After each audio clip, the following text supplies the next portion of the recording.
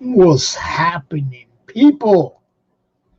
You know what's going on. What we have right now is our anniversary show. Our first anniversary of the comic related madness.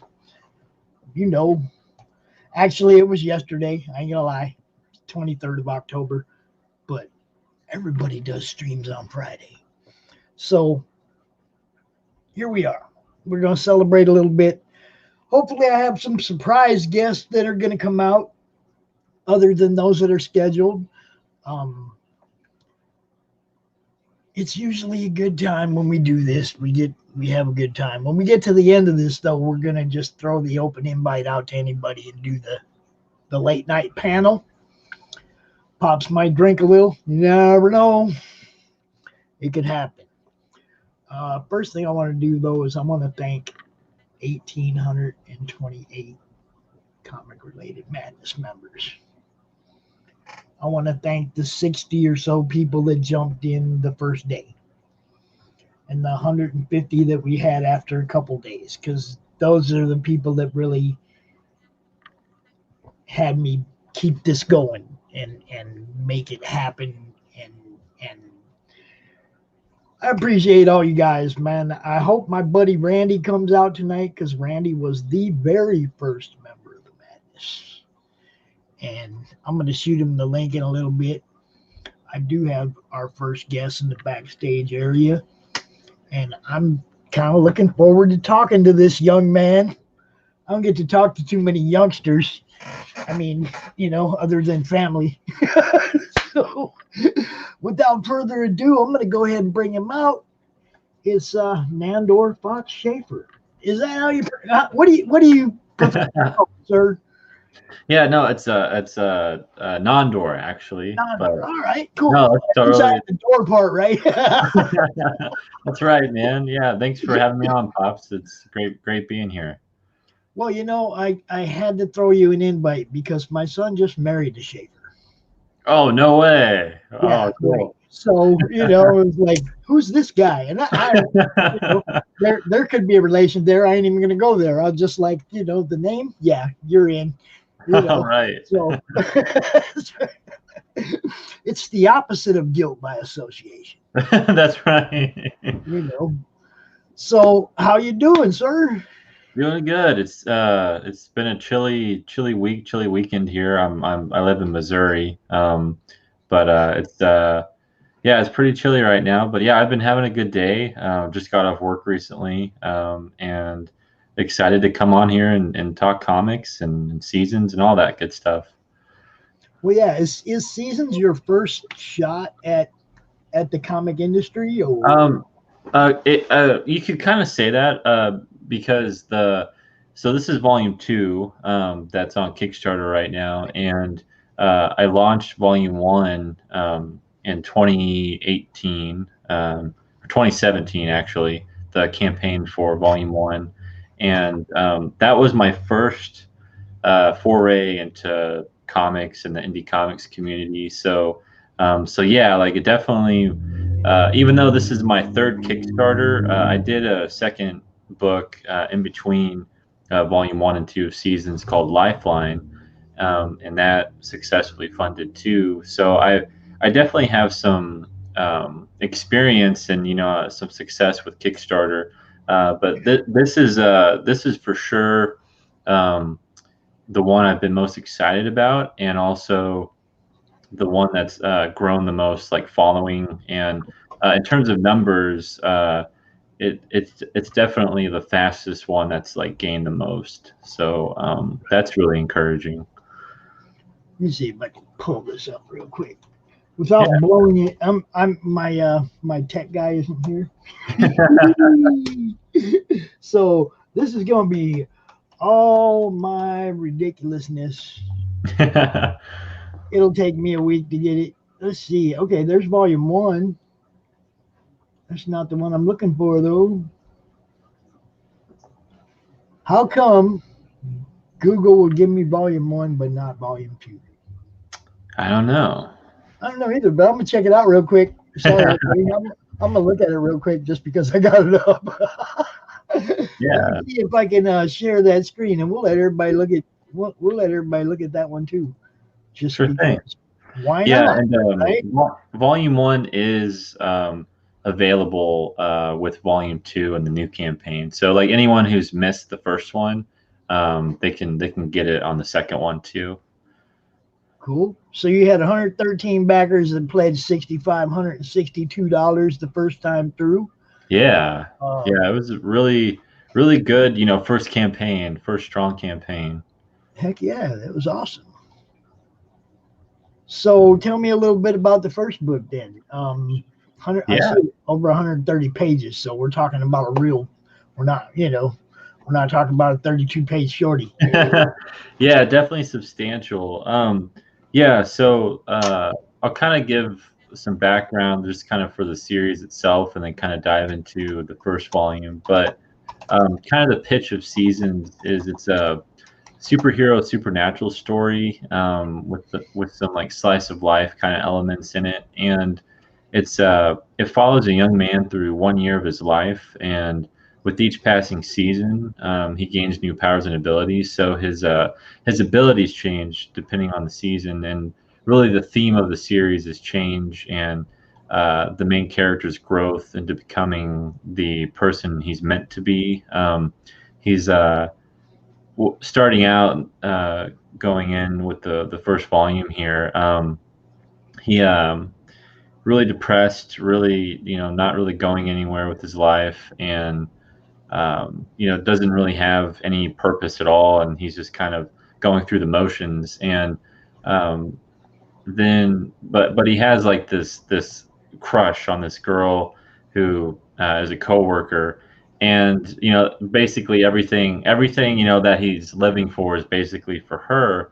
And he's really desperate figure, and you're like, dude, like what's your problem, like you have some issues. And um, things don't go well with that situation, and he's really thrust into this new world where he finds out he has these abilities, and there's these kind of this underlying um, uh, bigger picture in the world that he has to kind of navigate, and he's really a fish out of water, and someone who is trying to figure out why this is happening to him. And so you go along with him on this journey to figure out, like, okay, like you the reader is like, why is this happening to him, and so is he. And he really, the the enemy, or you could say the what he faces in the first book is really himself, and he fights what is referred to as like his shadow self. And so he has to really come to grips with the person he is and the person he wants to be. And so he always fights his shadow in this first book, and then in the second book, after some revelations at the end of the first one, um, he's really trying to find his footing and trying to understand, what's his next step. And along the way, he encounters these new characters with a lot of different abilities as well, and he has to really take on the forces of nature, like a hurricane and wildfires and a lot of interesting kind of spectacle stuff. And um, he also, has a new power set with when summer rolls around. So it's really cool because he's finding that out about himself, that things keep evolving and changing, and he's trying to understand just what his next step is and what this is all about. Okay, so let's talk about your team a little bit Yeah. before we get into book two. Let's talk about the people that helped you make this happen, and then we'll get into where you're at now. Yeah, man. Yeah, so really it's just me and my artist, Anthony Gonzalez Clark. We're really just a two-person team. Cool. I write the story, I do the layout, I also do some of the character designs, and then I work with Anthony, and he executes it way better than I ever could. And he does the lettering as well. So and all the design work, like everything you see for the book and all the different logos and fonts and everything. He is an expert at all that stuff. So him and I really, this is really our project and something that we've been working on together since like 2016. So we're now finally to volume 2 after all this time. We started putting it out as a web comic, and that's really how we started. And we wanted to. The goal is always to make a physical book, and it's really just been him and I, really hashing it out and working together, and we've created a really great friendship and partnership, with making the story and promoting it and making it really special and hopefully stand out and in the midst of the sea of indie stuff. And how old are you, youngster? Really? I'm 23 right now. That's I started writing the story when I was like 17 or 18, and I got the first book published when I was 20. That's awesome. Follow your dreams, everybody. That's Seriously, right, man. That is so cool.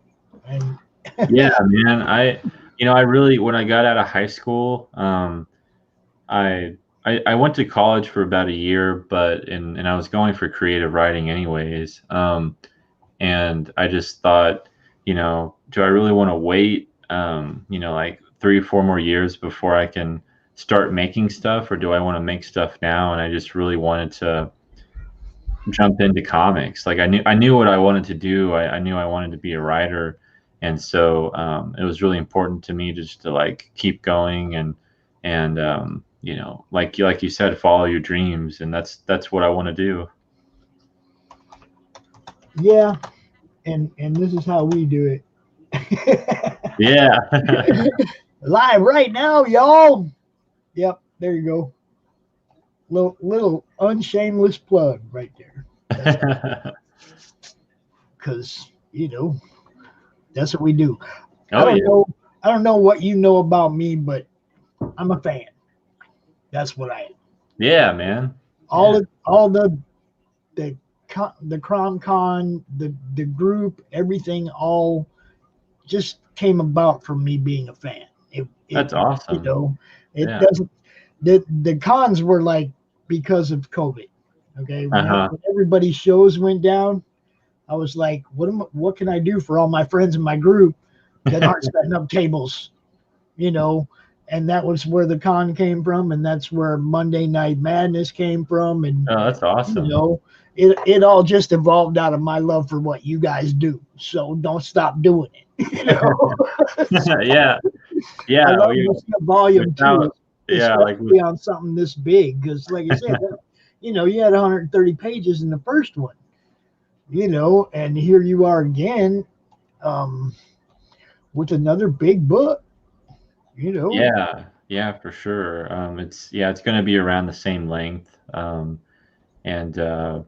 it's a long time coming. We work really hard on it, and I've been trying to work on more stuff in between each book of seasons because each book is going to be kind of around that length. So I don't want like people to forget, like, hey, I'm still out here. I'm just working on some other stuff. But yeah, it's kind of a balance with that, and kind of how we help with that too is we post pages on the website, so people can read, and we update it. We try to update it weekly, so people can kind of keep reading, but we don't do the Kickstarters until we're almost done with like all the art and everything. That way it saves on turnaround time and all that. Yeah, well, it's always best. I've been in many streams where we discussed it. It's best to have it as close to finished as possible. So Yeah. that you can get it out as soon as like as soon as possible. Because they were, this is you putting your whole business acumen and everything to work all together at once. Yeah. Not just your writing skills, but fulfillment, which fulfillment is a big part of it. Yeah.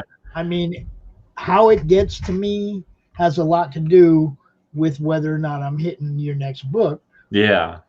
I mean, that's before I've even opened it up and looked at it. See, I mean, I got one earlier from my friends. I opened one up earlier.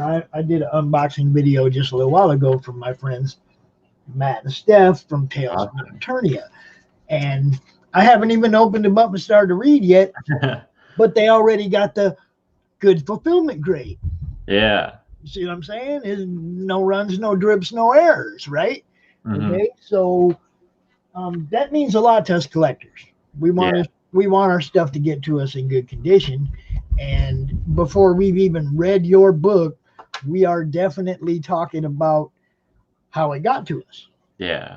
You know, and we're gonna, that's gonna always be part of the critique. Oh yeah, yeah, for sure. No matter what, yeah, it's always gonna be part of it.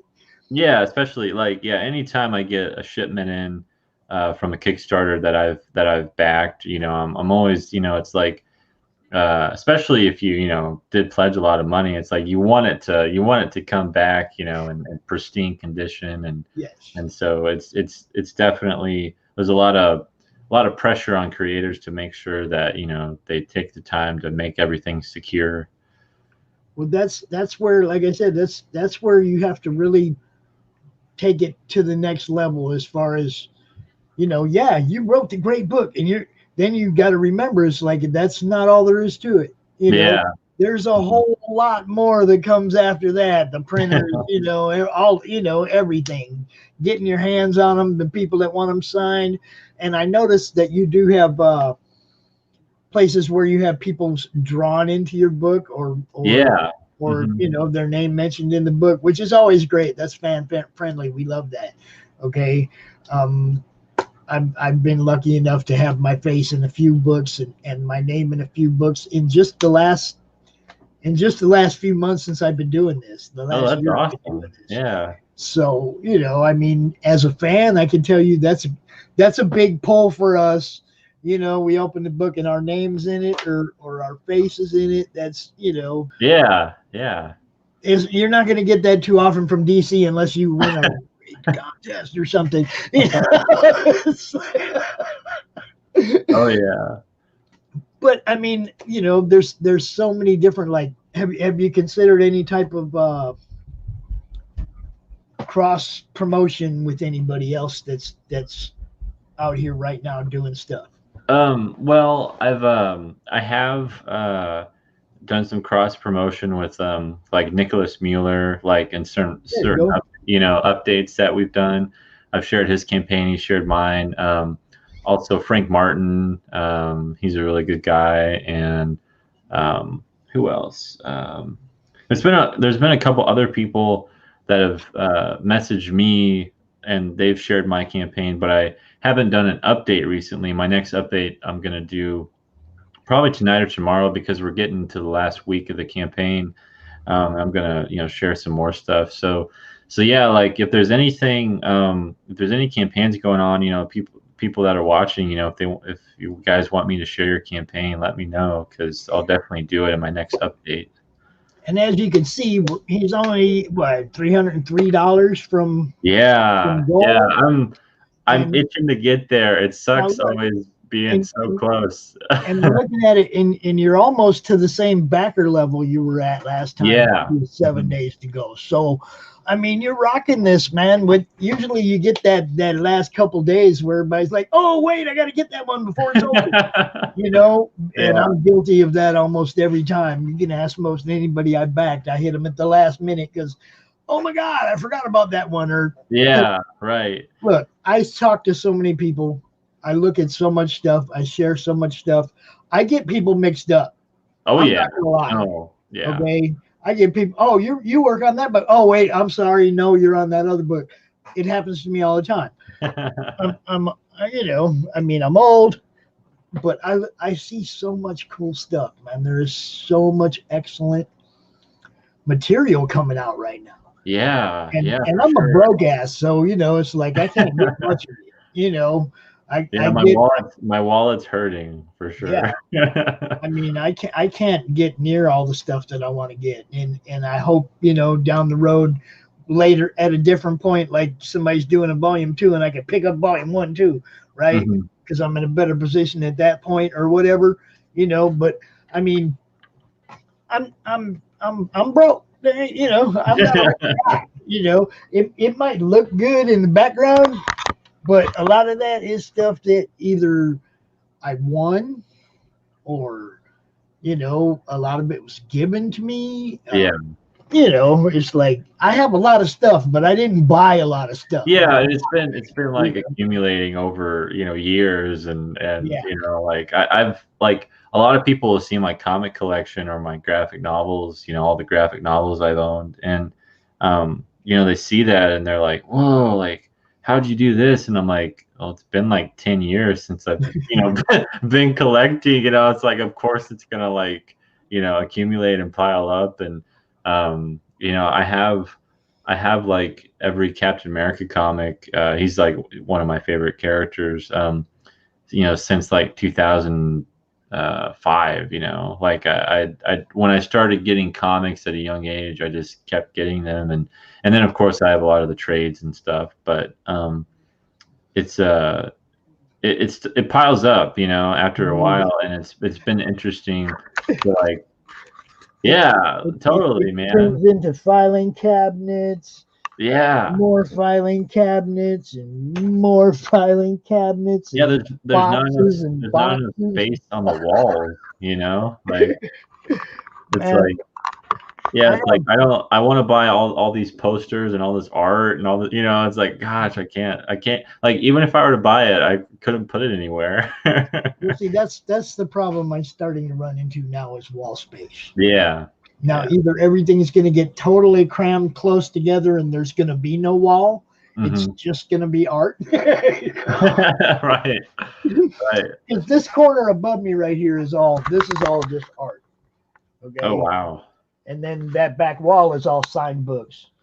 And then I Cool. still have like a drawer full of other signed books and a drawer that's just dedicated to my Kickstarter friends, my crowdfunding friends that I bought, Yeah, something from. I have a drawer that's just them. that's You awesome. know? Yeah. But I mean, I got 16 drawers of filing cabinets and Man. Yeah. 25 boxes, short boxes. I know That's, there's a lot of books here, man. yeah, man. I mean, You have your own little comic shop, that's my what. son collects and I collect. You Oh, know, sweet, sweet. and it's like he's more of the newer stuff, and I'm more of the going and picking up the older stuff, like Yeah. the old Thor and the old Avengers and Defenders, and I'm all about all that old stuff Hmm. that I Yeah. had when I was a kid. All the stuff that I read when I was young. I want all that stuff again. Yeah. Because that was where the magic started for me, Thor. So I started like at 200, and I started going forwards and backwards. Yeah. And just trying to clean up everything between 100 and 200 and between 200 and 300. And Hmm. then I'll go, then it gets pricey going lower below 100. Yeah, it does. It does. Yeah, that's the problem I've run into too. It's like, I guess I should just buy these Marvel Masterwork, trade paperbacks, because like I'm not going to be able to find, the first 10 issues of Thor, or maybe I'll find them, but I won't be able to, pay for them. You just got to dream, man. And see, I tell the grandkids, okay, and I've told everybody in the group too, I still believe in Santa Claus. Yeah. And I don't know if you've heard my reasoning for this, but I don't enter like every single contest that's in every single comic group, Hmm. but I enter the ones I see. Okay, the share, share and tag a friend or Yeah. whatever, and it's like I win a lot of comics that way, Yeah. a lot, and every time something comes to the door that I didn't pay for, that's Santa, baby. That's my Santa Claus right there. Right. It happens a lot.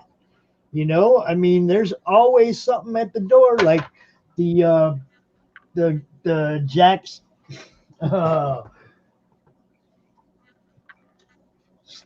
Steel Cowboy that I got yesterday. Is that what it was? Yeah, Jack Irons, the Steel Cowboy. Okay, this one came in the mail yesterday. I didn't pay for this. I won this. Oh, cool. The Wicked. That was from Wicked Publishing, and then from Brainy Pixels, the poster Oh from yeah. Tenant Tales. I got that the day before, and it's like Nice. I didn't buy this stuff. I win this stuff, you know. Mhm. And like I said, I tell the kids, you got to keep believing in the magic. You can never stop believing in that magic. That's when you don't get nothing no more. Yeah. You Yeah. know, it's like Yeah, you for got, sure. don't never stop believing in Santa. He might not come down the chimney with a red suit, but he might come to your door as a mailman. You know, I Yeah, mean, man. I hear you. I think that's really cool. I like that. Yeah, you gotta enjoy what you get and like take opportunities where you can. And especially I love that idea of, don't stop, believing in the magic. Because yeah, when you think like, reality's getting to you and you're just like so bogged down, like it kills you. It kills the spirit. Like you gotta keep going and keep pushing and um, definitely keep that childlike wonder. A lot of people lose that and they forget, all yes. the, everything that they grew up with. And it's like, they're like, definitely, a big reason why I'm a writer and why I want to make comics. It's like I got so much out of it, and it's such a great community that it's like I want to give back. I want to like give people this magic and like give people the the wonder that I used to get as a kid, and like, have them read a story and be like, damn, this is good. This is really good. This is awesome. This is like a lot of fun. And it's like I love sharing that with people. And that was a big reason I wanted to, make comics. And it's why like, just like us right now, like we haven't met each other, but like we totally are on the same wavelength of like, Yes. we love comics. It's like that's all there is. And that's like when I go into a comic book store, someone I hadn't met and they're talking about like a certain character or like a certain run, you can like pop in anytime and you can just start having a conversation, and it's great. It's like super, it's incredible like how that works. So I'm looking at this now, and this is where you're at now. Yeah. 2 years in the making, and it's still you and your partner, right? Yeah, man. Okay. And I was looking at the little reviews right here. I see you got Bendis in here, Yeah. giving you a little plug. That had to be a nice shot, huh? Oh yeah, man. That was really exciting when I got that. I had no idea that he would actually like get back with me, but I had got in contact with him, reached out to him, and he was really nice to do that. And yeah, I've definitely blessed, to like get these great recommendations from people. Dude, that would, yeah, that'd be cool to be able. I mean, you don't see a whole lot of people that have reviews up Yeah, on their page. I mean, yeah, or for sure. I mean, a few people do that are like that have been doing this for a while, that have the thought pattern to Yeah. do that. I'm impressed to see that out of a youngster, that you got this as well. Okay, this hmm the backup of so many people, that are. Yeah. Yeah, I mean, yeah, that I think, I really don't want to. It helps me too because I want to make a good story. So it's like I want, if the good writers out there, the people that are making comics for a living, if they enjoy it, it's like, well, I got to keep this up, because it's encouraging and it motivates me to even do better. Yeah, I'm looking at, you got Amazon reviews that kicked it. I mean, it's pretty impressive, man. Thank you. Very nice, youngster. I'm sorry, I keep calling you youngster, but you're less than half my age. You're young, right? Right. I got you, man. So let's go ahead. I don't want you to spoil Mhm. this one, but let's go ahead and give a little synopsis, a little elevator pitch on it Yeah. while Yeah, I for show sure. off a little art. Yeah. So at the end of volume one, Fletcher, the main character, he goes into a coma, and what we pick up with volume two, right when he wakes up, and as he's waking up, the hospital is experiencing this like massive earthquake that's like totally shaking the foundations of the building, and Fletcher is falling through the hospital, and he's crashing through it, and there he finds he has like super strength because he's surviving like crashing through all these floors, and um, there's a new character that makes his first appearance, and we'll find out his name's Heath, and he's kind of this part mentor and like friend that Fletcher gets into contact with later on in the story. But so he's in this new city. Fletcher wakes up in this new city, and um, he's he's been out for months, since the coma, and so he wakes up, and um, he's trying to understand, what's happening to him and why he has these abilities, and um, he starts seeing this like figure in the rain that keeps like calling out to him, and he follows that figure, and it leads him to this hurricane, and this lady is like kind of who personifies like water, and in this story, as I kind of hinted at earlier, like he's actually like the forces of nature are kind of like against him, or like going up against Fletcher, the main character. So he fights like this personification of water, and earth and fire, and like these elemental figures in this book, and all of these are like new characters for this story, and so and all these characters have like a personal demon, or this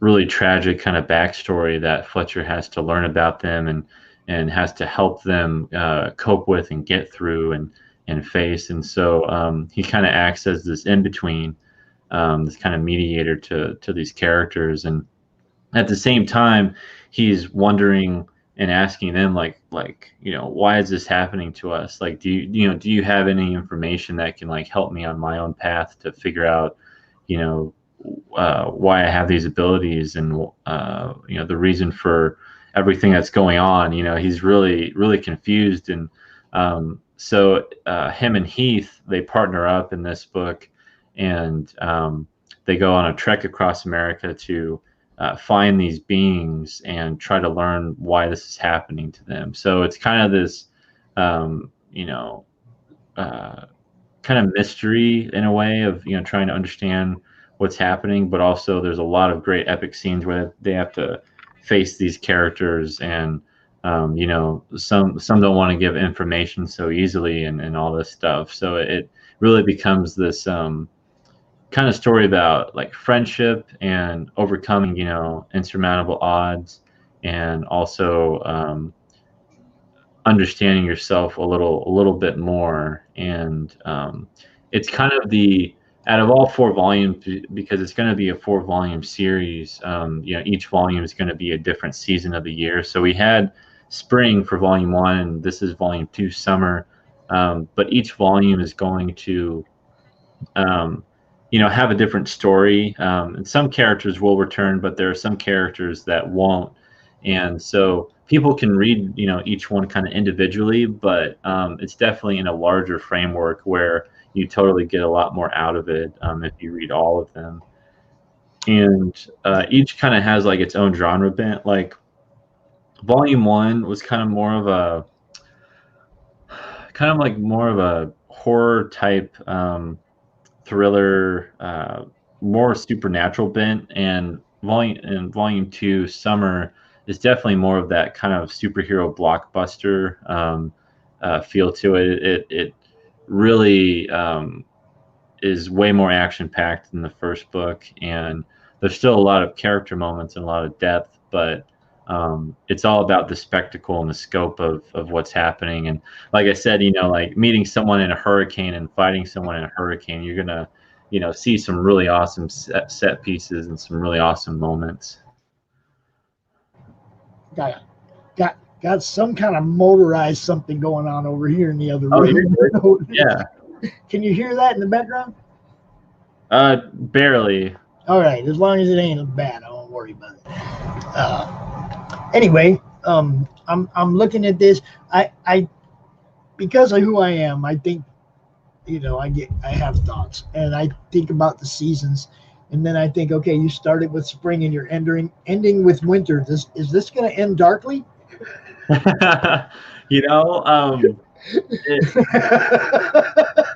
Winter, there's definitely some symbolism there for each book. Summer, like, spring is origin, it's the beginning, it's blooming, and summer is, the wild ride. It's like when summer comes along, things start to happen, like, us as, regular people, we start going out, we start, we have parties, we do, it's more of the exciting time of life.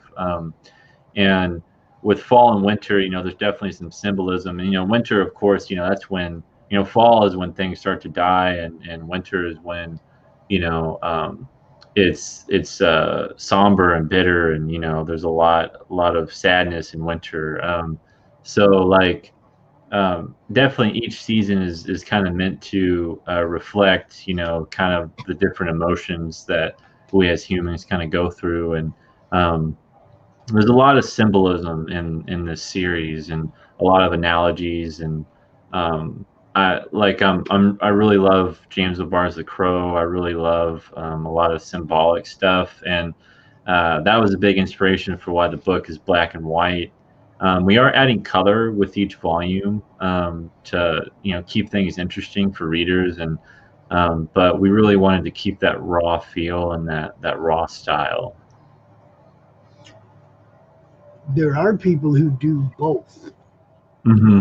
They offer both the black and white or color experience. Yeah, right. In their tiers, right? Or both, or whatever, and see, here you go, right here. You can read the first 50 pages for free, and believe me, these are the kind of hooks that get you, because you get so deep into the story that you got to go buy it. Yeah, for sure. That's what we want. That's way more than a 5-page tease right there. You see what I'm saying? Yeah. Do you know who Michael Barron is? I've heard of him. I don't know what he's done. He did Punisher. He did. He's a creator of Badger, Nexus. Okay. He's the guy that's coming on after you. And I was just going to say, if you wanted to hang out for a minute and say hi and introduce yourself to him before, you check out or whatever, you're more than welcome to, because that's kind of what this whole group is about, is networking and all you guys getting to know each other. Mike has his fingers in so much stuff and works with so many people.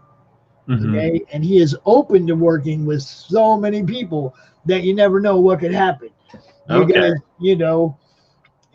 things just happen when it comes to Mike, it seems like. That's awesome. Yeah, I will have to go like kind of around 8 when it hits, but I'll be sure to watch the stream afterwards, and I'll message him and talk with him for sure. Yeah, that's the whole thing about the group is, I want your fan base to bounce off Pete's fan base, and Pete's fan base to bounce off Bill's fan base, and I want everybody to see what everybody else has going on. Yeah. And everybody else's fans to see what everybody else has going on.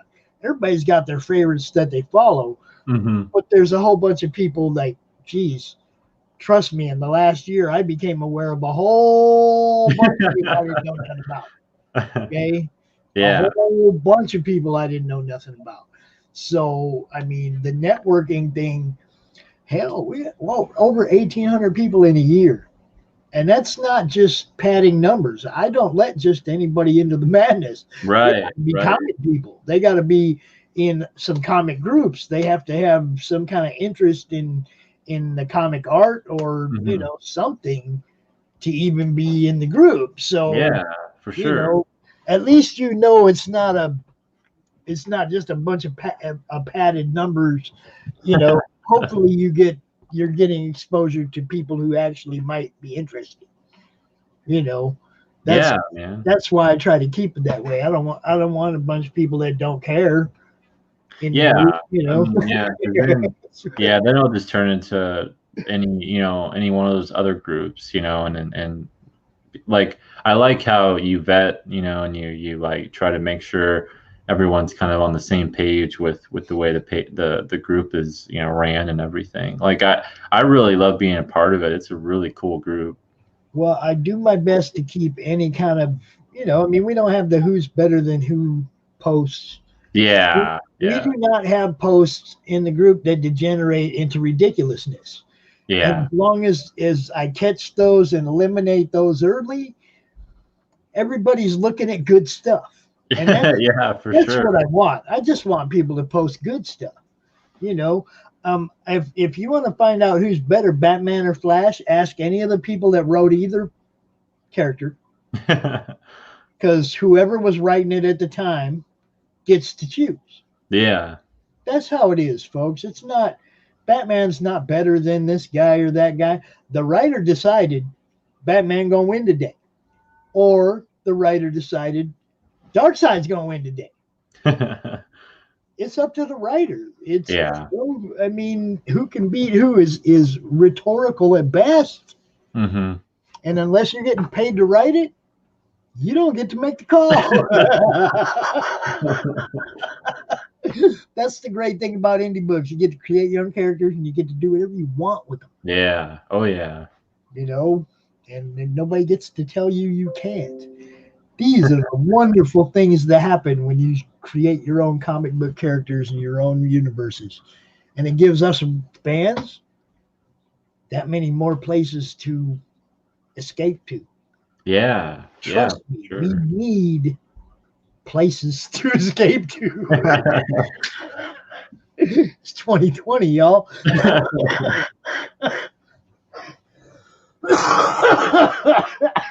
Don't get me laughing. Yeah, it's been a year. I mean, I can remember way back at the beginning of 2020. I mean, I came up with a motto right away: adapt and overcome, power through it. Yeah. Yeah, man. If It's been not, such a weird year. And it's weird because like earlier this year, like things were normal. You know what I mean? Like things were regular, and it's crazy how much has changed in such a short amount of time. and how much it's going to keep changing. Yeah. Every day is something different or something new. So, I mean, that's what I mean. It's just adapt and overcome. Just keep your willingness to adapt to whatever comes your way, to get through it, to power through it as best you can. Yeah. You Yeah. know, if you like my friends at my LCS at Buy Me Toys, man, she started doing curbside service and delivery to local people for their pull lists and stuff, and whatever she could do to keep the fans getting the books, even though the state had closed her shop down. You know what Oh, I mean? It's like, yeah. I mean, she did the best she did, adapted and overcome. Her and Casey, they both, they adapted and overcame. They did the best they could, and they're doing fine. I mean, maybe not as good as they should be, but I don't think anybody's doing as good as they should be, right now. Mhm. But I mean, hey, I have to say that a lot of people being stuck at home has to help book sales. Yeah. I mean, for sure. For sure. Like I actually, that's my day job. I work as a manager in a bookstore, and it's a local indie bookstore here. And like we were worried, like if we are going to come back because, bookstores aren't that popular anymore anyways, and it's hard to find them. Um, but we've been doing really well because a lot of people are just stuck at home and they want to read books. They want to buy comics. They want to, there's nothing else to do. It's like they can't do anything else. So we've had a really good business there. Now, do you know our resident indie, our resident indie killer, Danny Morales? I don't. Danny Morales works at a store called The Collective in Florida. Okay. And one of his main goals is to get indie books in his store.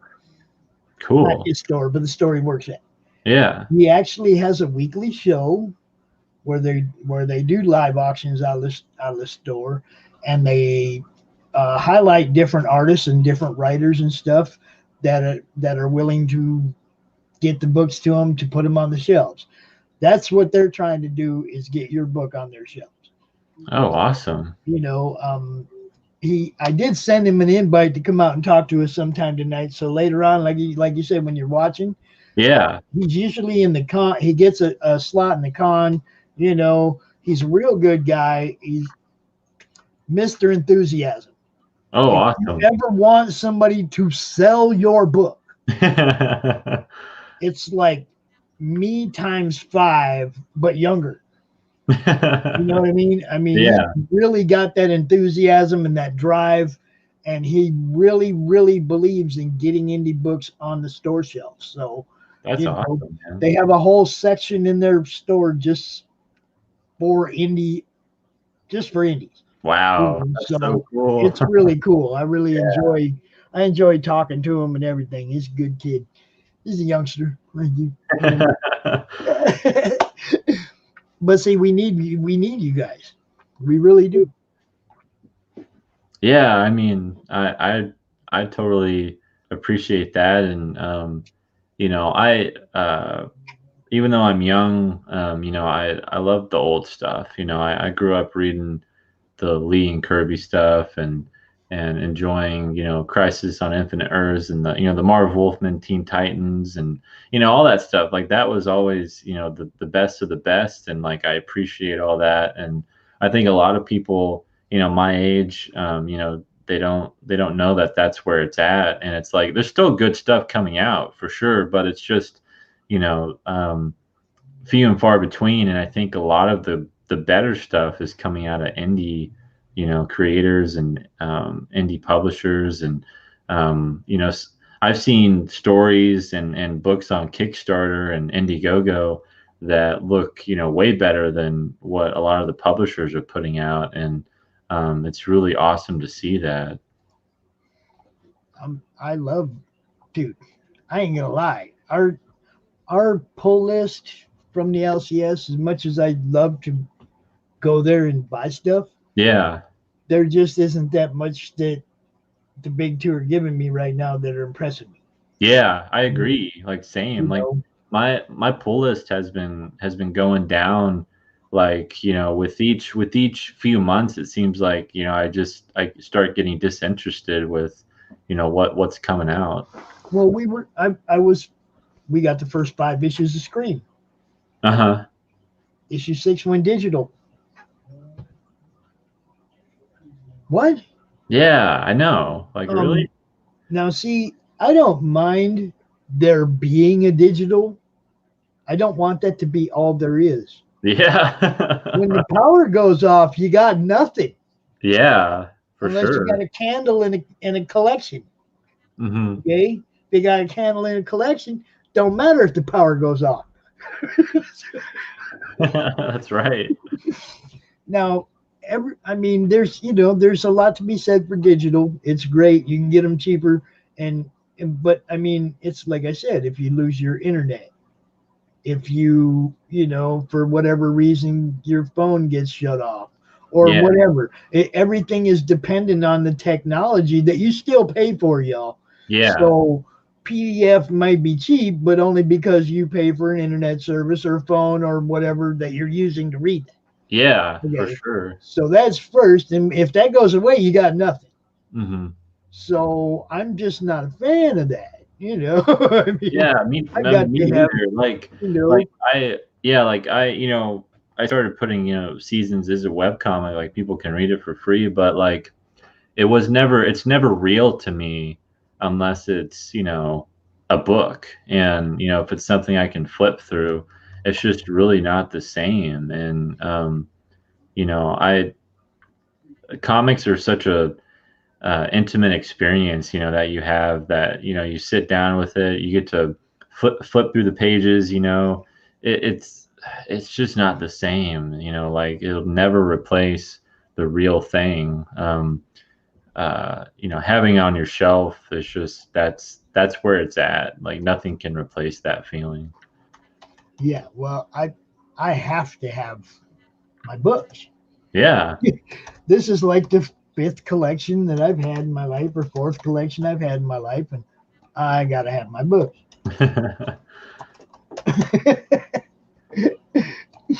It's funny because I mean I've been through a lot.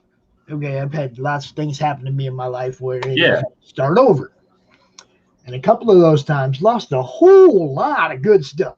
Hmm. So this time I'm building the collection where it's going to be after I'm gone anyway. Cool. Well, that's good. I got it here where the son and the grandkids are. That way, if I check out, it's where it's supposed to be already. I don't have to take it with me. I don't have to worry about it. This is where it's Yeah. supposed to be. So, it's one of those things. It's like trying to get the last one to him. It didn't. There was no way. I Hmm. was on the other side of the country, and it was like I was trying to get my stuff to my son, Yeah. and there was just no way to do it because I couldn't leave the state. Oh, okay. Not going into why that was, but Yeah. I got you. so anyway, things turned out that I ended up losing that whole collection because I couldn't get it where I needed it to go. So now it's where it needs to be. I don't have to worry about that one anymore. That's good. Yeah, that's good. So we got seasons 2. There's a PDF available, like we were just talking about. Yeah. Season 1, or I mean, of seasons volume 1, and let's see, pledging the $10 or more gets you the season volume 2 summer. 15 gets you both PDFs. 20 gets you the seasons summer volume 2 hardcover. Yeah, it's a hardcover book for sure. And that's what the first one was too. And you get the PDF as well. So Hmm. you don't even have to, like, that's another thing I like, the people that offer the PDF. That way, if you are like me, you still want to read it but don't want to touch it, Hmm. don't have to touch it. You know, Yeah. so I mean, yeah, yeah. No risk, and accidentally something happened into it, or spilling coffee on it, or what have 4 grandkids, man. Come on. you. But yeah, I'm looking. You got, drawing of you in the acknowledgments. Drawn into the book. That's awesome. Those are the kind of things that fans like. Yeah, yeah. So I love doing that. It's really fun. the early bird discount was all gone. Yeah. That's good. That's good. Yeah, that looks good, man. I'm kind of looking forward to maybe figuring out at least maybe the PDFs on this for right now, because like I say, I'm kind of broke right now. Oh yeah, yeah, man. I mean, and every little bit helps for sure. We're $3, away from getting over the 5,600, goal. So like, hey man, that's cool with me. It's something I always try to remind people. It's like it's not how much you give; it's just that you supported and you were Right. there. And that's what's important to me. And it also, it helps to make it more popular on the site too. Like the way the Kickstarter algorithm works, the amount of backers really helps it get seen more, and more people are interested when they're like, oh crap, like all these people want this, and makes them click on it and they check it out. And You know, even if it's $1 or, you know, $5, like it's still something, and it really helps. I think the project, you know, be more successful for sure. So there you go, right there. I'm looking at this. You got the both books right there for 40. Mm-hmm. Signed edition for 30 of number 2. You Yeah. got the exclusive print. Got collectors volume 1 and 2 signed hardcover. There you go. Now see, this is where you get in it with the original arts. Yeah. That's where you get in it. See, for me as a fan, the coolest stuff that I've gotten have been stuff that's randomly placed Mm-hmm. in a Kickstarter. Like they announced, you know, when we get to 150 backers, we're going to throw one of these original pieces in somebody's package, right? Right. Okay, well, I lucked into a couple of them somebody's packages too. Oh, that's awesome. So that kind of stuff where you're throwing, you know, just a random piece of original art, stuff like that, that grabs us too. Because, you know, that's one time, one of a kind. It's not something we paid for. It just Santa Claus this way into our package. You see what I'm saying? Like, oh yeah, not as something you just do, but something as you do as a backer amount. Like you get to 100 backers, I'm gonna randomly throw something in. I get to 125 backers, I'm gonna randomly do something else. Yeah. But you know, not for everybody. It's not like a stretch goal, and it's not like for the 100th guy or the 150th guy. Right. It's just random, and that's what I mean. That's when the magic comes back in, man. You know, that's the kind of stuff I love, man. The kind of stuff I get all kind of behind. Yeah. Oh, geez. We're just going to turn this into a party now. You got like 5 minutes left before you got to leave, right? Yeah, man. I want to introduce you to a couple people real quick. Sweet. I want to introduce you to Mr. Warren Brown. What's and up? Matt Screen Pump Knowles. Hey guys. Now, how's it going? This guy right here. This guy right here. This guy right here. Awesome. I just got this today, Matt. Good job, bro. What's up, Pops? Hey, man, I don't want to disappoint you because Steph has got some previous commitments, so you don't have the top billing. You might get like the middle billing from me here. You know what I'm saying? So I'm repping for us a little bit. I'm jumping in here. I got about 10, 15 minutes, but I want to jump in and be able to say, hey, what's up? Hey, man, thanks for coming out. It's our anniversary, our 1-year comic-related madness anniversary. Dude, I'm having a blast. I'm supposed to have, I think, I'm supposed to have Mike Barron coming out here, and he ain't in the backstage area. So I start throwing links out. I'm like, I'm gonna have somebody out here. I don't care who. So Warren is Sig and Joe. Hello. I don't know if you guys have been familiar with that. I've plastered that banner up a couple times over the group. Yeah. Well, I'm going to be having a lot more stuff to post up on the group too. I'm actually working on another banner for you right now, and now that my back's feeling better, I'm back into working more full time now. So cool. Oh, Mr. Knowles, I got the PDF of your book. Very good. Thank you. Thank you, sir. Thank you, sir. No spoilers. I haven't read it yet.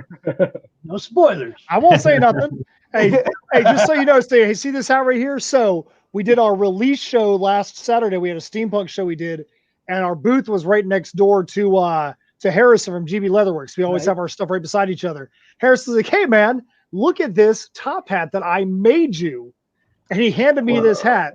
So this actually came straight from GB after they did all their crazy Dragon Lord masks. I'm not sure if you guys saw the pictures. We actually had 4 of the people that bought those things on our Kickstarter picked them up from the show. Whoa, that's and awesome. so we gotta have a bunch of photo shoots with those guys. But Harrison's like, hey man, we made you this hat because we thought it was cool. So here you go. So dude, it's perfect. That's awesome. Get the goggles on there though. Oh, there ain't no goggles on it because I could put some on here, but this hat's just so dang cool. I'm like, man, I may not even put any goggles on here. And we did say this though.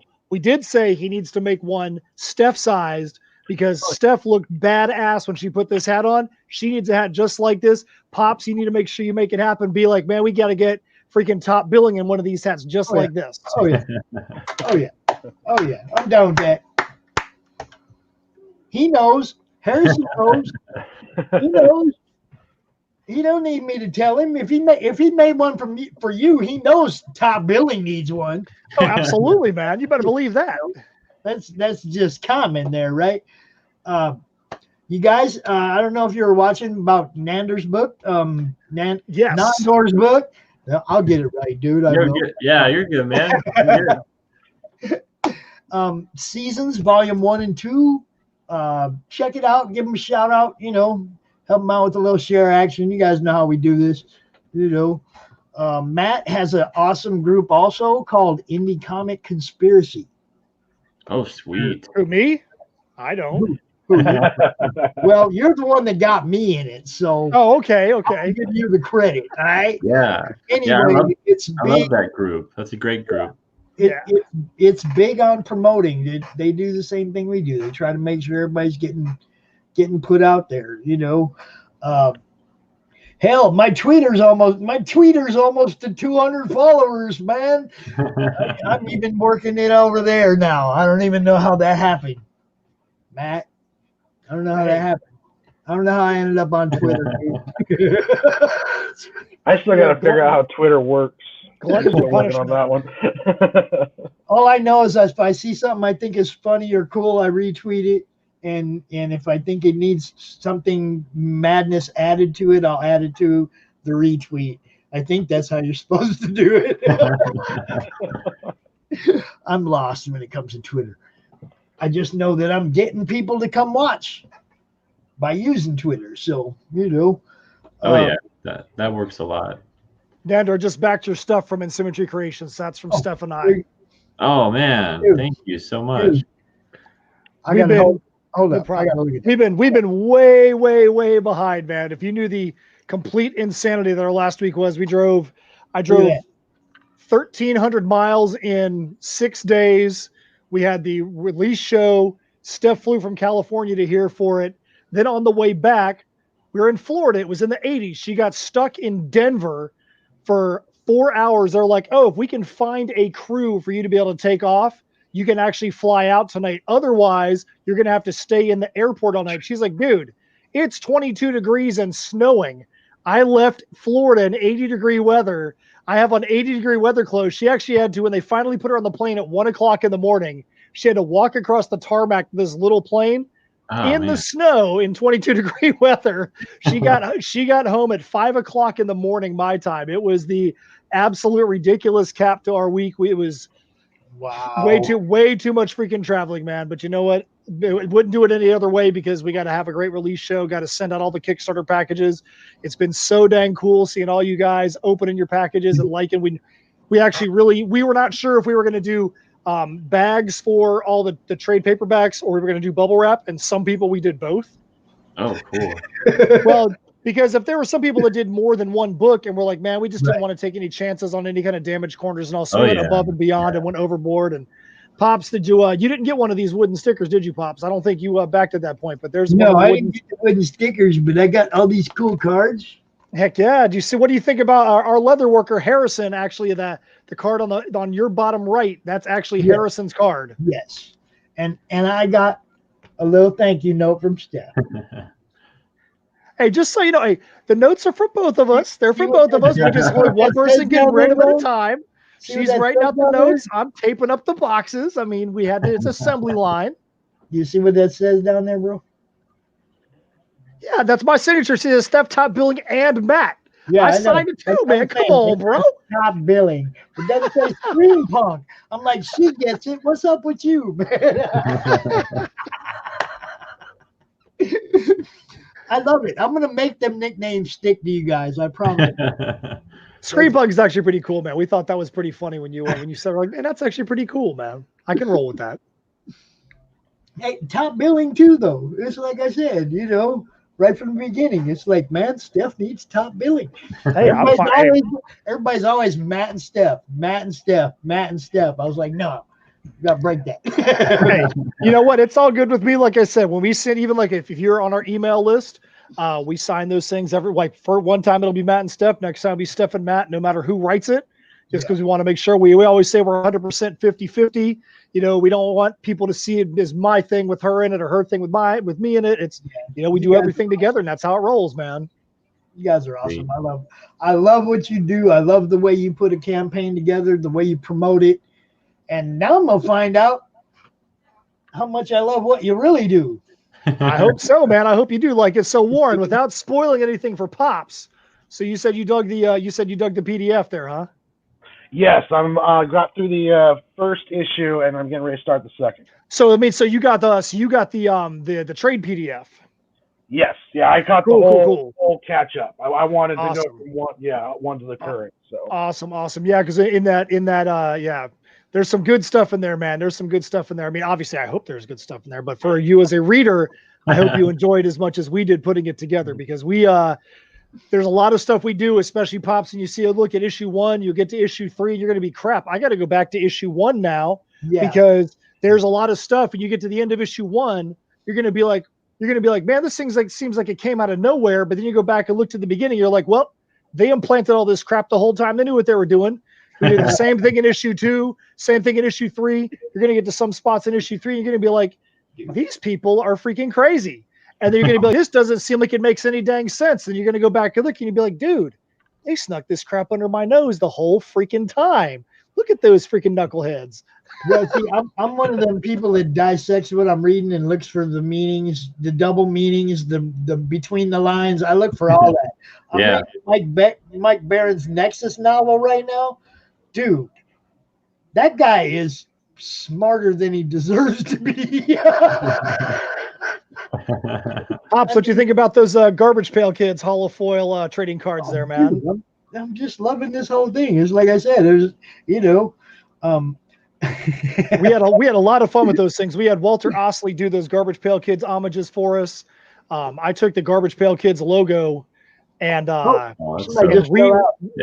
reconvened those, or reconfigured the Garbage Pail Kids logo so that way you could say Tales from Nocturnia. That was a pain in the butt making all the letters, because there's only a few letters in Garbage Pail Kids. There's not some of those letters are not in Tales from Nocturnia. So I had to make like 10 of those letters. Had to make like 10 of those letters by hand to make it look right. Man. So now, are there other cards? Are these all the cards? For this series, we made 6 cards. I mean, hold up. It says in-sim trading cards, collect them all on the back of one of these cards. Yes, it does. I want to know where I get the other in-sim cards. If you go to tinyurl.com/in-sim shop, INSYM SHOP, we've got like 10 packs of in-sim series 1, which is the first 10 cards for Tales from Nocturnia. Series 2 is the first 10 cards for Heirs of Isildur.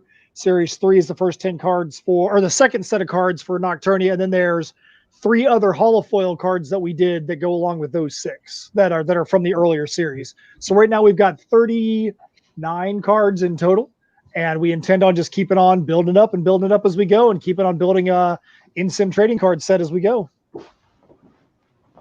Appreciate you, brother. I mean it. This is what I'm talking about. This is what I was talking about to our young friend here earlier. It's how us as collectors feel like we're being treated. Yeah. Okay. You give me something that puts a smile on my face, something that I'm happy to leave to my grandkids. You're my friend, man. You're my friend. Hopefully it goes beyond that, and it goes to number 2 and number 3 and beyond, because the future is indie comics right now. Yeah, it really is. The future is indie comics, and I love what all you guys do. I totally appreciate the fact that you're here for our anniversary show and giving us a little bit of credit in your fans' worlds, because that's what I'm saying. It's all about bouncing everybody off each other's fan bases and giving you all more exposure to what other people are watching, or looking at. So, Warren ain't said a whole lot yet, because he's Another 20 minutes. Oh, But yeah, I want to throw this up one more time just because it went up a smidgen, just a smidgen, thanks to Mr. Knowles over here. That's right. Thanks, Matt. You guys, I want you to talk for a minute because I have to go get me a shot because I'm supposed to be celebrating. I ain't done a shot yet. It's in the freezer though. I can't just do it warm. That's nasty. Nasty. So, me and the fireball be right back. So, hey, Warren, so regardless of those of us who just jumped in, or Nander, excuse me, for those of us who jumped in late, Yeah. tell us about your thing. When I looked at the PDFs, you see you got a lot of stuff in your PDFs for a pretty low price on there. What is it that you're getting? If somebody wanted to go in and be like, man, I just want the entry level, I just want to jump on into this thing. Looks like somebody else just backed right now. What is it that they're getting for your $1 level, your $5 level? What's the value there? Looks like there is a lot of value. Yeah, man, there really is. So like for people that just want to like give $1, like you get the very first issue as a PDF, and that's like 25 pages. And so just for $1, you can start the series and you can see if you like it and move on from there. And then for $5, you get the entire first volume, which is over 120 pages just for $5. And that's volume 1 spring. So if you love that. If you want to pick up volume 2, volume 2 is only $10. So, and then there's also a PDF pack where, people that want volume 1 and 2, it's just $15 and they can get like over 240 pages, of comics, like just for $15. So that's incredible. That's an incredibly good deal right there, man. Yeah, man. That's the point. I love giving back. I like that shot glass. That's my, something I got at a con, actually, Grand Rapids. I think I got that. Got a couple more. Got a Wonder Woman one and a Spider-Man one. But I have a dilemma. I don't know if it's going to be Fireball or if it's going to be Crown Royal Apple. Somebody help me out here. I think you should drink water.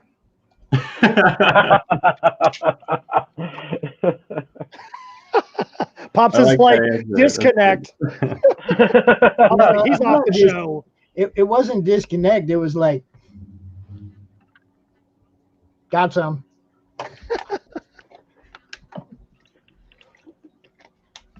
But like I said, I'm supposed to be celebrating. That's right. So Fireball or Crown Royal Apple? Somebody tell me. What's it going to be?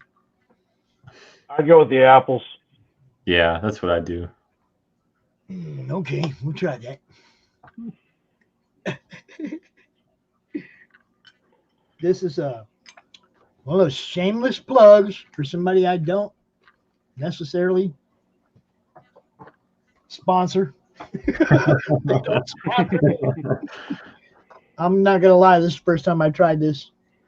When you do the wedding thing and you buy a whole bunch of alcohol, and then half of the people that come to the wedding bring their own moonshine, you come home with a whole lot of alcohol. So we got like a full liquor cabinet, and we don't drink that much. We really don't. So, well, you used to not drink a whole lot. Now that's changed. To 1 year of the comic related madness, you got to be an agent of S.H.I.E.L.D., baby. No Hydra. Well, now I know why I don't really drink that stuff. Okay. I'm not sponsored by them, but I drink by them. Man, I don't know. I wasn't quite ready for that. It's not as bad as that 99 apples.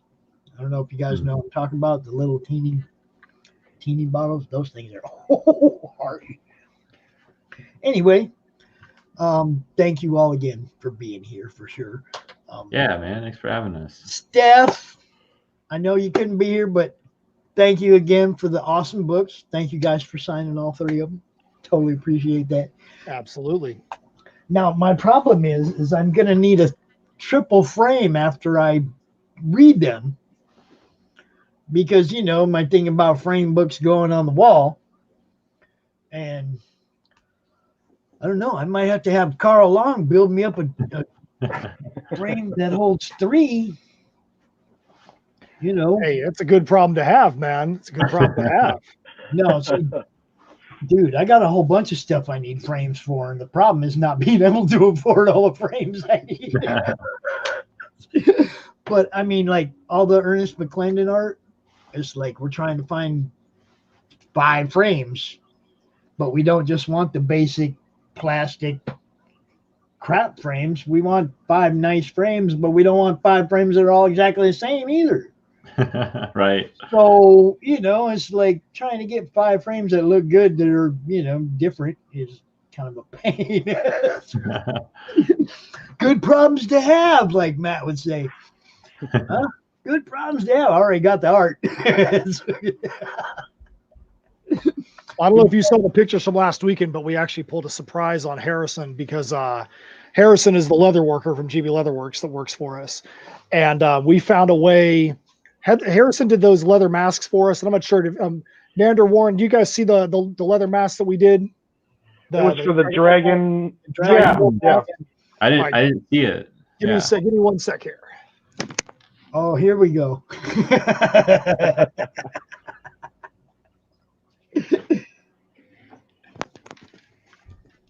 Stop the cam, put it on. No. I can't even put it on, but this is one of the Dragon Lord masks right here. Oh, that's man. sweet. So these things are all handmade. They just completely handcrafted all the way around. All this stuff is all stained. Like, I mean, they literally, like, all the texture work and all that in here is all hand stained, all that. And obviously this thing is pretty badass. So we found a way to integrate this into not only the comic series, but it's integrated completely into the comic as well. And so Harrison did not know until we got to the show last week that all of the foils, all the issues actually, but all the foils in particular have got the Dragon Lord mask on the back. Whoa. Oh, that's cool. Nice. So there's the front. That's the front of one of the foils. That's our Dragon You Slayer get fingerprints all over it, man. I'll get some dang Windex, man. Come on, brother. So we got so he had no idea that we actually integrated. It's actually a real picture of the Dragon Lord mask. And so he had no idea that was integrated into the cover. We actually integrated it into the comic as well. So it's actually in issue 3. You can see it in issue 3 on one of the characters. And we actually did a little Easter egg with Harrison later on in the Dragon Lord mask. Man, we had the Dragon Lord himself at the signing, and we had all the people that were dressed up in it. Man, it was freaking wild. It was ridiculous. Wow. It was something you would never expect for a comic signing, but it's exactly what you'd expect from me and Steph, because we Wexington said he loves the fact that we just find a vibe and we just lean into it. We just pile drive into that thing. And like, hey man, let's have fun with this and just be silly. Cool. And the whole thing is that it's like I said, you guys, you're entertaining outside of. I haven't even read your freaking book yet. Okay, I'm a fan of you guys. I haven't even read your book yet. Well, hopefully you don't think it sucks. Yeah, what do I do if it sucks? Hey, if it sucks, you message us privately and be like, dude, your stuff is trash, and then we'll be like, okay, we'll figure out a way to just. I'm pretty sure that ain't gonna happen because look, you got your fingers in a few different types of things, and you share what you got going on, and I'm checking it out, and I'm a fan of yours no matter what right now. You know, I appreciate that. You know, you got it going on a few different levels, not just the fact that you're like, come on, you're a soccer referee. Yes, sir. Yes, sir. That in itself, dude. Okay, look, that in itself inspires exercise. It inspires physical fitness. It inspires the fact that you care about the youth around you. All kinds of things about that point you out as a stand-up guy. Outside of everything else I know about you, just that alone says that you care about America's youth. I appreciate that. And that's exactly right. That means a lot to me. That inspires me because I care about America's youth. Obviously, you know, the way I am with my grandkids and everything, You know, I look at people like God, I can't point the right way. That guy, and I see America's youth, and that's what I'm talking about. It's the stuff that people like you do, Matt, inspires people like him. Well, if I was to inspire Nander's never probably seen our stuff, but if somebody's like, dude, your stuff is cool, I'm inspired by it. I'd be like, awesome. The whole persona has to be inspiring when you're looking at a way to market what you're doing, and then you look at somebody like Matt who just goes freaking all out, man. Yeah. And it's like he reaches out and grabs you and says, "Come here and be a fan." Okay. Now everybody can't be that guy, but it's great. Yeah. There's that kind of guy out there to inspire other people to take it up a notch from what you're doing. Well, I can tell you, I appreciate what you're saying. I did PA announcing for about a dozen years, everything from high school soccer all the way up. I did 1 year of professional PA announcing for a professional soccer team. And my mentality was always, I'm going to be the biggest nutcase in the stadium on the mic, so that way the people in the stadium could be like, man, I can cheer as much as I want, because I'm never going to be as much of a knucklehead as that dude up there on the microphone, to give people the room to be able to enjoy what they were doing and not be self-conscious and be like, should I cheer? Because I'm going to act like a fool. Well, no, wait, that dude up there is a complete knucklehead. I can do whatever I want. I'm not going to be as much of an idiot as that guy. So I appreciate you being able to pick that out about me there, Pops. Hey, man, that's, I observe. It's, when you get to be my age, if you ain't paying attention to what goes on around you and able to decipher what's going on around you, you're old and bitter. It's really hard not to be old and bitter, buddy.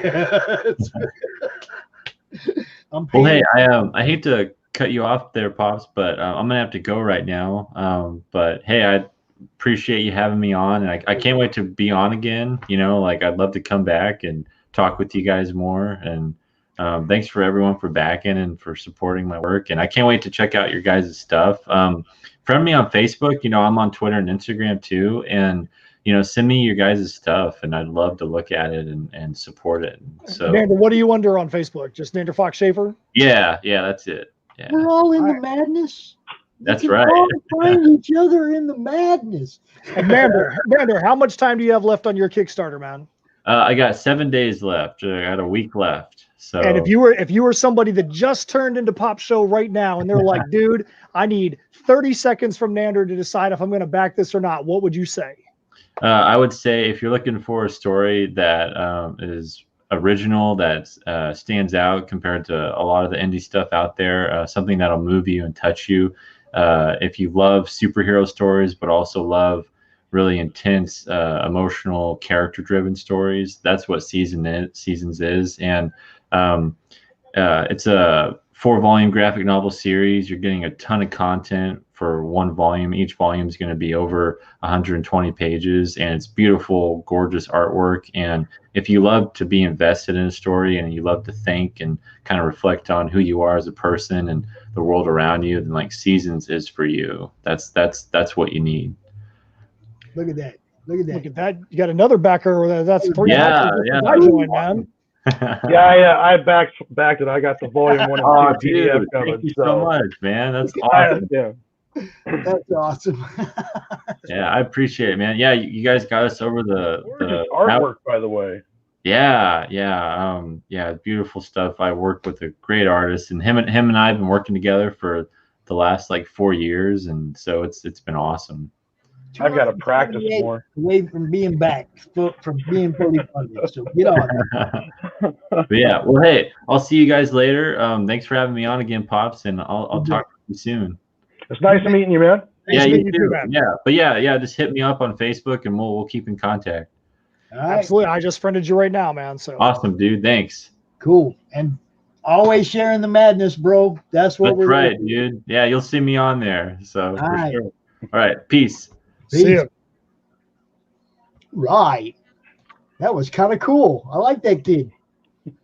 Yep. So I Warren, wanted you to said say you, that- oh. Warren, you said you've had some back issues and stuff like that going on, man. Yeah, I was trying to show off to my nephew by doing elevated push-ups, and I put my feet up on the coffee table, and about the 10th one, I felt a sharp pain in my lower back, and that pretty much knocked me out for a good week and a half. I'm coming up on 40 next month, and I'm starting to feel it. So. Ooh.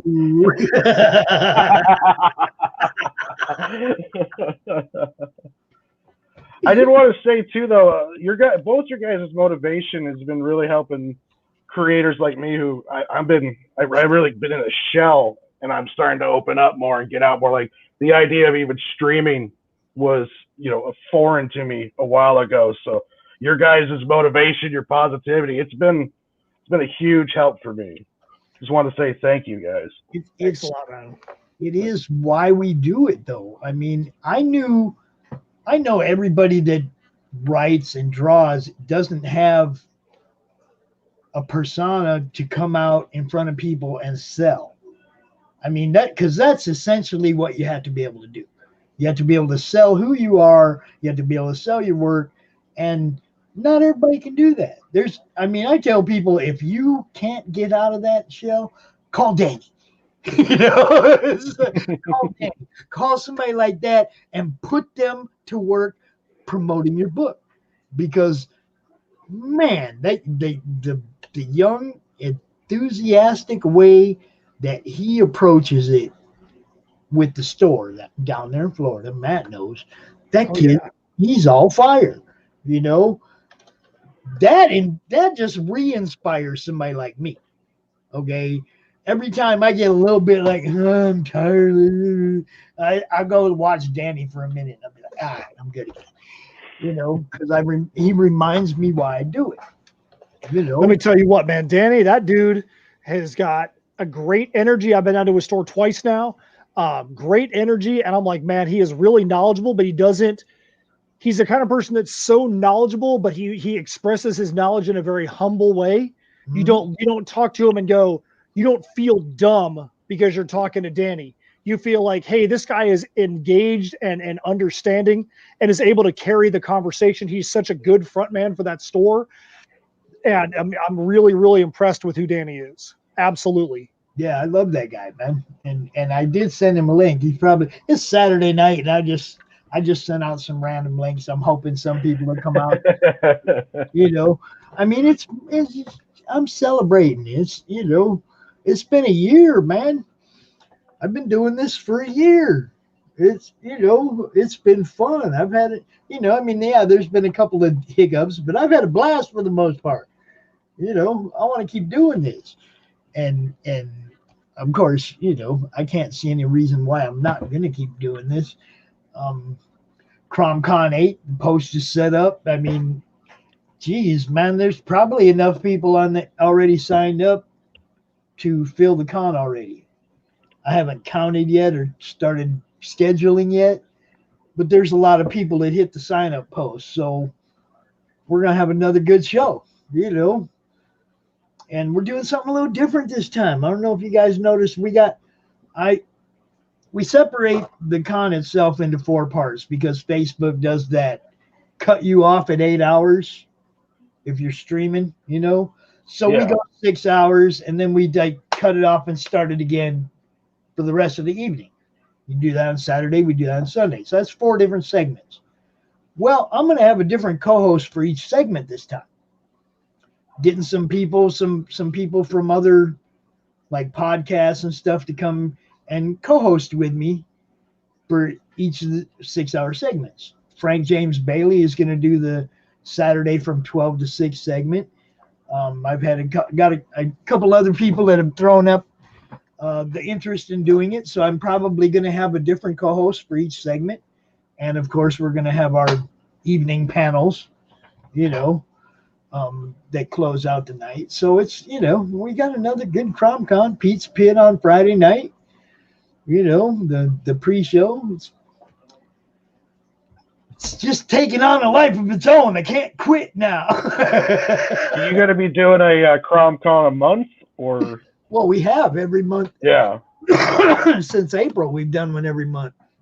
Okay. So do you see CromCon evolving at all, Pops, now that a lot of the country is getting out from underneath lockdown, or at least even the parts of the country that are still locked down are finding more ways to be back and involved? I mean, you've even got your area up there. The Big Ten is back playing football now. So we're getting back into some normalcy. Are you seeing a little bit less need for there to be a monthly? I mean, I see this one is going to be a 6-week span. You think that may be part of the evolution? What I'm hoping the evolution becomes is that somebody will do a show from a live show, from a con, from an actual con, or getting to the point where I'm doing the show once a month from a real con, on the floor, walking around interviewing you guys live, as opposed to like this from our houses. That's if there's an evolution, that's what it would be. It would be me on the floor with you guys, walking around, walking up to you while you're drawing, while you're signing, whatever. Hey, Screen Punk! I'll be yelling it from across the room. Screen Punk! You know, and you'll hear me coming. I'll have Phil with his camera. You know, if there's an evolution, it will be a live show at the live show. I don't know. I can't see any other way of making it. It won't be needed when they're back at the tables again. Yeah. You see what I'm saying? Absolutely. And for me, it's been fun. So why not keep it fun for me? And go to the shows I can go to, and maybe actually get to meet some of you guys. You know, and do it. And when I can go to a show, then we'll do CromCon live from wherever. You know, and that's how I'll do it. You know. What the So, hell? Pops, I know Warren has another question for you, and that question is this: what did it feel like when you got all that hair cut off for the wedding? I mean, you're nice and trim and cleaned up. Look at all that, man. You're looking all cleaned up now, man. It's almost back already. Like? It's almost all grown back already. Actually, the tux. Let's just talk about the monkey suit. Okay, barely breathe. And it wasn't because it's just I'm not used to wearing that many layers of clothing. And then you had the superhero t-shirt underneath, because all of us with the tuxes on had the superhero shirt on underneath, and we all did a shirt busting open picture during the reception, you know. And I haven't got those pictures yet because that was the professional photographer, and they take forever. But I'm waiting to get that picture because that was like, you know, that was kind of my idea. Hey, man, let's all wear our superhero shirts underneath our tuxes.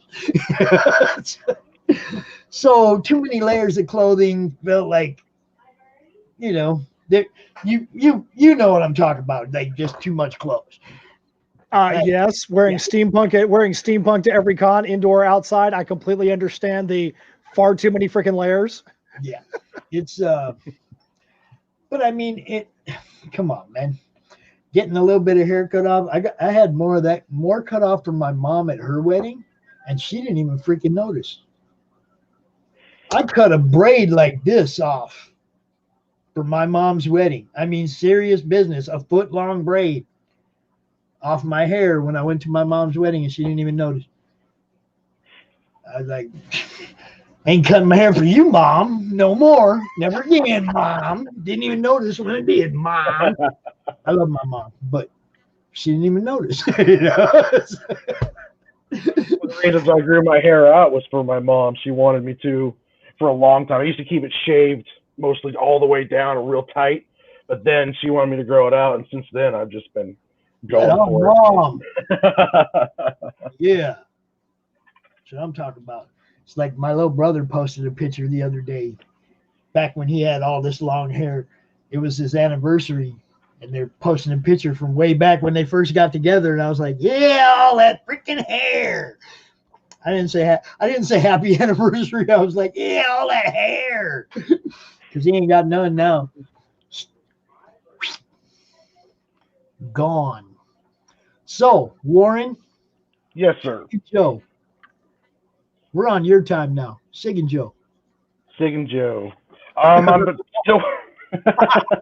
I wish I had so much more stuff to tell you.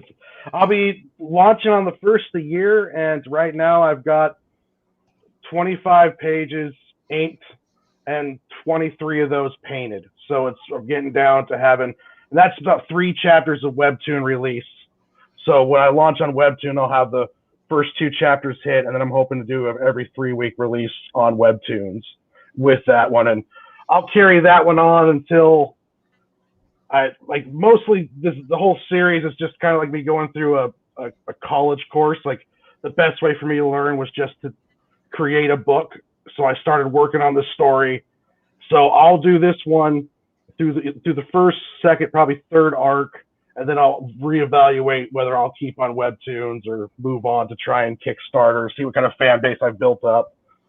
And then I'm already sort of working on the side when I'm not doing my story and working on the next story coming up after that one. So have about 10 years worth of work planned out so far. Only 10? Hey, so you said you're about 25 pages in. How long did it take you from the time that you started writing that to where you are right now? This has been about about a year and a half journey trying to get to where I'm at now. It was just trying to learn trying to learn my process, I guess, trying to learn how I make up pages, what's the best way to script. The first issue took like a year and a half. The second issue is going to take, maybe 3 months, because I've got more of a process down now. I know how I like to write. I know how I lay out pages, and I'm learning how to use Clip Studio a lot more, getting more looser doing digital art. I did traditional for a while. It's hard to be as loose on digital right away. It's something that has to be learned. But yeah, about a year and a half on this one. Did you find yourself in that year and a half where how you thought you were going to operate, how you thought you were going to work when you started? Have you found yourself going, this is so much different, where I'm at right now is nowhere near what I thought I was going to do when I started? And you because there's other times for us, but I'm like surprised that I'm like, dang, I can't believe what I thought I was going to be doing a couple of years ago. Now I'm like, man, that me 2-3 years ago was dumb. That guy was a knucklehead.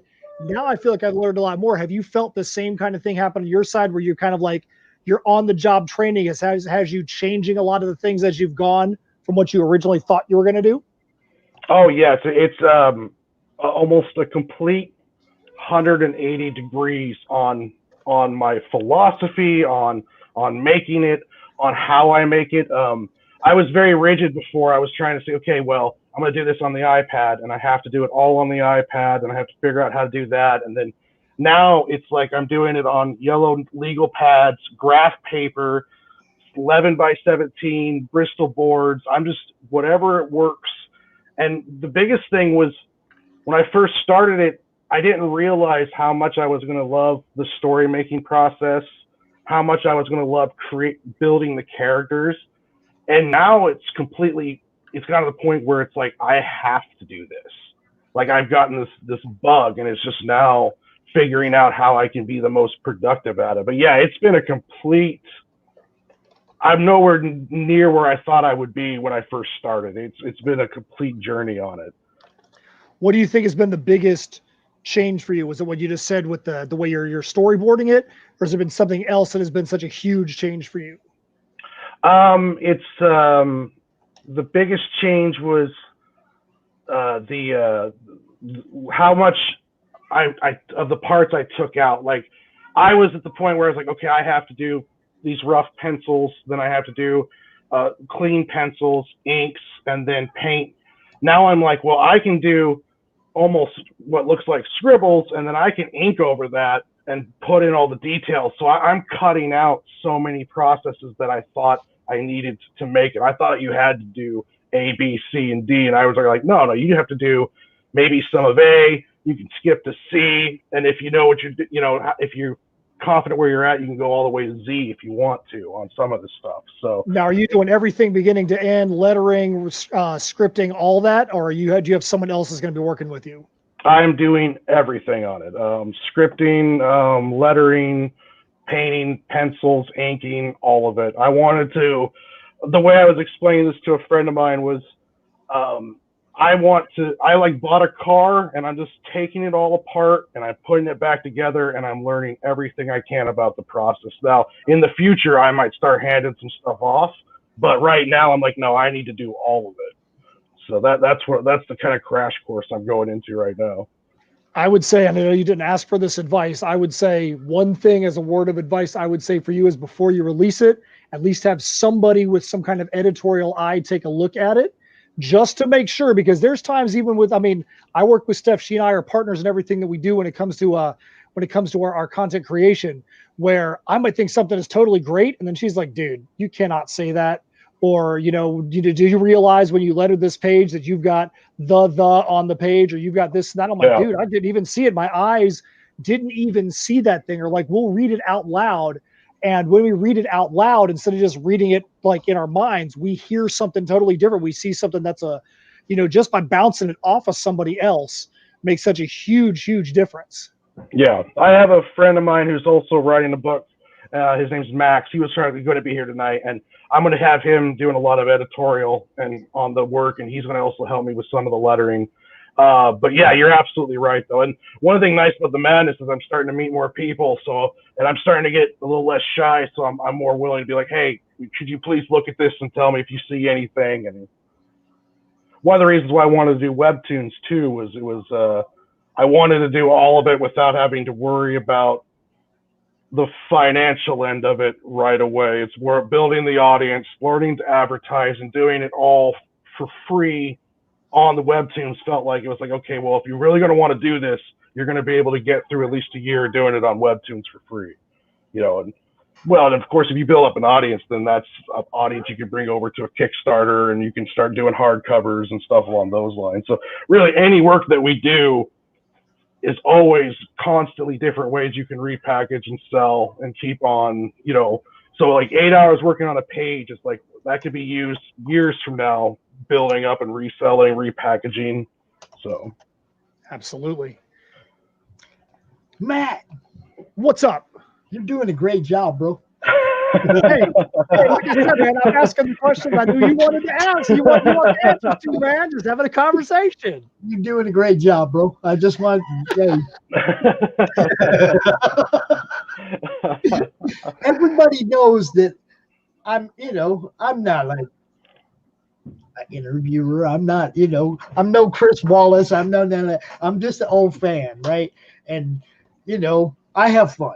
I try to keep it relaxed, unscripted, but I love having people out here that are more knowledgeable and do know the right questions to ask. That's why I am open to a co-host for my cons and all that, because I know I'm not I'm not that guy. I'm out here having fun. So you just keep on doing what you're doing, bro. We have somebody else in the background though. We got somebody else backstage, and since we're all just having fun, I say that's a perfect timing, because I'm gonna have to jump here in just a minute, so I'll hang for a few more minutes. And who do we got here, Pops? Why don't you introduce him? This is Mr. Samuel Quinton, 47 Furious Tales. Hey guys, how you doing today? What's going on, man? We've been having a lot of fun today. It's Kickstarter time again, so we've been putting that together, and we launched on Wednesday. It's been busy days. So how are we doing so far? That's a good question. We were just under $2,000 this morning. Let's see what we're at right now. Go ahead and give me a share screen. I'll put you up there so we Let's see what we're at. All right, so it's 47 Furious Tales. So here's my question. You've got Tales in your title, just like we've got Tales in our title. Are there actually 47 Tales, and are they furious in this Kickstarter, or is that false advertising, sir? No, there's actually 47 Tales, and they're all pretty damn furious. Goodness gracious, 47 Tales. Very furry-ish too, right? What's that? Very furious too, right? Very furious. Yeah, it's a retelling of the 47 Ronin story. It's a 12-issue limited series. Issue 1, we sold out the first press run. I just got in 3,000 copies of the second press run, so we've got some of those on hand for the add-ons for it.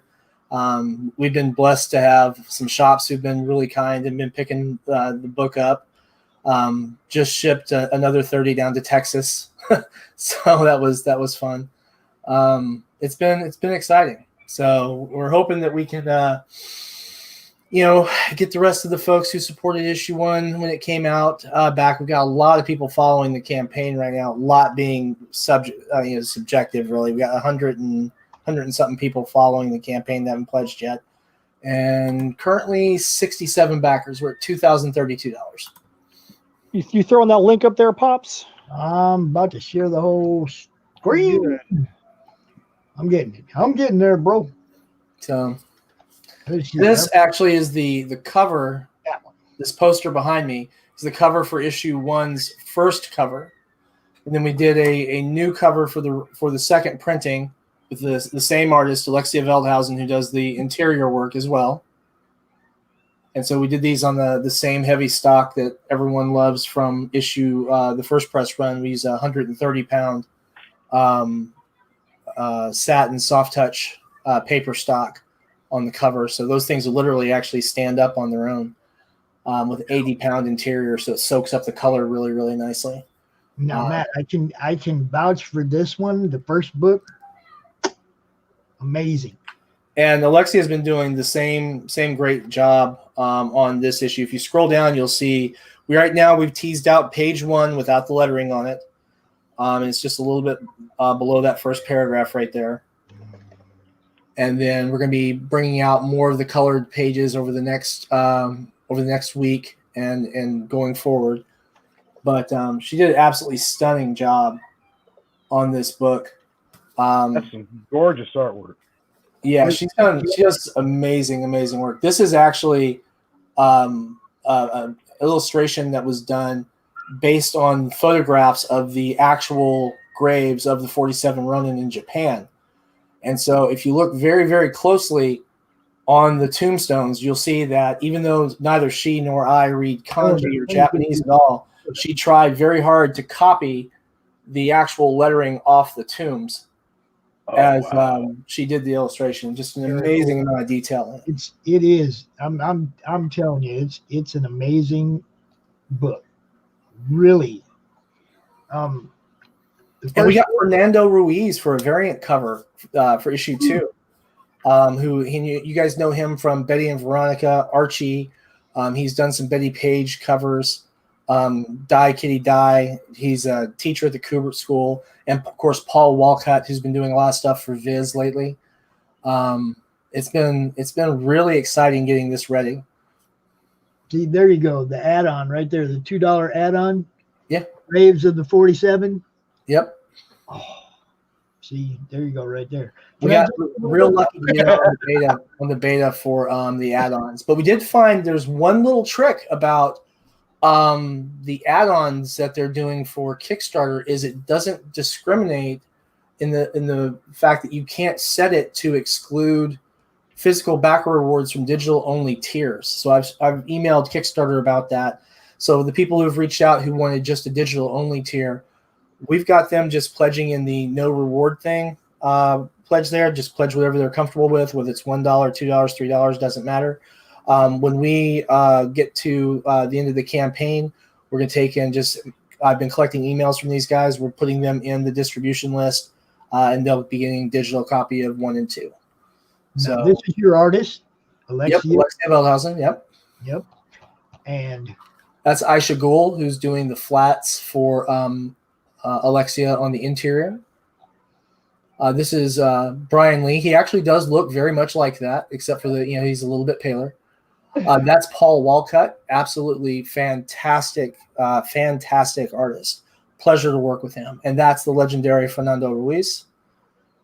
And then the gentleman below him is Nick Capone, who colors for Fernando quite often. He's a Kubert grad, and he teaches there in some capacity as well. Okay, and now the 6x9 inch format. Yes. Love it. Love it.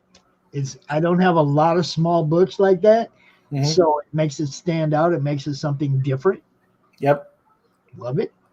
It is a different size, but there's a few reasons for that, for artistic reasons, and one part of that is it harkens back to something that's closer to the traditional format for your Japanese manga books, particularly from the 70s and the 80s. The other thing too is when we are done with all 12, this is going to go in a hardbound book, and it's going to be in that same digest size because we have some interesting things we're doing with the cover on those, and keeping it in that 6x9 format is going to be important at that stage. And I'm looking at this. You have plenty of campaigns under your belt, previous work that you've done, previous things you've done, and I got to ask you, out of all of that, let's say not counting the one you're doing right now, which one was the most fun? Which one was the most fun? Probably,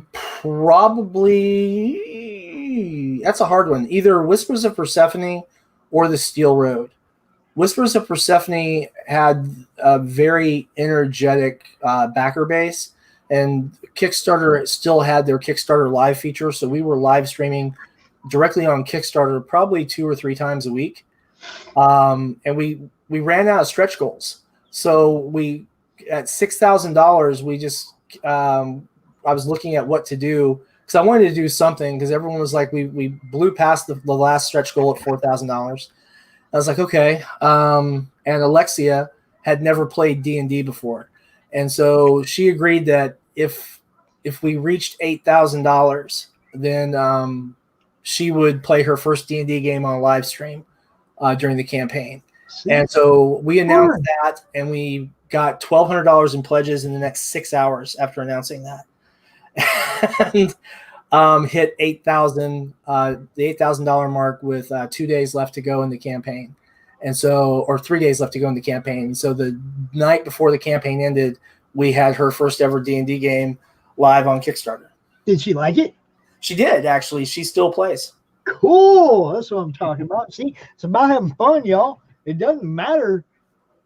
It doesn't matter. It's about having fun. If you're entertaining people or you're doing something that people think is funny or entertaining, they're going to throw the money at you. That's how it works. Well, I'm finishing up fulfillment on Death Comes to Glenfollow. Had some technical issues that I finally got resolved. And so that's on pace to release on time. Actually, I was doing some test prints earlier today just on the home printer, so I was getting my formatting checked on that particular D&D adventure. There's no art on these, but wanted to make sure that basically I was testing the layout for the page background art to make sure it wasn't going to bleed through too much into the text when it went to print. But yeah, those are that's 13 successful campaigns since June of 2017. And gee, look at that. I know 3 of the 4 books down here at the bottom too. Yeah, I pledged for Belial. That was I was really excited about that. That's one of the ones that Chuck has worked on. Yep. And Chuck is a great guy. That's his baby right there. So Belial is his baby. Oh, hey, we're up to 69. That's outstanding. That's love right. That. I will take credit for being number 69. That rocks. Thank you so much, Matt. Hey, I do have to. I believe I'm 68. There we go. Dang. I do have to jump, but hey, man, I definitely wanted to make sure we back that. Pops, I appreciate tell you guys though. Hold on, I've been stuck on 68 subscribers on YouTube for about 4 days now. Where's my 69? Warren, if you want to give Pops a 69 right there, he's asked for it. If you want to give that to him, feel free. I already subscribed, so it's See? I've been there. No, I'm just on 68. It's like nobody wants to be 69. Matt, love you, bro. Thanks a lot. Nice to meet you, Matt. Appreciate it. Nice meeting you, Warren. Nice meeting you, Sam Warren. Hope you dig everything in that trade, especially all the extra stuff, the 30 to 40 extra pages that are in there. Pops, hope you enjoy reading it when you get around to it. And Sam, Oh. good luck on your campaign there, my man. Hey, man, I hope you're going to love 47 when you get it. We're going to be shipping that in December. People will have it in December and in early January. So that's why we have a January deadline to allow for that holiday postage delay. Hey, Matt, we don't golf in the wintertime. We video games. Right. We got time to Right. read, bro. We got That's time right. to read. That's what I'm talking about. All right, good seeing you guys. Have fun. Peace, man. See you, Matt. I love that dude. That's awesome. Thanks, guys. I appreciate that. Hey, man, that's kind of people that 3 days in and 33% a goal already. You know, that's a good start. How is Mixum as a printer? Outstanding. Absolutely outstanding. Pops has he has 47 Furious Tales, the first issue, and I'll tell you, to give you an idea, like I said, with this book, let me show you something. I just set the book down, right? And it stands up. Oh, nice. dude. That's literally 130-pound paper for the cover and then 80 on the interior. But the finish on this is there's satin paper with a soft touch finish on it. And so this thing just feels really amazing in your hand. The book is heavy and one of the soft. nicest books I have. I ain't gonna lie. It is literally one of the nicest books I have as far as what he's talking about, like card stock or paper stock or whatever. Right. I'm looking forward to getting Mike Barron's Florida Man, because I'm pretty sure that they used a pretty heavy paper stock there too. Because And see, we use that same stock for the prints from Mixum too. And so these are the 11x17s, and it's that same heavy card stock. that's the Okay. print. Yeah, that's one of them. We've got 4 prints for this campaign. We've got the first cover from issue 1. We've got the Alexia Veldhausen cover for issue 2.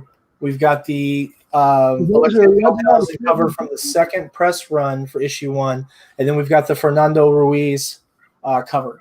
I Those still are have 11 by 17. You had to get the big Geminis to ship those out. Well, they won't go in the big Geminis. They're shipping in top loaders. And I'm shipping them with USPS board game boxes. Oh, okay. Yeah, Okay, that's the most cost-effective way to ship them in the United States Okay. that I've found. Never thought about that. The board game boxes. Yeah. Yeah, So, I got one of those sample packs from Mixum, and I was wondering if they were, a good company to work with, because I want to get prints through them and do some print runs. Yeah, definitely. I'll give you a story. When we had the print run done for this art print set, which I got these in a couple of months ago, right? I put in my order and had it shipped to Alexia for signing. Alexia got them 4 days later, which was amazing turnaround time. And then the shipping company managed to destroy half the box. So she sent me the pictures. I reached out to Mixum. We had a full replacement 3 days later. Oh, wow. Okay, good. And it was there was no fuss. We just made sure that we sent the images to them. And it was just real quick and clean, real easy. When I ordered the second press run, I got everything uploaded, finalized. I reviewed it. I used my digital proof, checked all my lines. Everything looked good. Ordered it, had a ETA date. Now, mind you, this was a 3,000 copy press run. Had an estimated delivery date of 9 days, and they came in 7 days. Oh, wow. Okay, good. So Well, then, yeah, and they're the best price I've found so far. So they're really, for comics, they're absolutely phenomenal. I would like to see their hardcover book prices come down a little bit, but it's really hard to get a good price on hardcover books from any of the printers in the United States right now. There's a couple of Canadian printers that are a little bit easier on there, but then you have to worry about the whole shipping thing goes up so dramatically, it's not even worth it. Dang.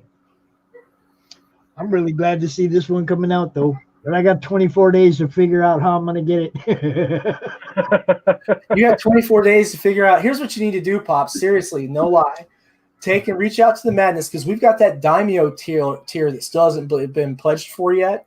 Get everyone to in the Madness to get in together and pledge you for the Daimyo tier, because not only do you get like the original page art from Alexia, like you'll actually get one original inked page from her. Right. Like I've got the original cover for issue 1. Right. You get the prints, and then you get the issue gets dedicated to you, and then whoever pledges the Daimyo tier works with me. We construct the dedication haiku, and it goes in inside the inside back cover. And that's the biggest tier we have. So just have everyone in the Madness say, "Hey, throw me $1." and this is where my whole problem that I've been encountered this whole time. It's like everybody's like, man, you could get donations and you could get the better StreamYard and you could do this and you can do that. And asking people for money is the hardest. It is. It really is. Thing for me to do. I mean, I don't want to go over there. You know, it's like I just hate asking people for money. You know. And I hate putting big price tags on tiers for Kickstarters. So that's like our tier here is $10, and that includes shipping in the United States. You know, and so we're bagging it, boarding it, signing it, putting it in Gemini, taping it up, and shipping it to you. And I know some things didn't go the way they were supposed to here for this book, but it's like you. Yeah, we didn't fund the first time because we ran smack into COVID. Yeah, well, and then there was another place that you were going to put it up that ended up folding. Well, yeah, that was what I did with that was I did the reprint of issue 1, is what was on there, and then that place shuttered. So that was interesting. Right. We're gonna get this funded, and then we're looking at maybe doing something on Indiegogo. Beginning of next year, depending on there's something I keep getting told that I haven't been able to find in their terms of service, is that you have to have like something new about the product before you put it on, whether it's a new cover or something like that. But yet I can't seem to find that anywhere in their terms of service. So I'm trying to figure out what the deal is there. Well, the one thing I'm really glad though is that you are of the same type of mindset I am, and that you went and just powered right through it. Yeah. You know, well, I mean, that's the only way you get things done is by not giving up. That's what I'm saying. You can't, you don't make any shots you don't take. Right. You know, and it's like I really, there are times when I work as hard as I possibly can to get everybody as much exposure as possible. And then there's times when I'm going to play video games a day. And that's because of the fact that I don't ask people for money. If I went to the point where I was asking people for donations, this would become a job. I'd feel obligated to being out here 24/7, doing everything I could all the time, just because that guy threw $1 my way, and I don't want to be obligated. I don't want. Yeah, I'm sure you're getting up with a copy of issue 2 one way or the other, man. No, but you know what I'm saying? I want to do this because it's fun. I don't ever want to feel obligated to it to the point where it becomes something that's not fun. No, I think the Madness will turn out really well for this. I mean, literally this summer we sold 81 copies of issue 1 to Madness members. Is that Pete? I see Pete's got issue 1. I'd love to hear. I do. Well, okay. First off, please apologize. I won't be on camera. I just got home from my first appearance since before COVID started at a local comic book shop, and I just did 9 hours. How'd it go? Fucking amazing. The shop, luckily, I'm blessed on Long Island where we have at least 6 shops in a 45-minute driving radius. So we're very lucky. And we are, and I'm gonna make this fit to this, I promise. We're very lucky in that regard. And then Guy at All Star Comics in Lindenhurst here in Suffolk County, Long Island, is a dear friend. And he said, hey, listen, he was in the process and He actually picked them up yesterday. He bought 67 long boxes Oh wow. of comics from an estate sale and a couple other things. And he said, I'm going to do a $1 sale. They spent all last night going through them, and they did a $1 sale with all the books that they didn't, that they after they cherry picked it. So they did a $1 sale. So he said, why don't you be part of the $1 sale so that when people come in, and then we did a lot of cross promoting and got my fans to come to his shop, and then I got his fans to see me. So it was really cool and really amazing. And that's how it works. That's how we support our local artists, and that's how we support our local comic book shops. And then to round it out and to make it come full circle as to how I liked issue 1 of 47 Furious Tales, I had to show, and I actually brought my copy to the shop to show them what it's like to see. And then he's going to talk to me this week about, maybe we can get some indie, because he does a lot of our books. You know how we have Danny and the Collective, and they do a lot of different things. Yeah, I keep shipping stuff to them all the time. Right. Our shops on Long Island each have a different identity. Right. Okay.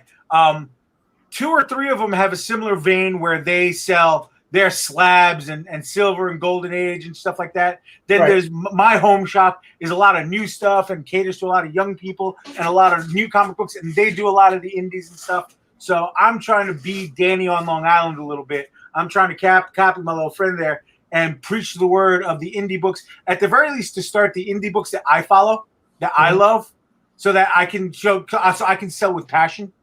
That's how I do it. It's how I work when I work in a restaurant and work at a bar. I sell the stuff I like. Hey, you need to drink the Jameson. I know we have all these frou-frou drinks, but fucking Jameson's delicious. Stuff like that. Just to get people, Jameson, yeah. So I sat there and I talked Florida Man. I talked, yeah, exactly. Me too. I talked a couple other books, and I talked first and foremost, I talked about 47 Furious Tales, which I loved before I ordered the book. And then I missed out on the Kickstarter, and I was kind of sad. I was trying to see if Danny could get me a copy. And then luckily, last CromCon, we were able to talk, and you said you were doing the reprint. And I believe I bought it within the first 3 minutes of the interview because that's how much I wanted it. That's how much I love it. And even my sister, who's a comic book fan as well, although she's a monster cosplayer, she saw the book and was like, wow, holy shit, this is quality. That's what I keep telling everybody, man. It's one of the best books. First off, the physicality of it. Let's forget the story for a second. The physicality of it is phenomenal. It's beyond anything. It's like a hardcover. It's like a hardcover graphic novel. Really, Pete, really. I think it's there. Pete, to 1 year, baby. Yeah. Hey, congratulations, 1 year. Yeah, it is. Yeah, congratulations, pops. It's a year in, isn't it? Yeah.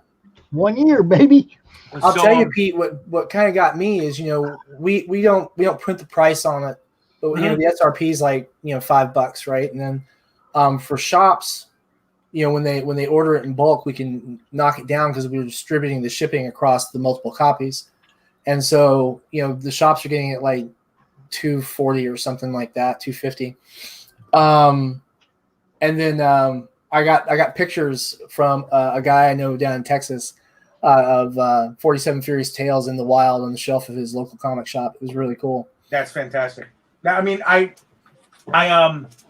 absolutely fell in love right away as soon as I saw the story. I actually, I really didn't dive into this when we were talking last month. But the 47 Ronin is a story I am familiar with. I'm a big Japanese fan of Japan, period. But I'm a fan of Japanese stories. I'm a fan of Japanese history. I'm a fan of Japanese legends. A lot of my artwork is centered around not just anime, but I love Japanese tattoos and things like that. Mm-hmm. So, finding out that this book was definitely was that, I'm like, oh, okay, yeah, we have to have a conversation because this is cool. Pete, did you see what I got today? No. Oh, cool. Oh, cool, man. You got the Tales Nocturnal? 1, 2, and 3. Oh, dude. That's sweet. And this was the one that I won from Wicked Publishing on the Twitter contest, the Jack Iron Steel Cowboy. Yep. Just the last couple of days of unboxings. Ooh, I love unboxing. Oh, Pete, if your LCS wants to get some indie in, we've got retailer tiers on there that are built pretty solid. There's 3 of them. One that gets them 10 copies of one and 10 copies of two. One that gets them 20 copies of two, and then there's a third tier for retailers that gets them a bucket load of 11 by 17 prints, 30 copies of the book. I'm going to shoot you a message. I'm going to look at that, but I'm also going to shoot you a roundabout message so that so that I can get basically make a checkpointed list. So when I go to my home local, when I tell people they're all my locals, but my home local, I'm 46. I've been going to since I was 3 years old. Went there because I had gone to a specialist when I was 3, and it was right next to the shop. So my mom, who liked comic books when she was growing up in Columbia, comic books, let's go check it out. And I was telling the story to the shop owner's son a couple years ago. We were actually doing our own book signing there. And Terrence is the son. Glenn is the owner. Although he's semi-retired. Glenn, this is Fourth World Comics in Smithtown, by the way. Greatest comic book shop in the world. Sorry, everybody. They just are. Sorry, Danny and the Collective. Sorry, guys, but Fourth World. Oh, my God. Anyway, Glenn started laughing. He goes, I bought the shop in like 79, 80, so you've been coming here longer than I've owned it.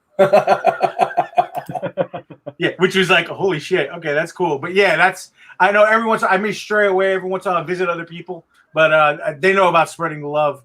And I will definitely talk to my guys this week and talk to them about indie books and yours first. And I'll bring my copy because I think that's the show and tell. That's the short floor sample. That's what we used to call our book that we let everybody read through. That's the floor sample. There isn't even a way to explain to people how much different it is from the normal comic book. You know, I tell you, when we took it to the Garden State Comic-Con, it's a great show to take your indie book to, by the way. Yeah, literally, it was my first con as a vendor, and so we brought, I think, 100 copies because it was a short press run. It was like 500 copy press run. So we brought like 100 copies. We sold 47 copies the first day, which was, I thought, just really, really sweet symmetry, you know? Yeah, it is. So, and then we ended up, I think all said and done, we sold, I want to say 86, I think. Wow. I think that's what we sold in those 2 days. But yeah. Alexia can't come on right now, guys. She's working on getting the script to the letterer. We're lettering on some of these pages already. Before the Kickstarter. You're just such a. You read my mind. You read my mind because I was about to say not just the quality of like the physicality of the book and the story, her art. God damn. Alexia's art is phenomenal, and it fits perfectly. It's just a really good marriage. It's definitely one of my favorite indie. You know this. I'm not shy about saying I don't really give a shit whose feelings I hurt when I tell them that this is my favorite indie book. There are very many others that are very close. I'm not going to name anybody because I don't want to start a war in my DMs. You guys know who you are. You guys know I love you. I've been on your show, so you know. But dude, this book, it's the artwork, the quality of the physicality of the book, and the fact that I am familiar with the story of the 47 Ronin. And it's, like I said, Japanese lore, Japanese history is really big with me. So, look, Sam's book is one of those books that sets the bar. This is what I'm saying. It's a great story. It's great art. It's a very solid book, and it comes to you in perfect condition. It comes to you in a way that you can take this book around and show it to people. Yep. Because you don't have to worry about a little bit of handling. Yeah, when we fulfilled the first Kickstarter, the only books that were damaged were at the local post office. My international shipments were in the international tub, and the international tub got backed into by one of the semi trucks. Okay, that's going to cause a problem. Yeah. So that was a problem. So that's going to be a problem. I had to replace those, and then I got my money back from the post office a couple months later. Well, that's good.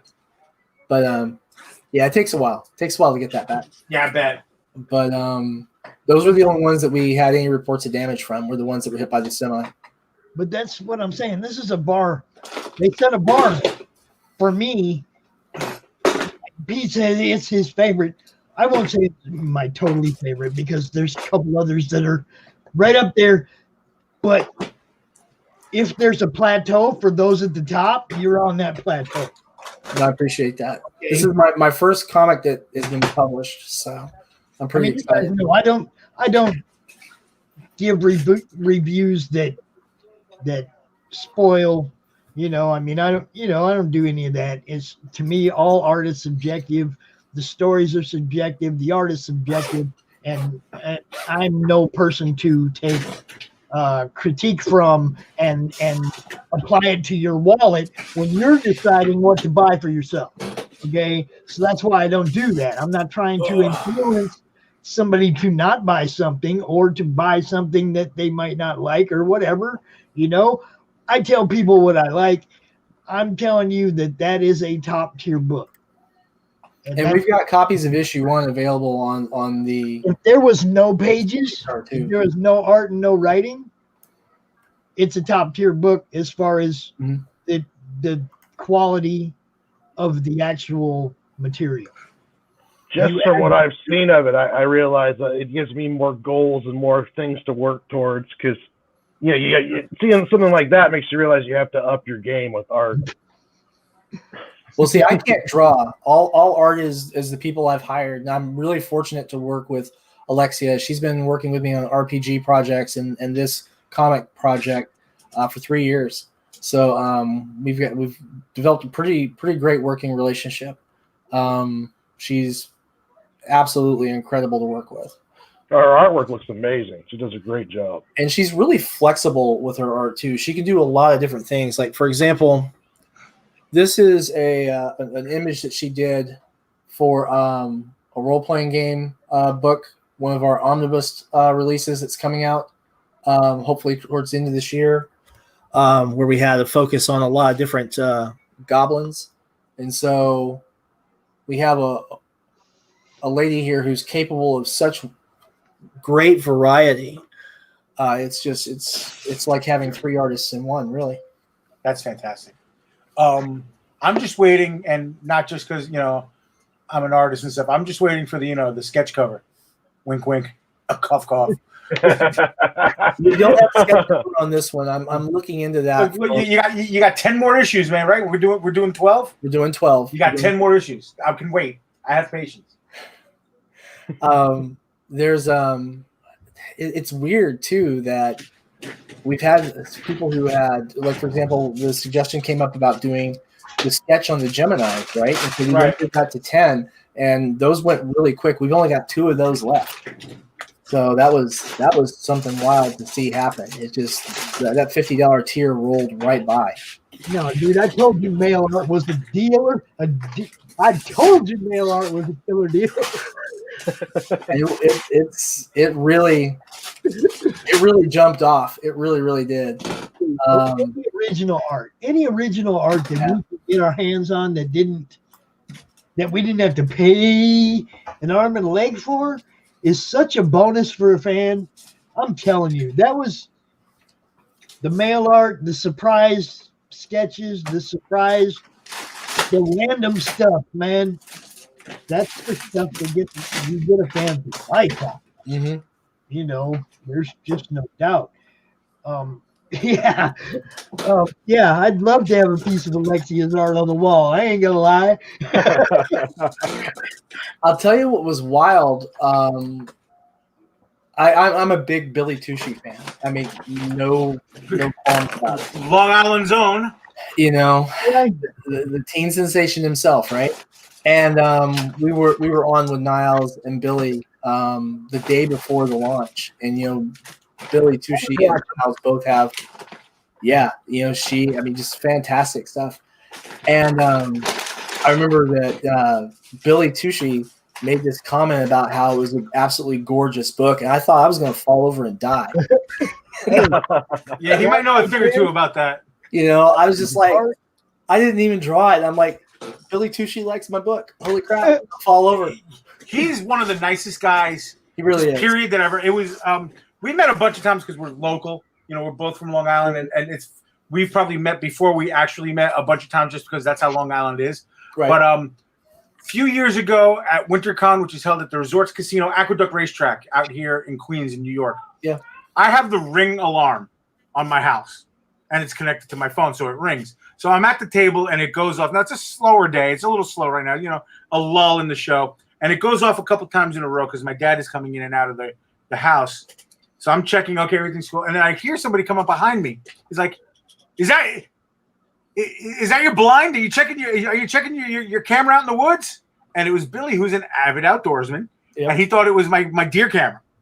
Oh. I was like, no, it's my doorbell. He goes, oh, you got one of those? We start talking about it. Then I mentioned, it's like, by the way, a friend of ours, because we have a mutual friend, wanted to say hi. So I say, hey, Eric says hi. Oh, you're Pete, Eric. And we off to the races. We talked for about 40 minutes just talking until his wife was like, hey, Billy, you got to do this. Sorry, Mrs. Tucci, I was talking too long. Sorry. Because we talked about hunting. We talked about the racetrack, and we talked about the Islanders, because the New York Islanders, because we're both diehard Islander fans. Right. Not once did we get around to it. And I don't think, because that was 4 years ago, not once yet have we gotten around to talking about comics or art or stuff. Like, we're always talking about guy shit. It's just, and that's just how cool. And that's just how cool he is. Yeah, I've actually not had a chance to meet him in person, which is unfortunate because I'd love to get his signature on a particular floppy I have. If we are ever in the same room together, I will bring you over and introduce you. That's cool. I'll try not to squeal like a little 4-year-old. Okay? Yeah, well, He digs that. He digs that. Been there on that fanboy action too, because that art I showed you right there, that's the only homage I've ever done of anybody else's work. That's nice. Billy Tucci is the only one that ever inspired me to draw something that he drew. Okay, I don't mind drawing a couple of things of my own, but it's the only person who drew something that I went, oh man, I want to draw that. I want to draw that. And it's a little bit got my spin, but it's his work, Ironically enough, today I found 3 issues, 1, 2, and 3 of a run that he had. I'm like, ooh, I found them in the dollar box. No way they should have been there. So I can't wait to tell him that when I see him December 6th. Dude, we have a show out here on Long Island. Mm-hmm. And I'm sure he's going to get a kick out of that. I haven't been to Long Island since 1993. It's changed a little bit. There's more stuff. Yeah. Is Cosmic Comics still around down there? Who? Is Cosmic Comics still there? I don't think so. Oh, wow. We have, well, like I said, Grasshopper's been around for a long time. They're out west. Royal Cards and Collectibles, they're out west. There's a couple teeny tiny places like in Bayshore and a couple other places, but they're brand new. In Smithtown, obviously, fourth word of my home. They've been there for forever. Genesis Comics out east a little bit more. They've been around for a little bit, but that's kind of the pillars in the neighborhood. A few shops did go away and turn private, or just ended up selling and moving on, doing other things. Gotcha. So just because it was just the nature of the 90s, where that's the one I got. That's what I got. I got 1, 2, and 3. Hold up. Oh, nice. Oh, very nice. Signed by Michael Barr. 50 Cent bin, Pete. No. Listen to 50 Cent bin, dude. Here's the thing. It's okay. It's okay because December 7th, actually December 6th at the show, I'm going to post in this group a picture of me, Billy, his wife, and his kids holding up the books that he's going to autograph for me at the show together. And I'm now you can tell Deborah I said hi. She's a friend of mine, but Billy ain't. I don't know why. I don't know why. Billy's cool though. Shit, I'm going to try to sign one of my books for him. Fuck it. There you go. I'm sorry, I'm finally eating today. You So. got to invite him out to CromCon. We'll make a special spot for him. Oh yeah. I will. I'll figure out a way to make a special spot for him if he wants to come out. Oh, hey, Pops. One of my buddies wants to know if we can go ahead and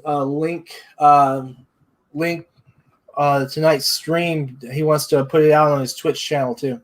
Most assuredly. Okay. Exposure is what we're about, man. Cool deal, man. Any place that I can share the feed to, I share the feed to, man. I don't know if you noticed, but when I'm over here doing this, it's probably because I'm sharing it out to another group I forgot to share it out to. Yeah, I've been real guilty about that lately myself. I got to get better about it. Well, see, for me, it's like habit now. I see somebody's stuff, I share it. But when it comes to the shows, I try. I mean, Pete knows I got like a list of like 30 groups. Yep. Admins allow me to share the CromCon to their group. Mm-hmm. So, you know, that first 5 minutes of CromCon is mostly me trying to talk and share it out as everywhere. You know, at the beginning of every segment. That's what I'm doing, is sharing it out everywhere. Because the whole thing is about exposure, man, for all you guys. You know. Hey, I appreciate it, man. Like I said, we sold over 80 books, over 80 copies of 47 Furious Tales issue 1 just in the madness this summer. You know, and that's really remarkable. And that's great, but we need to pump those numbers up. There's 1,800 of us. Oh, by the way, I'm going to tell you this too. You know, the madness has been here a year. As you know, last Christmas, the first Christmas the madness was around, we made 47 Furious Tales in digital, freely available for Christmas, right? Mm-hmm. If we hit 2,000 members before Christmas, we'll go ahead and make 47 Furious Tales issue 1 available for free for download through Drive-Thru Comics for Madness members through Christmas. And if we don't hit 2,000 before Christmas, we'll still have issue 1 available for free download for the week of Christmas. Cool. There we go. The people who haven't gotten it yet out of the madness have no excuse then. There you go. Get the free digital. And look, you're in the middle of putting out what you put out in book 1 was awesome. And if book 2 matches that or exceeds that, I think the series is well on its way, especially with the exposure you're getting in the retail stores and the fact that you're getting on shelves and people are pulling them off shelves too. Yeah, everybody who does comics knows it's when you got it in your hand and you can show your buddy.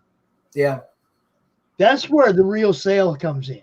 Yeah, I mean, Alexia did a show today in her LCS, which is attached to the Kubert School. And she didn't really expect a whole lot, but she sold, I think she said 17 or something copies on a slow day there, and then a bunch of 11 by 17 prints. No, you need to some original pages. Let me know when she's doing that so I can promote that she's going to be there. I'm going to be. People will know about it and show up too. I'm going to be completely honest with you. Anything that's attached to the Kubert School doesn't need anybody to say anything. Those guys are the Kubert School. The Kubert School is absolutely a machine. I mean, a machine. I took a picture with one of the kids at a con in Jersey, this little tiny itty bitty con. A Kubert School graduate who happened to know a friend of mine, and we were chatting for a minute. Somebody took a picture of us and tagged the school, and next thing you know, I have like 57 people messaging me. Oh, did you go there? Blah blah blah blah blah. I'm like, whoa. It's an absolute machine. Yeah, and I've had nothing but good experiences with Kubert grads. This person from the Kubert School is here. That means all them people in the madness know that now. Yeah. That might not have known that they were there. I'm pretty sure it's the Kubert School they knew before. Kubert School has a way of it's comics. The Kubert School has a way of taking everything over. They're just a machine. They have their well-oiled. I'm saying we in the madness might not know about it. That's why we promoted in the madness. I didn't know she was going to be there. Kubert School didn't tell me. You see what I'm saying? I want her to let me know so I can tell my group about it. Okay. Next one, I'll definitely let you know. I mean, hell. I mean, you know, there's people in the group that might be local to where she's at that might not have known about it. That's what I'm saying. Yeah, that's a good point too, because she did have original pages from issue 1 there, and apparently she sold some original pages, some 11x17 prints, and of course a bunch of copies of the book itself. That's one thing that I try to make sure with the artists I work with. I try to make sure when they get paid in actual money, they get paid according to the contract. We always have a contract. And then I always leave like room there that I can pay bonuses if we do better than expected. So like she got copies from the first press run, for example. She got 50 more copies out of the second press run. You see what I'm saying? So, and so we try and make sure I take care of my people the best I can. So that's like Paul and Fernando are both going to get copies of their variant covers once we funded the ship, and of course they were paid already, so that's already done. Anytime any of you guys are doing a live signing or show or anything anywhere, you need to let the people in the madness know. We're getting to the point where we have people all over the place now. Yeah, you have people everywhere, and some of them, believe it or not, the madness is the only group they really follow. Yeah. I mean, I know it's hard to believe. I know it's hard to believe, but a lot of people tell me that's the only group I'm in because there ain't no crap in there. I mean, you know me, Pops. I don't get involved in anyone's drama. Even when it's going off all around me, I just I head down and I do my thing. Hey, and I'll tell you too. You and I were on stream about 2 months ago, and I was trying to tell you, hey. You gave me a great example to follow, and I'm doing my best to carry on. But yeah, for everyone who's in the madness, everyone who's seeing this, if you're not sure if you're into samurai stories or whatnot, you can literally just drop $1 in the pledge for no reward section, shoot me a message with your email on it, and you'll get digital copy of issue 1 and 2 when the campaign rewards ship. Just make sure it's a valid email. We're fulfilling our digital comics, like always, through DriveThru Comics, drivethrurpg.com. So you'll end up having to set up an account there, but those accounts are free, and they hold your library for you. So you'll always have access to it. Even if you lose it on your computer, you can always just log back in and retrieve it, which is one of the reasons we do that, so people don't lose their digital copy. Right. They always have the ability to retrieve it. And Warren, that's a real good, sweet, easy way to do digital fulfillment on, like, not just on comics, but like RPG books or anything like that, or even like digital posters and things of that nature. Because you can set up a publisher account so long as you've got like an LLC or something, which in Kentucky cost me like $40 when I first registered my LLC. You literally just take and plug in the email address for the distribution for the people who are going to be getting it, and it'll fire that off to them so that they can then go ahead and get that. And really, it just takes a couple of minutes, especially if you're like importing it from Kickstarter or from your own email list or something like that. It's literally just drag, drop, hit 3 buttons in a row, like next, next, next, and you're finished. And clean. And if something goes wrong, you can always go back and find it and fix it, and it's easy. It's real easy. So, Pete, you got anything you can tell us about your CromCon pre-show? Booking it right now, just working on a couple people. I will start with, I'll have the usual suspects will be on, Angel and Atramesser, and Jay, Son of a Saint. Well, reverse that. Angel, Son of a Saint, Jay Atramesser. Jen, No Flutter will be on with us. And then I believe Raymond's by Miranda may be on with us, another cosplayer, and Maker. She's a seamstress extraordinaire, also a cosplayer. And then I got a couple. I'm just waiting for a couple confirmations back. People checking schedules and stuff. 5 or 6 artists, some digital artists and things like that, and some painters and stuff that I'm putting it together and trying to do that. But we're looking to go from 8 p.m. to 11-ish Eastern time. But we're gonna. I have 10 windows on my thing, on my stream, so I'm gonna try to fill all 10, and just have a bunch of people. And we're we're also going to be very visual with this one. I want to do something different. So we're definitely going to be sharing to live videos and to some events and to other people's portfolios and and things like that. So that's more or less. I can't really, not that I don't want to give anything away. The show really doesn't take shape for me until a couple days before, when I have everything locked in and I know, okay, this guy, this one, and that one are going to be here. I can put this together and this is what we're going to do. And then that's when I go into my pre-production of making graphics. And for this one, it's going to be a little extra because I'm going to be making videos and we're going to be jumping around to sort of various areas on the web and utilizing a lot of stuff. We're making it pre-show that I'm putting into the whole con. Is that what you're trying to say? The only thing I do with I love the lowest common denominator. That's my thing. It really is. Like when I do my actual show and in the winter, the indie art show, we hold it in a bar.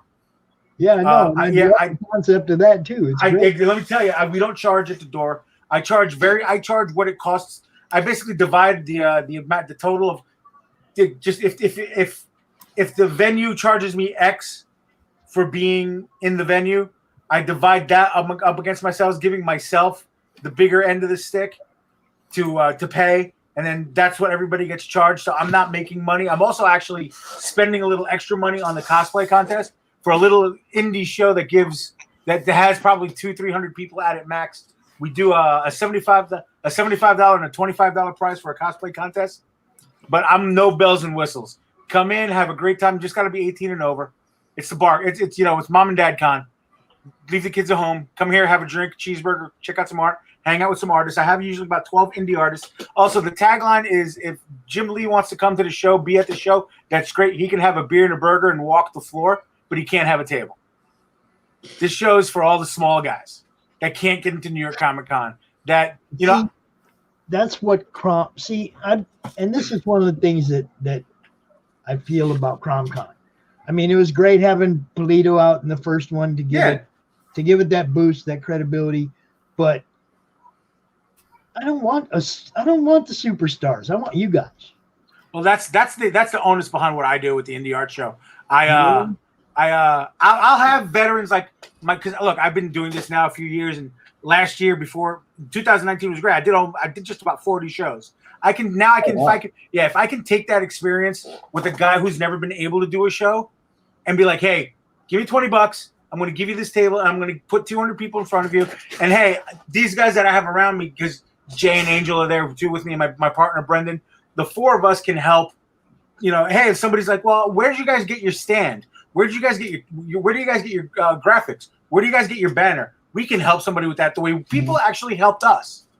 And we want to pay that forward and that kind of, and then we want to get our advertising and our marketing involved to get people to see them, and not because I want anything out of it. I really don't. I just like paying it forward in that respect.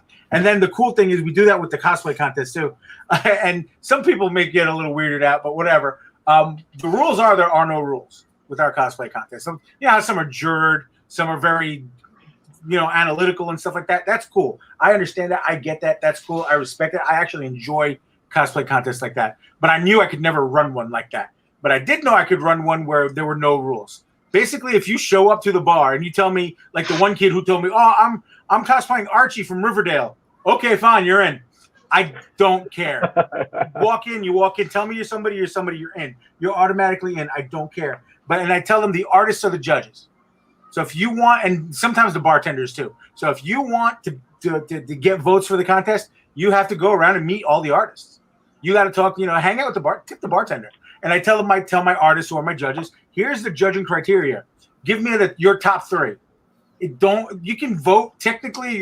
This one had better this one had better that. But I don't care if they walk in with a costume from Party City or one they took 2 years to build. I don't care. And I told him the rules are simple, my friend. If you don't like Batman and a guy walks in with Christian Bale's actual suit from the show, but you don't like Batman, don't vote for him. Okay. If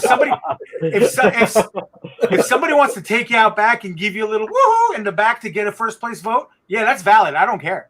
If somebody wants to give you money Look, I don't care what gets you, why you vote for or whatever. Vote. That's just whoever wins. And luckily, my artists and the crew that we have usually vote for. Like, okay, the perfect example. Our first and our second last year were amazing. They were first place was Mysterio. This guy dressed as Pierce. I'll punch him up. I'll find it eventually. I don't have them on me right now. But you would probably think that this guy was actually. Maybe if I can find my Instagram real quick.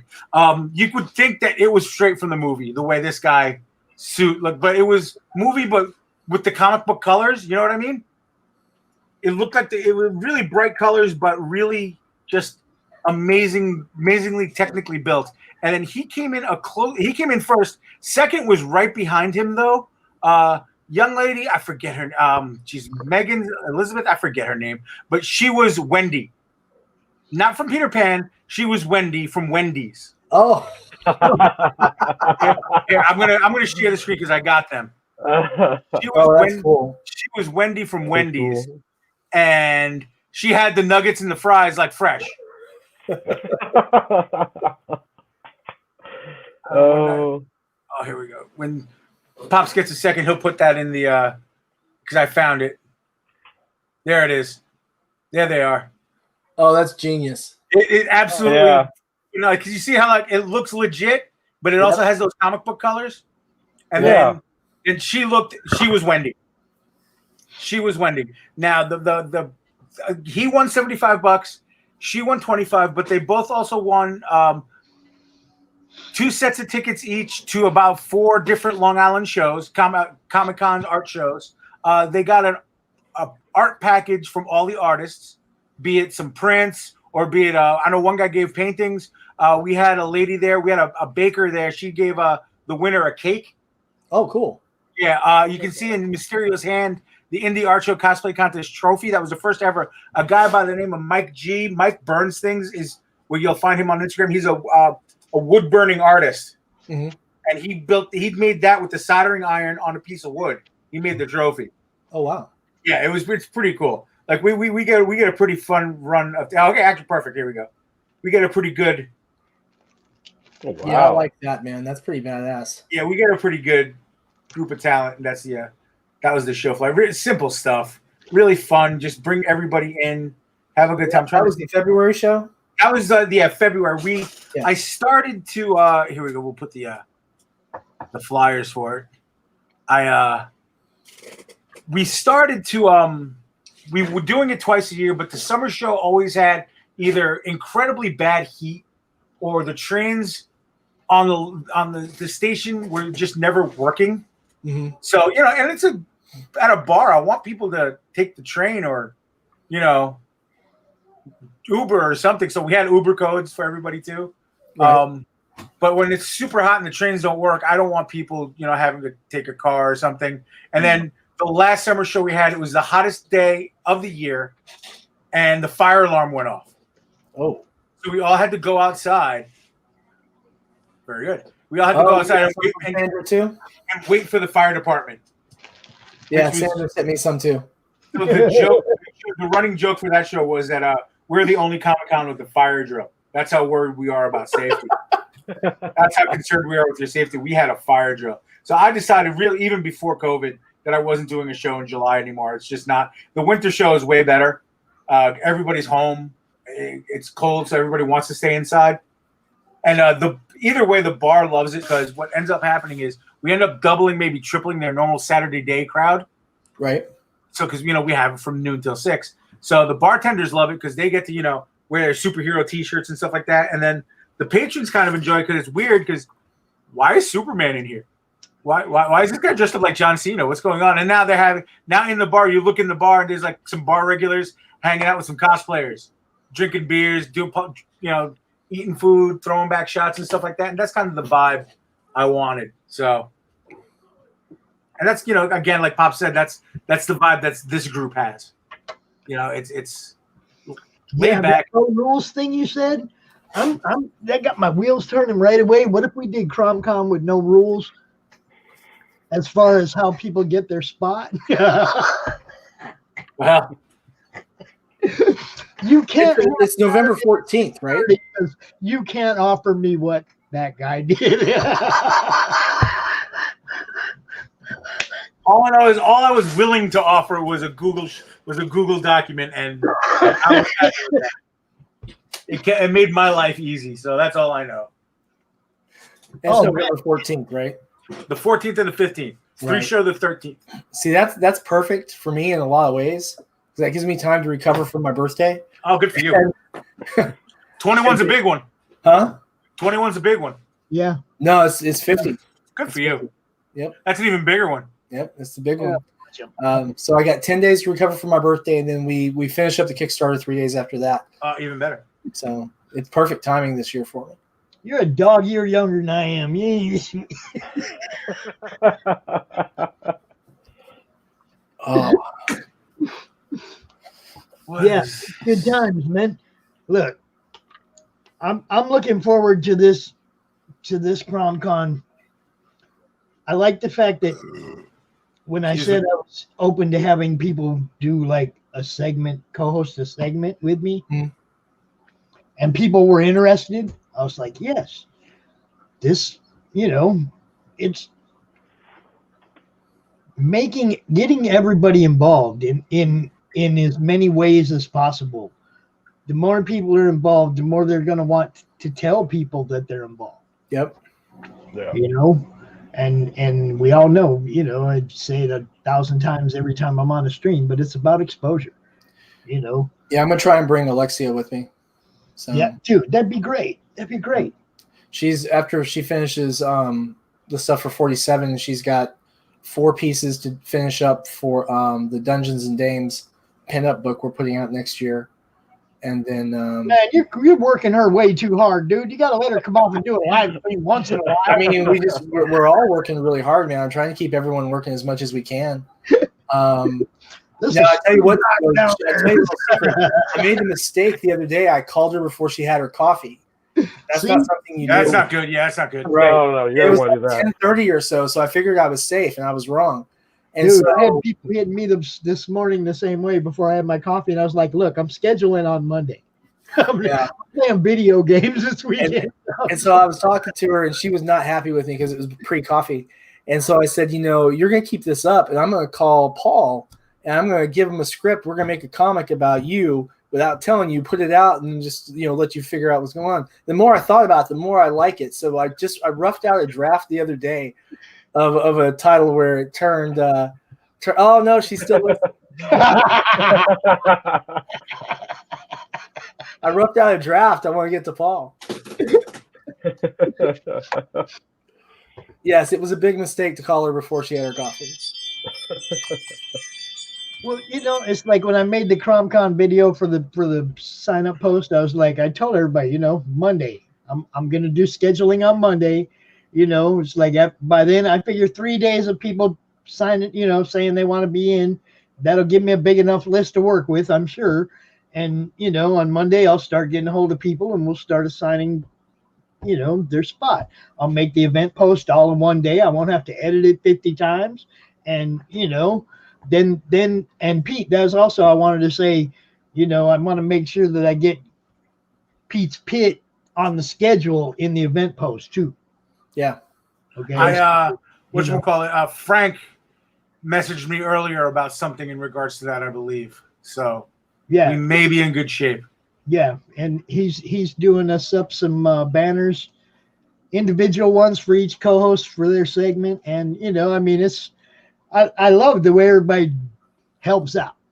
Everybody knows I'm not the graphics guy. Everybody, I'm not the artist, and it's like it just seems like every con, like last time Pete threw his stuff up there, it seems like every con somebody comes through and goes, "Hey man, let me help you out and do that for you this time." I don't even have to really ask anybody anymore. It's like everybody wants to be involved, and that's where I feel that it's a success on my end. I'm not the guy that has to sit in the chair 24/7 the whole weekend anymore. Like Pete and Phil proved that last month. I don't have to be there. It's going to go on. And as long as people want to be involved and want to do it, it's going to go on. I don't even have a choice anymore.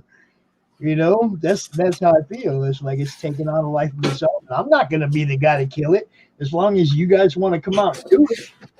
Who am I? It's a very active community. You don't see that a lot in the other comic Facebook pages. So it's been really nice here. Well, I mean, there's a couple like the previous ones I was in. I was just as involved in them as I am in this one. I was always the espionage group. Yeah, the espionage groups was a lot of fun. It's been kind of slow lately though. And it's like I don't want mine to die, but now I look at my group and I don't have to drive the news feed anymore.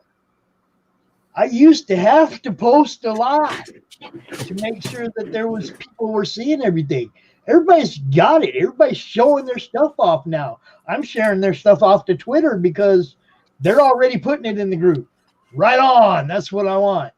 You know, that's what it's like. I don't have to do the work anymore. That's what I mean. I'm really enjoying that people step forward. Hey man, do you need banners? Hey man, do you need a co-host for this or that or whatever it is? Like now they come to me.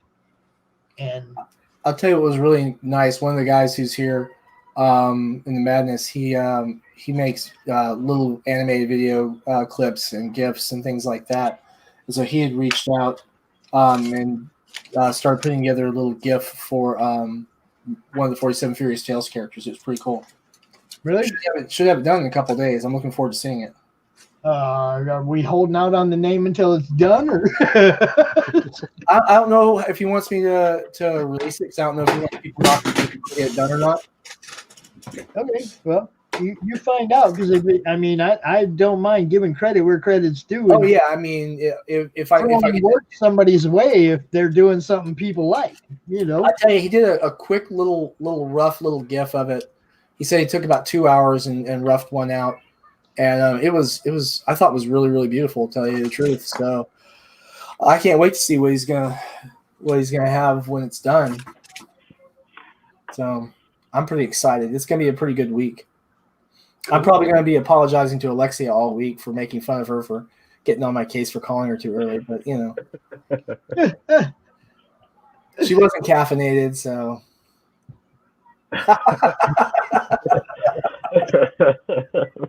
see, she probably missed me saying nice things about her, and that's the only thing she would have heard. Well, no, she's been here for quite a while, so she's been watching for quite a while. And dude, it's like I said, the day I opened that book, the first time I opened that book to the Graves page, I told you, I think I even stopped what I was doing and sent you a message right then and went, dude, this is epic or something. I was just like, hooked fan from the get on one page.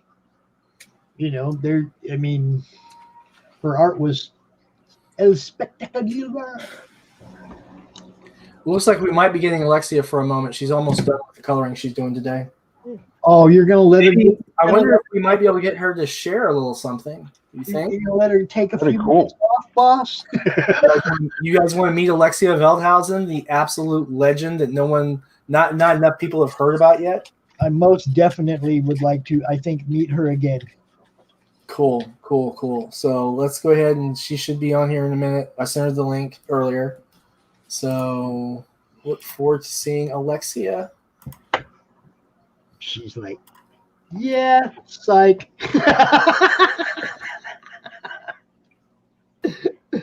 All right. Let's see. What was it about 47 that made you want to do the story? Well, I've always been a fan of it.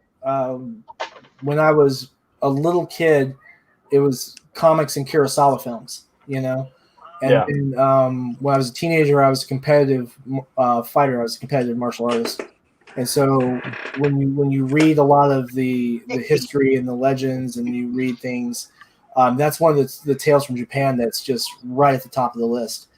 And it was something I really, really, really wanted to do. And then Alexia, when the short version of it is, we have a Facebook work group for Sonoma artists and writers. And when I posted a list of projects that I wanted to tackle that year, Lex literally jumps in the middle. It's like, everyone back off. This one is mine. I called dibs. That's what I said. I said I called dibs. So, ladies and gentlemen, folks of the madness, I present to you Alexia Velhausen in all her glory. And that Hi, is guys. the lady Everybody. who drew the awesome graveyards. Dude, that is such an awesome piece. I Thank you. love it. She's the one that actually knows how to make comics. I had to make sure you know that piece is what hooked me on this book. Oh, That art. that's great to hear because that was, I think, one of the very first pages I did for the book was that double page spread because Hey, Jim, how's it going? in my mind it seemed like the easiest thing to do at the time. Boy, was I wrong. It was I had a really great photographic reference for it.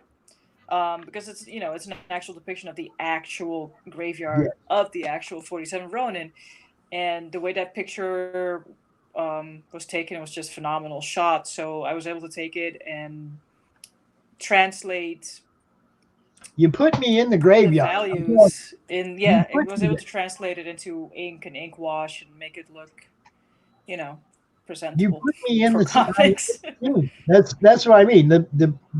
The piece was so good. You put me in the scene. I was standing there looking at it. It wasn't like I was holding a book looking at a picture.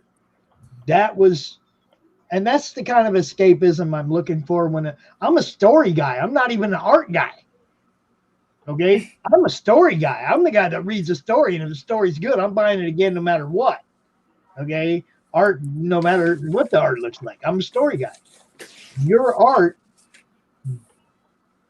is probably the first piece of art that ever brought me to a conclusion about a book before I read the book. Spoilers, everybody dies. Art did Yeah, it. 300 years ago, right? No, what Somebody might have missed it. it's the first time a piece of art said you're buying book 2. You see, usually the story is what tells me I'm buying book 2. That was the first time a piece of art said you're in this one, you're buying book 2. That's what I was saying before.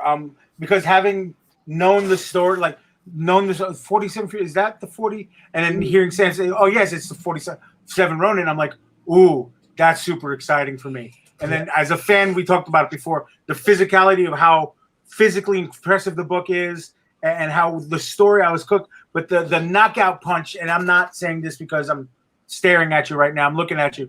The artwork. And as an artist myself, I'm like, well, okay, so I'm just going to start selling used cars. And like, it's funny because I don't need to do this. And it's really ironic that Jim O'Reilly is watching too, because I had Jim on my show a couple weeks ago, and he came on last minute and started showing. He's like, yeah, this is just some of the stuff I'm scribbling on because, I don't want to do it. And it's these amazing pinups that Jim O'Reilly does. And I'm like, okay, I'm going to burn my art supplies. And but I mean that in the most positive way possible. I understand that, Pete. I understand that. It's like, and then as we talked about, I know Warren, I think we talked about this last time we chatted on last time on the pit. It's like when any artist sees Master Kim with his brush pen, just drawing. Yeah, you see, exactly. Drawing all sorts of ridiculous things out of his brain, laughing at us the whole time. And I'm just like, cool. I'm going to go work in a taco truck because I can't, you bastard. I know how that feels. So you definitely, make me want to quit art. But at the same time, it's saying, okay, now that I'm better, now I'm done feeling sorry for myself. I had myself a good cry in the back and I reread the book. Now I want to grab my stuff and get to work harder because now I know that, there's an even higher level. So I thank you for help. Thank you that means a lot. Thank you for helping Sam tell this story. I really appreciate that. Yes. Well, fun fact, some of you might know this already, but his bright idea was to make all of the characters squirrels, and I'm like, that's not gonna work, man. Yeah. And you pointed out, you were right, and I admitted you want me to draw them all as squirrels? I'm like, no. Let's change that up a bit. Let's change that up. We're quitting, Jim. It's all your fault. It's all your fault, Jim. Yeah. Goddamn I'm dragon going to piece. move my release another year. I need to practice more. Right, exactly. I'm just Jim kills me with that. Oh, I'm doing some doodle. I'm not happy. That what was it, Psylocke that he did? yeah. That he was all I unhappy saw with. that. I saw that. That was awesome. That wall in a heartbeat. It'd be right there next to that Jim Lee. Yeah. Suicide. Alexia and Jim are making masterpieces. Meanwhile, I feel like I'm drawing with a dollar store crayon. So I'm sure you could do something great with a dollar store crayon. look, you melt it and you really have a fun looking Pollock. That's what I ended up doing. So, but Pollock's my guy, so I really shouldn't talk shit. He let somebody else tear his art apart. I understand Mike's. You know, look, hey, let me tell you something. And again, I don't know how you guys, maybe you've heard it, but you guys haven't been torn apart in a bad way and at the same time a good way until you've been out of con and Neil Adams has had your sketchbook in his hands. And Pops is laughing because he's heard it. He's heard the stories, I'm sure, and just have him. I watched him kill 4 guys in front of me, and like, oh, so you want to? Then like, he looks at me with that big Neil Adams smile. I was like, oh, so. Anything you want me to see in this? I'm like, no, just sign this page, please. Thank you. Bye. I chicken shit it out so hard, and I'm really glad I did. Years later, I actually confessed that story to Buzz and to Neil's son. Buzz, I adore Buzz. Buzz is great. He's a good guy. We've shared some pretty impressive stories about being from the same neighborhoods, and recently we've been sharing cat stories. So because he's a newfound cat dad. Buzz is on the wall. That's all I'm going to say. He's on the wall. I mean, getting torn a new one is the best way to get better, honestly. Yeah, it really is. It really Lord is. knows I've had that happen to me plenty of times by pro artists, by editors from DC, editors from Marvel. You know, it's like, who's laughing now? Well, Yeah, a lot of those guys are looking for work. But Yeah. A lot of those guys. I mean, that doesn't mean they're not good. They certainly are. But I mean, it's just interesting. A lot of those guys are really now trying to do the whole indie scene from scratch after, you know, being in the comic factory for so long. Now Jim said that piece sucked. That Psylocke piece sucks. And I like that Psylocke. That was the one you did on Pete Show, right? Ask Jim, you can send it to me, bro. I mean, Yeah, if you don't like it, I we'll like share it. the art, dude. Pops and I can share it, I guess. I mean, something. I don't know. And he said, but Mike did it in a way to show where he needs to improve, and that's all we need. yep. And that's cool. Yep, If he was absolutely. constructive, and he wasn't just a dick about it. That's Yep. awesome. Look, I'll tell you what, the Neil Adams thing, he absolutely was constructive. Absolutely was. But it was still because of the fear of, I guess I might have been like 24, 25 at the time, never done anything, and it was Neil Adams. And this is when I was 24, the internet was still a baby. So it was like, oh my God. Neil's like a type A dick, though. Yeah. The good kind. Yeah, no, he's good. No, he'll smile and then he'll tell you a good story, and then he'll murder you, but you'll feel good about it. My favorite rejections though were from the Image talent searches and the McFarlane talent searches, because you didn't just get the form letter from them saying, oh, thank you so much for submitting, try again next year. You got an actual detail. Hey, listen, we really liked what you did here, but what we didn't like was this, so you really should probably try to work on this. And here's some more sample pages that you could try working on. And if you want to talk, Barry in the bullpen will talk to you about it some more and maybe help you out so you can try again next year. Seriously, that's the kind of stuff you got from the Image and McFarlane talent searches. That's great. That's it was right there. It really was, because you got to, you didn't just hear like, okay, you suck. Okay, you suck, but you didn't suck that bad. And here's some more of our stuff. How bad do I suck? Yeah, exactly. Well, that's what it is. They let you know how badly you suck and what you could work on nuts. And that's, you didn't have that. Having that now starting to get that in my late 30s and now in my mid 40s was great, because I didn't have that in my 20s or teens at all. And there was no way of making it into comics when I was that age. There's just, like, I'm so happy for the internet and that how it's gotten our entire community closer together. Like, okay, in 1992, I probably would never have seen or gotten a chance to see this book, 47 Furious Tales. I probably wouldn't have. So I thank the internet for stuff like that, and I thank the internet for the opportunity to get my ass kicked by well-known artists. When I was growing up, I was in such a small town. I was like one of the only comic book readers and artists like in the town area. It was a real small little fishing town, and it was kind of hard when you don't have anyone to bounce stuff off of. You don't have anyone like the closest comic book was 25 miles in the next town, which was kind of like a suburb of the bigger city. So, and yeah, I would never have seen any. I didn't see indies, really decent ones, until I was in the Army. It was in Texas.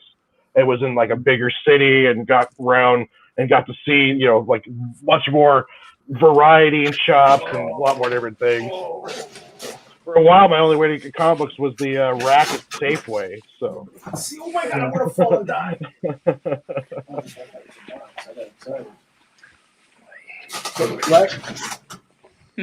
Is that page you're working on? Can we show that off a little bit, or is it still in progress? It's still in progress. Okay. Besides, I'm on the phone right now, so I wouldn't be able to show you anyway. And gotcha. I don't know. Yeah, see how it works? It's still in progress. Sorry, guys. Well, Sam was telling you guys, I was at my LCS today at Dewey's, and the turnout was really, really nice. I was pleasantly surprised. I got to sell an original page, I don't know, 15, 16, something, and 18, whatever. One of those pages from issue 1 to a person who didn't know me, who had never even heard of the book. But I guess, he's really liked the work, so he bought a page, he bought a book, and, I've been very, very cool. Blessed and very lucky with that. So, it was a good day. Well, I just, like I said, I was hooked on the book because right away, as soon as I saw that one page, and I think I'd actually seen the art before the book had gotten here, and I was kind of hooked on it. I think I'm pretty sure I had seen the art before the book had even arrived, and I was like, man, I want that, And of course, that was one of those times when I had zero money, and somebody came through big, because that's what people do, I'll tell you, this cover, you find it all over the internet. It's you really do. You really do. It's everywhere. It's crazy. I mean, we put it on a lot of merchandise. It's a great cover. That was the one that if you walk by just seeing that cover, you're going to stop and grab it. There he is. Jim, what's up, man? How's now it's over. I gotta go. I can't. Good. How you guys doing? How's everybody? Oh God, good. That was him. Yep. You got to kill that extra screen there, Jimmy. Sorry, I forgot I don't have my earpiece in.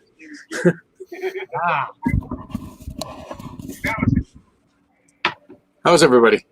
I'm good. Fabulous. Good. Tired. Real good. Real It's good. been a while, Jim. How you been, brother? Good. Busy. Holy cow, I've been busy. Yeah. Work. Yeah. Been working the that. full-time job and trying to do the art part-time. Just horrible. Yeah, it sounded definitely a terrible thing, right? Heather, how's it going? Well, How are things in Jersey? who, me? No, I'm in New York. Heather Oh, okay. We always throw up the comments, Jim. You know that. We got Heather. Oh, sorry. Yeah. No problem. No, sorry, Jim. Yeah. If you were in Jersey, that would be kind of hard. Yeah. That'd be kind of hard for you right now, wouldn't it? Because you've been working your tail off. Yeah. I'm in New York. Close enough. Yeah, right. Hop, skip, and a jump. It's right over there. Yep, right where the bodies are hidden. Just 2 trains, right? Yeah. Yeah. How is everybody? Thank you guys for the compliments, by the way, and keep striving. Like I hate my art, but you know, I always try to look for the things that I can improve on. Absolutely. You know? Hate it. Yeah. We're all our own worst critics when it comes to that. Yeah. That's Well- probably a good thing. Well, I always think of it as like people see where my art is now and they like it, which is a good thing. And but I see my art where I want it to be, and it's not there. Yeah, So me too. I'm always seeing it from where I want it to be, and it's not there. And so it's not that like I honestly hate what I do. It's just that it's not at that level that I want it at. So It's never going to be there. That you're always going to be striving for something more, no matter what level you get to. yeah. Remember, Oh yeah. keep striving. Keep striving. There's a saying in martial arts: always strive to be a permanent white belt. You know, Mhm. always keep learning. You know, never stop learning. Never stop trying to improve yourself. And you know, it's funny. I did an anatomy course on Skillshare, and Ed can't remember the artist's last name, but I was doing just a bunch of studies, and I'm drawing like what I always thought was like a rib cage, you know, on the comic guys on the side. You know, you always see the what's ribs, and I'm like, no wait, that's muscles. That's not actual ribs that you're seeing there. That's like muscle that you're seeing. That's the serratus on top of the muscle, Right, on and- top of the ribs. Exactly, and you're thinking, well, geez, I feel like such an idiot. I'm telling people, hey, yeah, this is the ribs that I'm drawing here. Yeah, right. I know what I'm talking about. But yeah, Skinny, then it's well, yeah, ribs. you always learn. Yeah, that's what I always thought. Thought they were ribs. Well, look, But, if it makes you feel any better, Jim, I know stories of Joe Kubert himself still going to life drawing sessions at the school. You know, when he was in his 70s, the man, or like late older than that, like up until the very end of his life, he was still doing life drawing classes and stuff like that. Yeah. So, like, even a master like him thought it necessary to continue practicing the basics and foundations. So There's an interview Yeah. with him from his desk at the school, and I think it was someone said it was 3 or 4 years before he had passed, and he was telling how he would, you know, he lives close so he could work his schedule at the school, and then on Sundays he can do half a day, and he always talked about how even like when he was coming up, he worked his schedule when he was an editor-in-chief at DC so that he could be home when he needed to be to help take care of the kids with his wife, but still do a full-time job as editor in DC. And I'm like, that's the story right there. That's the plan. Yeah. It's funny too. To this day, I subscribe to that theory. I don't know where I heard it, but it was somewhere in high school from a sub, I think it was. And it wasn't even a sub art teacher. It was a sub that you always have to be a student, no matter how old or how long you've been in the game. If you're not learning new things constantly, and like I still definitely with a buddy of mine, we both look for life classes to take from each other. And I'm actually staring at like 5 sketchbooks right now. I got lucky. I have New York City a quick train ride away. Well, when it was open, but there's a lot of cafes and stuff like that. I've gone to the city on a whim to sit and sketch, like people at stoplights and stuff to get that, so you can get that gesture drawing and stuff like that. Because I like doing, and I don't know if you guys please tell me if you guys have the same stuff. We have a lot of local library shows and local high school cons, little tiny things, you know, a couple hundred kids, whatever. But you get a lot of kids. Now, I know I'm not, and I'm just a commission artist. I'm not published or anything, but these kids don't know the difference. And they'll come up with their sketchbooks and they'll ask me, oh, like I'm the professional. And that is incredibly humbling. But then I get incredibly scared because now I consider it. And I want to know what you guys think of this. And if you guys do this too, I find it a responsibility to like give them the constructive criticism and to tell them, you know, keep drawing. I always carry a sketchbook. I always have something to draw with me. I'm always drawing from life, even if it's in a mirror, drawing myself or drawing my hands or drawing my feet. And I tell them, don't be scared. Don't be scared. You're going to make mistakes. And I'll show them, look at this book, this sketchbook, right? They're all mistakes, but that's how you get better.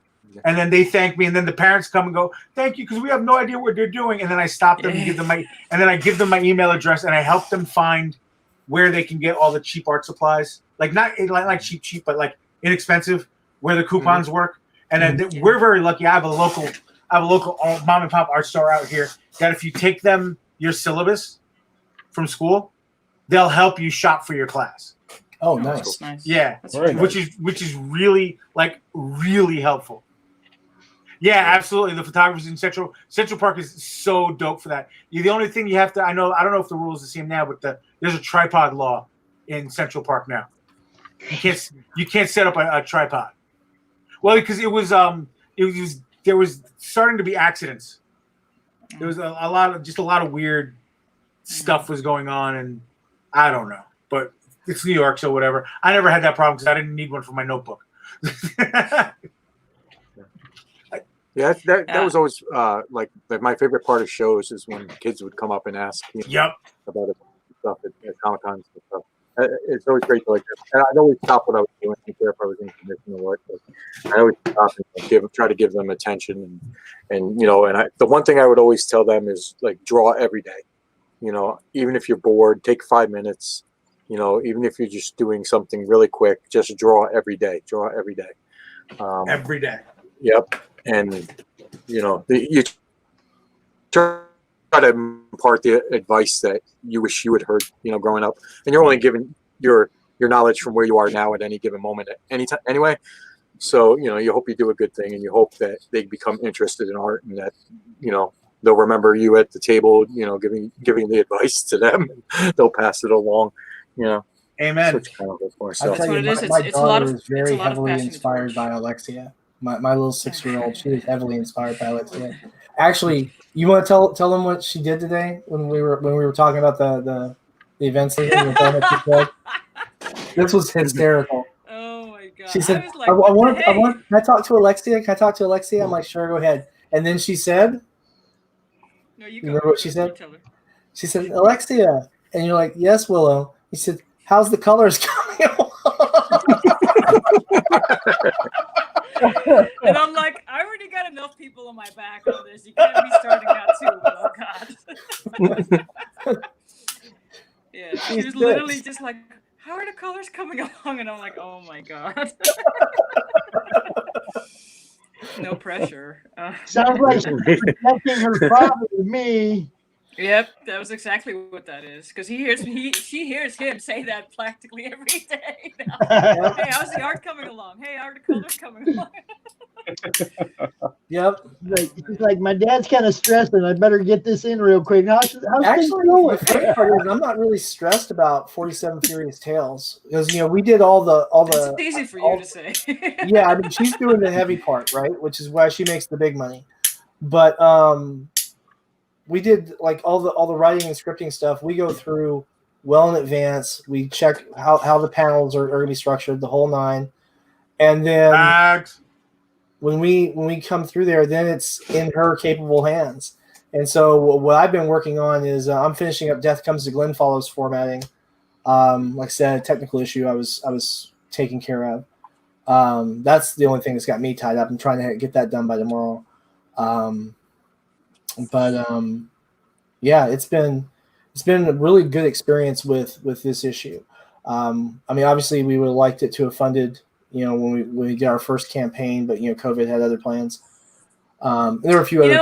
I think it was meant to be. I think it was meant to be because I was talking to somebody about that today at the shop, explaining that when Garden State Comic Fest was last year, we premiered the book then last year, and we wanted to do that again with the show last summer.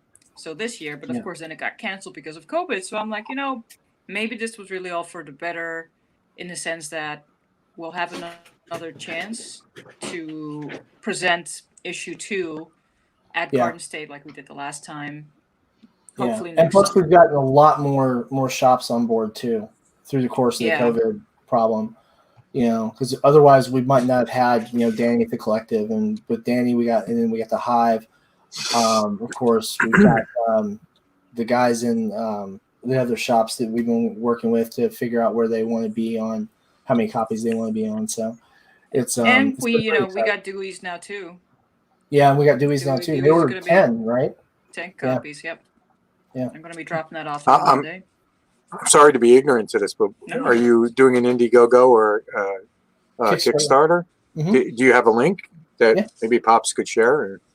Take a look. Or, We had it up. Where Oh, were okay. you? eating my wife's lasagna. Okay, well, Well Oh, played. Well I had to played. eat dinner. Hold Eating- on. eating a late dinner. I've got it in the chat dude. too. I've got it in the chat too, in the StreamYard chat. Oh, okay. Yeah, I just Put put the long one in there too All right. yeah. Thanks. because I just backed it. Oh, cool. Thank Yeah, that you. works. Thank you. See how that works. Wait, hold on. I'm adding my wait. I forgot. I gotta put my add-ons in. The add-on thing is actually working pretty well. There's a little complication nice. with regard to people who want digital only, because you can't really build a digital only tier and then have a way to You're exclude right. the physical add-ons. So we're using that for people who Oh, want. Jim. Oh, Sorry, we lost Jim. Sorry, Jim. Come back, Jim. That's what That's what happens happened when to me you the guys other get me day. trying to share screens. That's what happens. Somebody gets the boot. Come back, Jim. I'm sure I'll it'll be even back. show it to you. I promise. And we're good. Here we go. Now we just need There it Jim. is. Come back, So Jim. we roll up to 70 now? Yeah, I was like, what? When did we get 70 Man. backers? Yeah. Well, we've been getting, the madness, man. We came in with 64. We've picked up 5 backers while we've been on. I got the 2 PDFs We with got the second Warren. physical. Yeah, we got Warren. Yeah. Everybody leaving, coming back. It's like So mad. yeah, we're 3 days in and 33, 1/3 of the way funded already. So, and Yeah, it's been great so far. It's been Yeah. really, really good. I think we've got what Was 100. there anything you did different this time around, or was it just the COVID that screwed up the first one? COVID was part of it. The other part was Well, the goal we tried to fully fund the whole cost of it. Which was my decision. It was a bad decision. I should have just put more of my money up front into it, which is what we did this time. And so we're just basically funding lettering and then the print runs and shipping. Because I'm getting bigger print runs because after issue 1 and discovering that the worst thing as a small publishing company you can have happen is run out of books. That's problematic. So, given that at about 3,000 copies, I can put them in store shelves at a healthy margin for the store and have a little bit for me. I like that. So that's what we're shooting for with this one. And you've been doing the footwork and all the retail shops that you're into. Are you cold calling them, or? Mostly, yeah. The Gotham Underground discovered us. The collectives discovered us. The Hive, I was referred to. There was a shop in, I want to say it was in Utah, but the gentleman died in March from COVID, and so that Jesus. shut down. And then we had another shop that we've been dealing with, but they've been shut down. They're down in I forget. It's one of the states that's having a real bad outbreak. It's not Idaho. It's Wyoming. I don't think it's Wyoming either. No? It's the one that's running over 40% infection Oh. rate right now, but I can't remember which state it is. Is it Oregon? I know Oregon's been having some problems recently. It wasn't in Oregon. I don't remember which one it was, but they've basically. I got word back in June that they were shutting down until things got better, and we haven't heard back from them yet and haven't been able to get a hold of them. So I don't know if they've shut down permanently or, what have you. Yeah, I'm in Washington right now, and we're still pretty shut down. I don't even know if we're going to have any cons coming up or not Yeah. this next year. I'm in Kentucky, and we've had really low numbers until the last few weeks. And the funny part is that now that the numbers are starting to come up, they're deciding to reopen the schools here in the capital. So I'm pretty stressed out about next week, to tell you the truth. But We had a couple of. It's fun. We have a lot of schools out here on the island, and they've been going school by school. right, If something happens, shut down. So there are schools, towns apart from 5-10 minutes apart from each other. One school is in full on woohoo school, and the other one is like nope, no school. So But Jim, are you drawing? I am. Yeah. I'm sorry. I got kicked and I am so used to looking at he got so disenfranchised that he just said screw it and he left. I mean, don't feel bad. I've been sitting here working on some formatting in between stuff that people's been doing. So like, I'm trying not to draw too much because I don't talk much when I draw. So I'm basically actually right trying. now I'm moving elements from different pages into the actual formatted file, so it's kind of looking like really chunky at the moment, but it's coming together. I have had Jim O'Reilly on many streams, and the top of his head is something I've talked to many times. That's awesome. let's see. Somebody Yeah, I wrote love in a good comment. I missed it. Oh, Which one? The one that did that one? yeah, there it is. Jim got kicked because his art sucks. I agree. Speaking That of guy, sucky, what that guy said. speaking of sucky art, yeah, look at This is actually for Luke Stone's hybrids. It's a 2-page The short story. supplemental, I guess, in there. Yeah, short story. Gotcha. oh wow. So yeah, this is his character. Oh God, what's his name? I forget. Oh, good. I hate it when That's that not good. happens. I just had an That's old not man good. moment. My Alzheimer's kicked in. Where's my dinosaur? I am not banning you out of this one, bro. I see what you're talking about though, Pete. I don't want to draw anymore. Right? Yeah, See? Yeah, you know what I mean? I'm just You see? It's just all of a sudden it's like, oh. Wonder if Oh. Walmart will hire me back. Right, exactly. No, out of all That the looks really cool. out of all the jobs I had, I Thank don't you. want that one back. Yeah, that's very true. Yeah. I don't want that one back. They can keep that one. The great thing about art and the great thing about being a fan of artists or whatever is that art is subjective and it's what I get out of it that matters. Right. Okay. I don't care what anybody else thinks of that hand right there. What I care is what I think of that hand right there. You see what I'm saying? So if I like it, I like it. There's not a whole lot that's going to change my mind about how good the art is. If it ain't no good, I'm just reading the story, right? Jim O'Reilly, like Alexia, is the kind of person that draws something that I'm looking at. I'm not just reading the words and turning the page. Not a lot of artists inspire me that way. Like I said, I'm a story guy. I read novels and novels and novels and mythology and everything before I ever found comic books. You know, I was a mythology nerd in school. That was and finding Thor on the cover of a comic book kind of like just threw me all up. It was madness.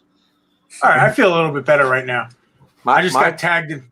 Sorry. Oh, sorry. Go ahead. Go ahead. No, I feel better about things a little bit now because I just got tagged. A young lady who asked me to paint, because I do a lot of that too. All of Tommy's, Jason David Frank's helmets for the power that he wore as a Power Ranger, which was 5 of them, or 6 now actually. But she's got 5 of my paintings on her wall, and she just posted it and tagged it on Instagram. So I feel kind of cool about that. That's really awesome, man. And I needed to share that because I'm watching Jim's pages. I'm like, I need to make myself feel better. Stop. I'll tell you, I'm not an artist. I can't draw worth even saying I can do anything. Like stick figures are challenging for me. But one thing that has been really cool about founding Snow Publishing and getting these books out is the chance to work with artists and kind of see some of the difference it makes for them, you know? Like one of the things that I tell people that sometimes seems just kind of surreal is like the first commercially published piece of art that Sandra Cole ever did was for a Sinopa book, you know? I did not know that. Yeah. Sandra's my favorite freak, by the way. And then, of course, 47 Furious Tales issue 1 was the first complete comic that Alexia did that was published. That's pretty cool. Actually, I think that was working with even. you was the very first time I ever got published in general. Yeah, don't you have like a doing, bookshelf Comet over with Echo books Rock. on it that have your stuff in it now? I have a couple of books on my bookshelf. Yeah, that's Yeah. great. Like whenever people ask me what I do, I can actually physically pull out books now off my own shelf and be like, I did this and I did Yeah. that, and then I show them the comic and like, and this is mine. I did that too. And that's a Well, really I cool have- feeling. I have the first published book you have signed. Mhm. That's what you're That's saying? I have the it's a first really cool book- feeling. I have I the bet first, it is. First published comic she ever did. Yeah. and I have it Yeah. signed by you and you. Yep. Yeah. It was my first published comic as Yeah. well. Hey, Um, Sam.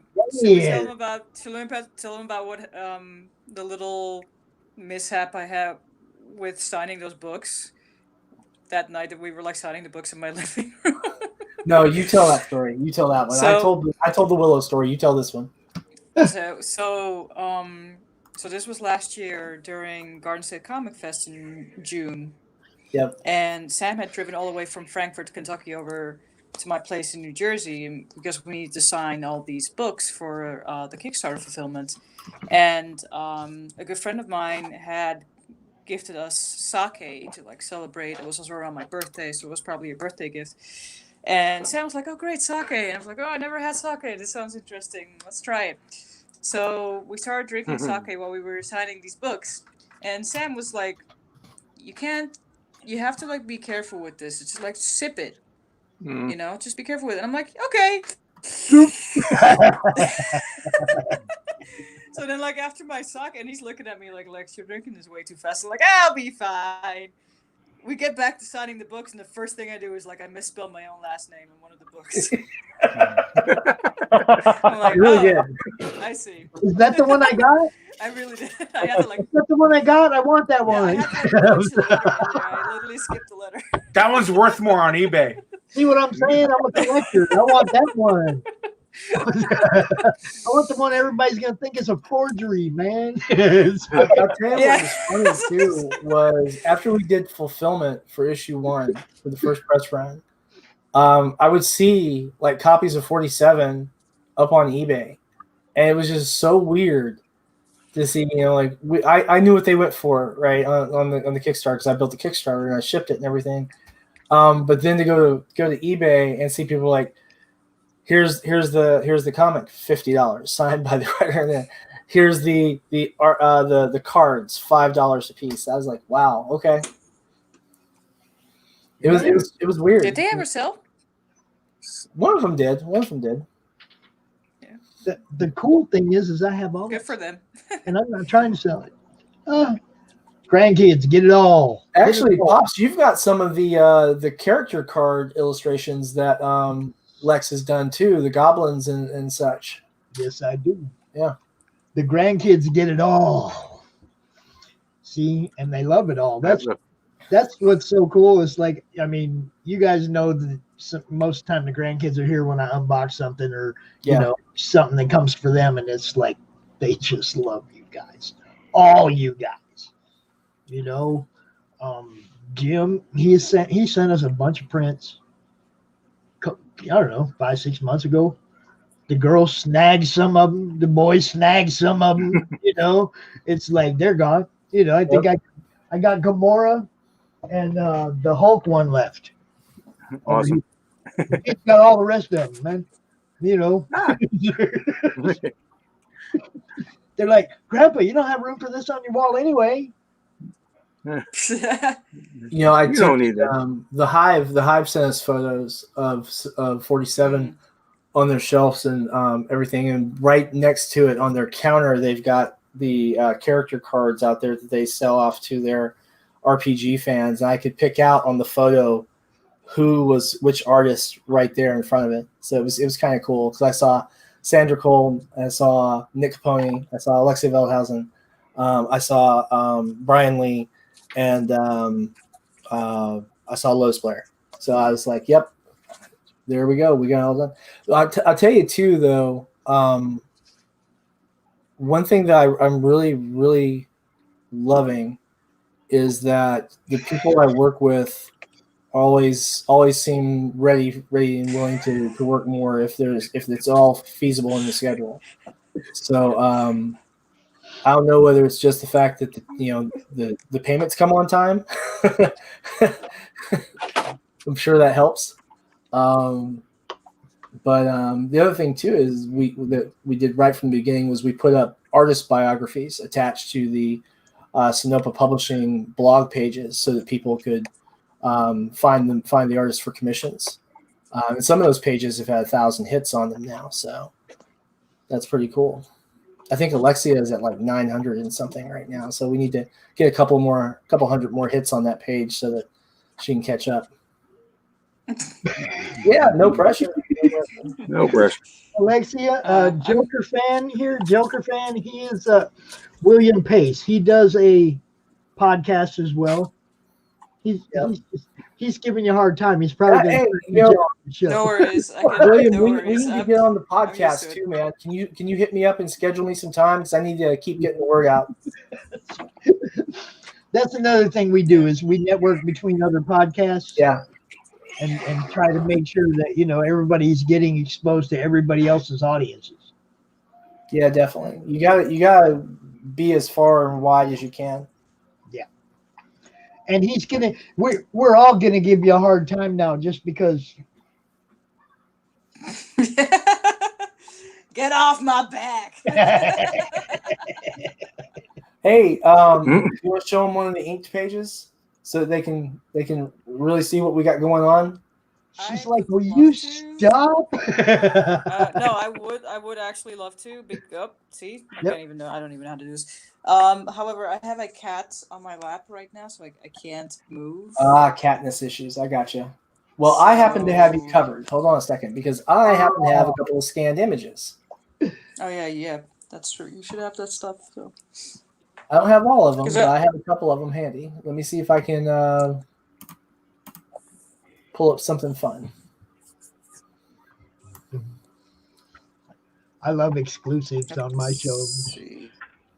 I love seeing new stuff on my show. Yeah, these are nicely done too. So this is what's going on my lap right now, so I can't. Everybody say hi to the fur line. This is my picky little princess Katniss. Katniss, the calico cat on fire. Hey, mommy. Say hi. Hi, Katniss. What's up, cat? She gave me a dirty look. Oh yeah, she's Get that. All right. Like I said, I'm gonna go ahead and she's a share picky this screen princess. real quick so you guys can see this one. This is really something to see, guys. I'm curious which one you're going to show now. All right. Entire screen. Give me just a second so I can actually get it set up. And that guy. There you go. See that now. Oh yeah. Ooh. A lot of people reacted very wow. positively to that one today at the store. Like they saw it in real life. They're like, "Whoa, this is really cool." I really love the And I'm way like, this yeah, page it is took me a long constructed. time You to know, I mean the whole momentum of the story flow through this is just really something. I love the way you brought it out, and we talked a lot about this particular page because there was the whole issue with the monkeys. Yeah. And then there's the whole issue with that sword Tengu. being way too big. Yeah. No, that's fine.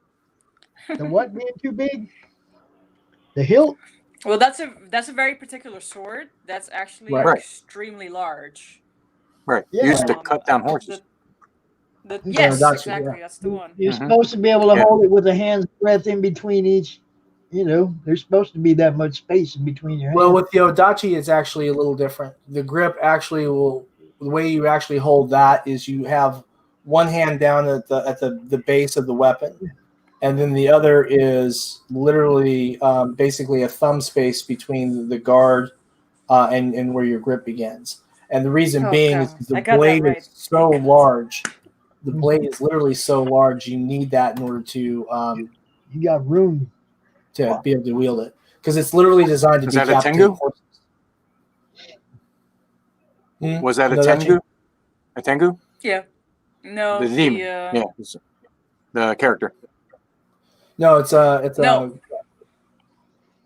It's a what? I'm sorry. Go ahead, Sam. No, go on, Alexi. That's fine. It's the Grey Wolf Bandit leader. Okay. Which is a So particular in type of issue monkey. 2, we're going to be in issue 2 we're going to be introducing or you're going to be seeing more of the bandits that were introduced and attacked in issue 1, and you're going to see that they have a leader who's a bit of a bigger monkey than the other ones.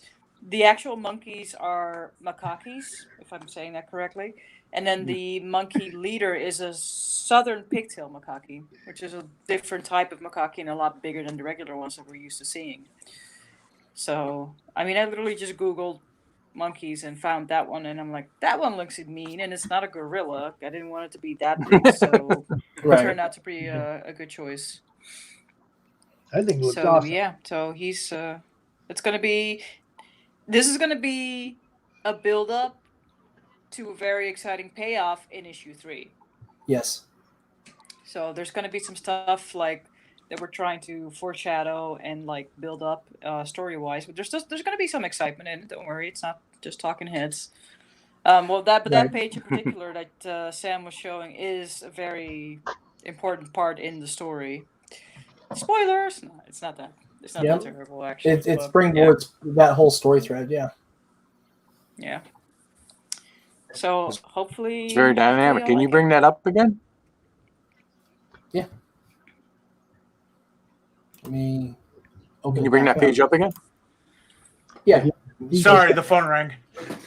He just got to share the screen to me so I can put it up there again. Patience, my friend. There we go. Bang. That's not it. That's it.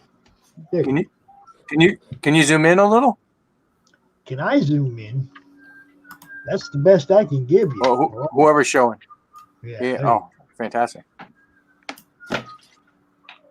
That's the part I want to see, that little top panel. What's going on right there? So you can see the size of the actual blade that we're talking about. Yeah. Because it's intentional given the size disparity between this particular character and everything else really in the series. This is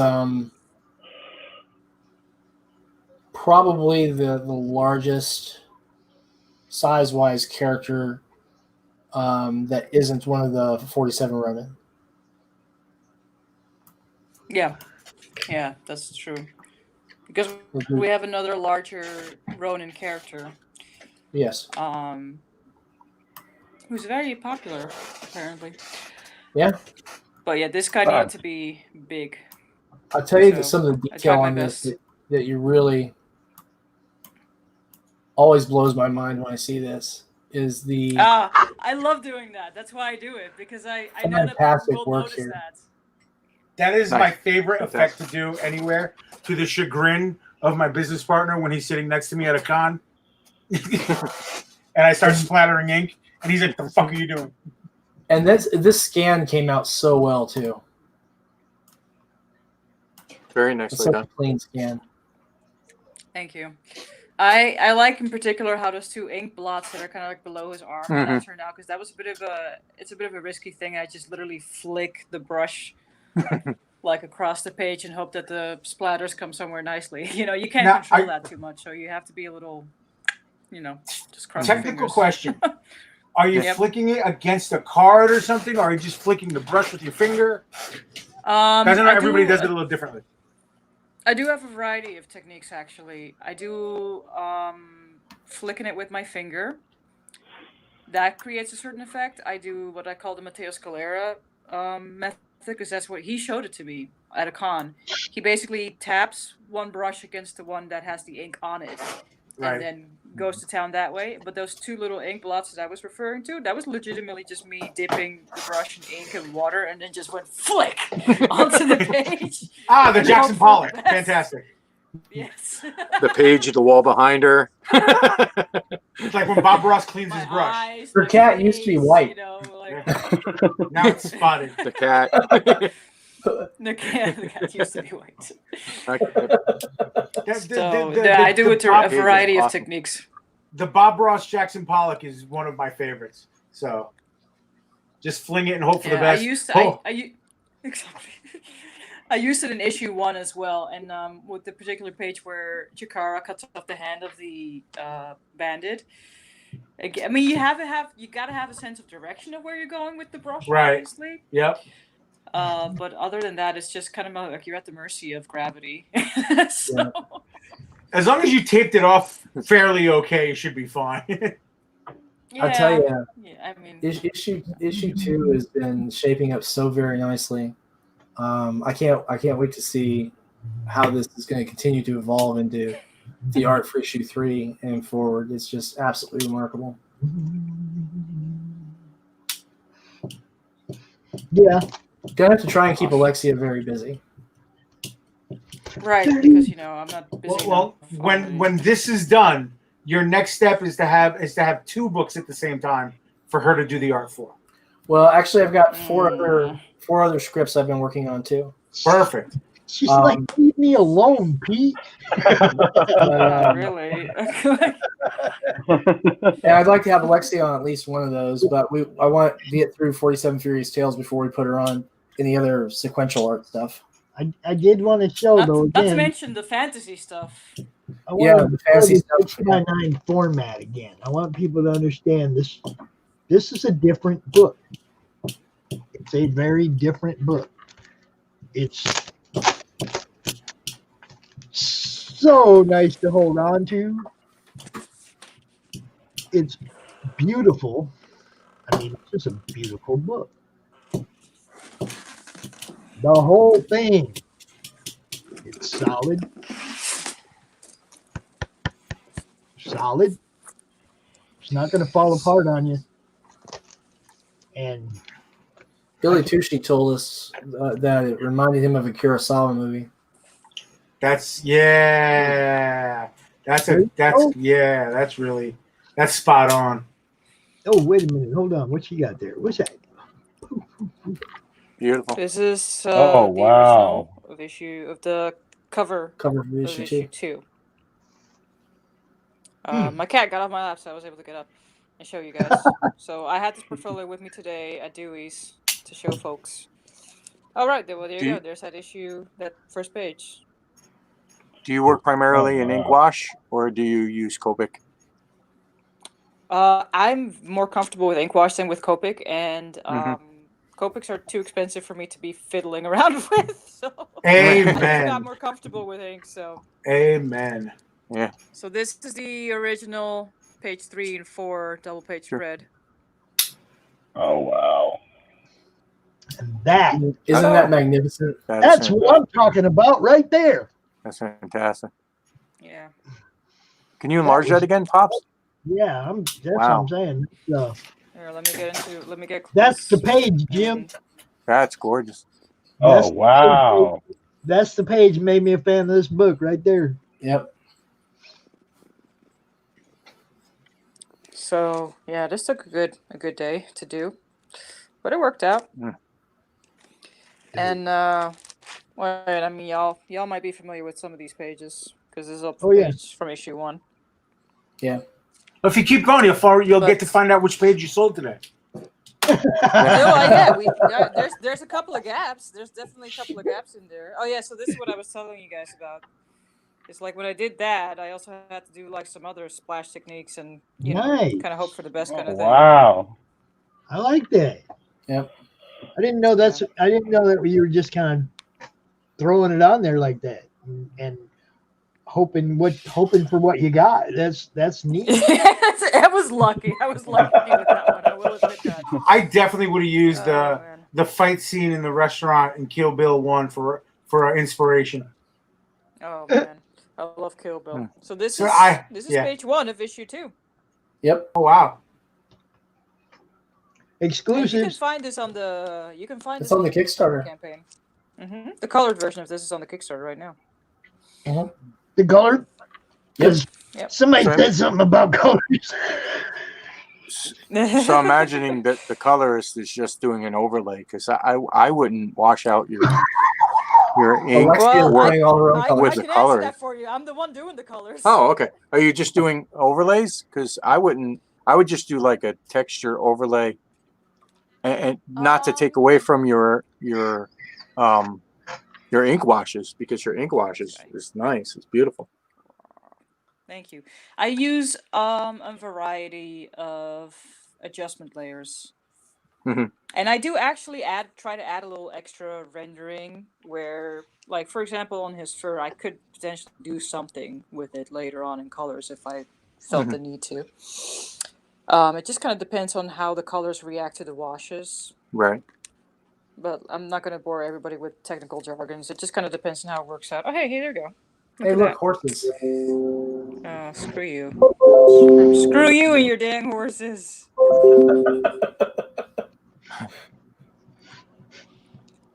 Yeah, this one I had to really plan out in terms of the lighting because I didn't have actual reference for it. So I had to really think like, okay, where am I going to do the whites? Where am I going to do the light grades? Where am I going to do the dark grades? And how am I going to grade that into the darkness, you know? And the great thing about this paper is this is such high quality paper. This is Archer watercolor paper. So it's kind of on the expensive side, but it's totally worth it because that's how you get these kinds of beautiful bleeds with the ink wash. It absorbs the ink and it's really kind of toothy, right? Oh yeah, this is cold press, so it's extremely toothy, which is perfect for this kind of stuff. So, so yeah, you guys. What type of brushes and sizes do you use? I use Raphael brushes. And I use this ink that's from my country of origin, actually, Talons. Okay. This is page 19, so this is the penultimate page, and this is going to be like a big moment that will be revealed in page 20 when I make it. But yeah, that's the little preview there for you guys. Cool. Okay, thank you. So I noticed you still have the graveyard piece. Yes, I do. I sold the Akko Castle double page spread. The one that there's also a print available of that for the Kickstarter, I know. But yeah, the graveyard, I still have it. Why? Because Christmas is coming, baby, and I got a son with money. Yes, I'll be happy to send it to your son. I added on the Graves print on my pledge. Excellent. I'm smarter than I look right now. Awesome. I'm saying, I'm looking at that. She's still got the original art. I'm looking at that, and I'm going, oh. I got it. I'm there. I'm in. I don't have to worry about it. Yay. I can try and get that original piece. That's what I'm talking about. Just wait till he asks me what I want for Christmas. I'm going to be like, 2-page spread from Alexia Wildhausen. The graveyard. Better than like a new. It's got to be better than like a new car. Well, I mean, I don't have. It's not going to take you anywhere, so I don't know about that. I do not have a whole lot. We can't go anywhere now. Look, I got a lot of great art on my wall, but I think I have one piece that's published. I'd love to have another published piece of art on my wall. You know, especially that one being as how, like I said, that was the page that hooked me on that book. So, you know, I'd love to have that page. I lost my phone. That's definitely something I'm going to be talking to my son about when he says, Dad, what do you want?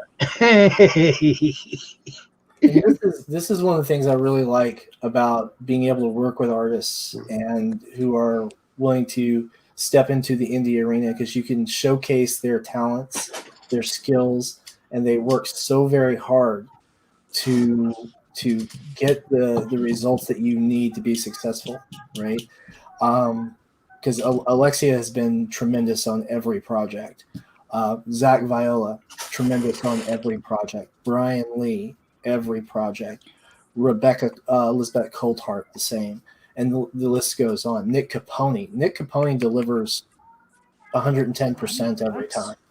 And it's just been a real thrill to get to work with these folks. And this was my first chance to get a cover from Fernando Ruiz.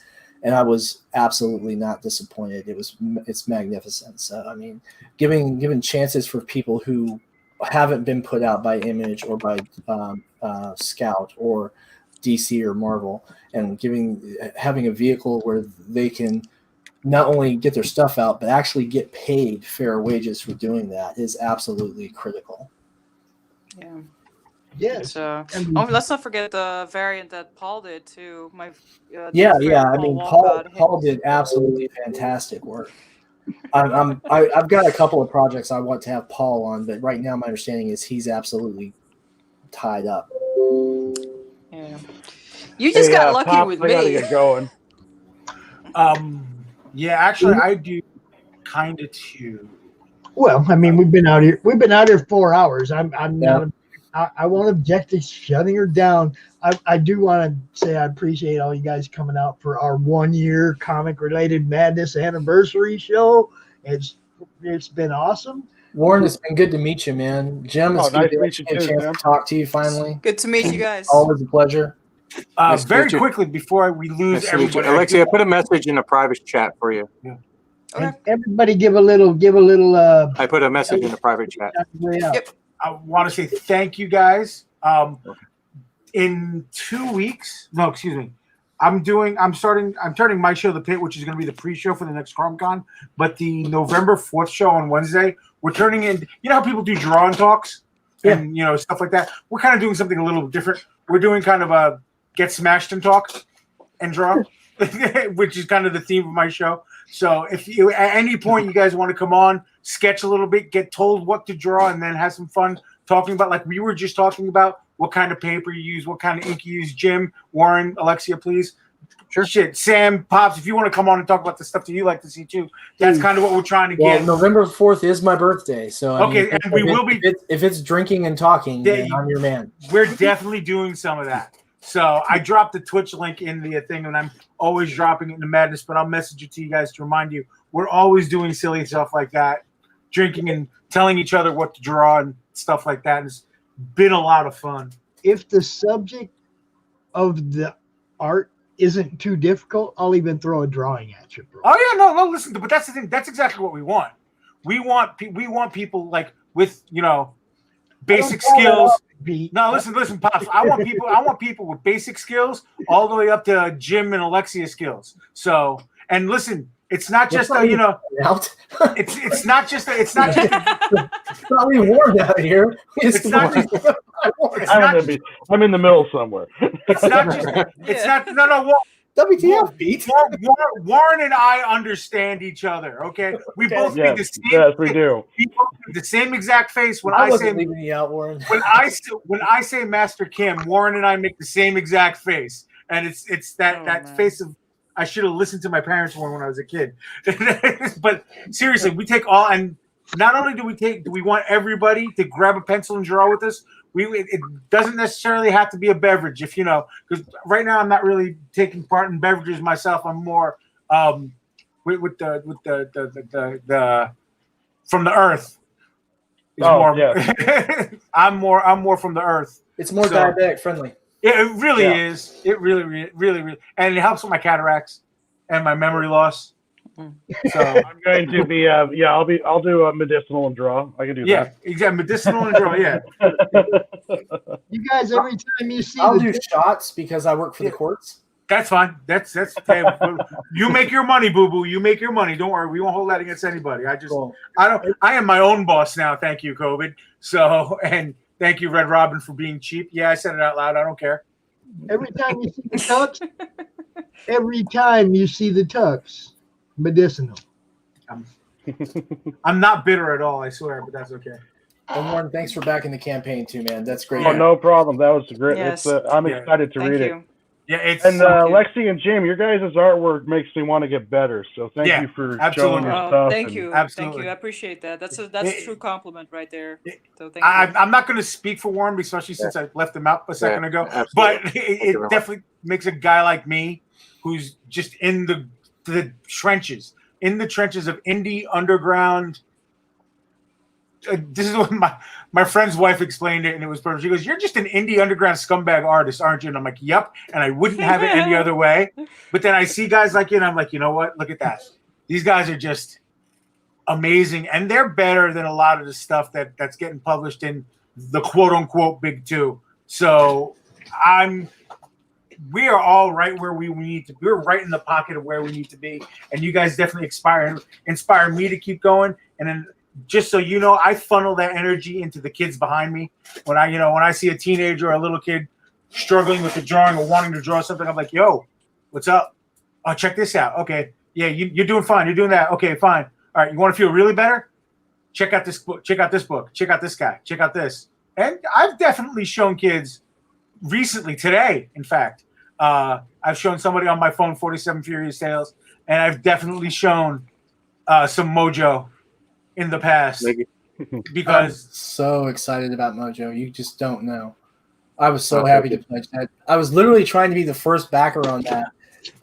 There was kind of a little back and forth. We were trying to see who was going to be first, and then I went and hit the pledge button. I ended up fourth. I'm like, look, when I had fun, and it's not Jim's riding solo today. He doesn't have his hype man. And the last time I met Jim, I had his hype man Raj with me on the show, and I was trying to go beer for beer, tall boy for tall boy with Raj. Yeah, that was a mistake. That was don't do that. Huge. I am not a college man anymore. Don't do that. Huge mistake. Huge. I should have paced myself a lot more. Don't do that. Although, look, I'm going to tell you, go to my Twitch if you guys want to watch that show. God damn, that was a fun show. Jim came in at the perfect time because Raj was on fire. Everybody was feeling good. And Jim came in and said, "Hey, how's everybody doing?" Jim!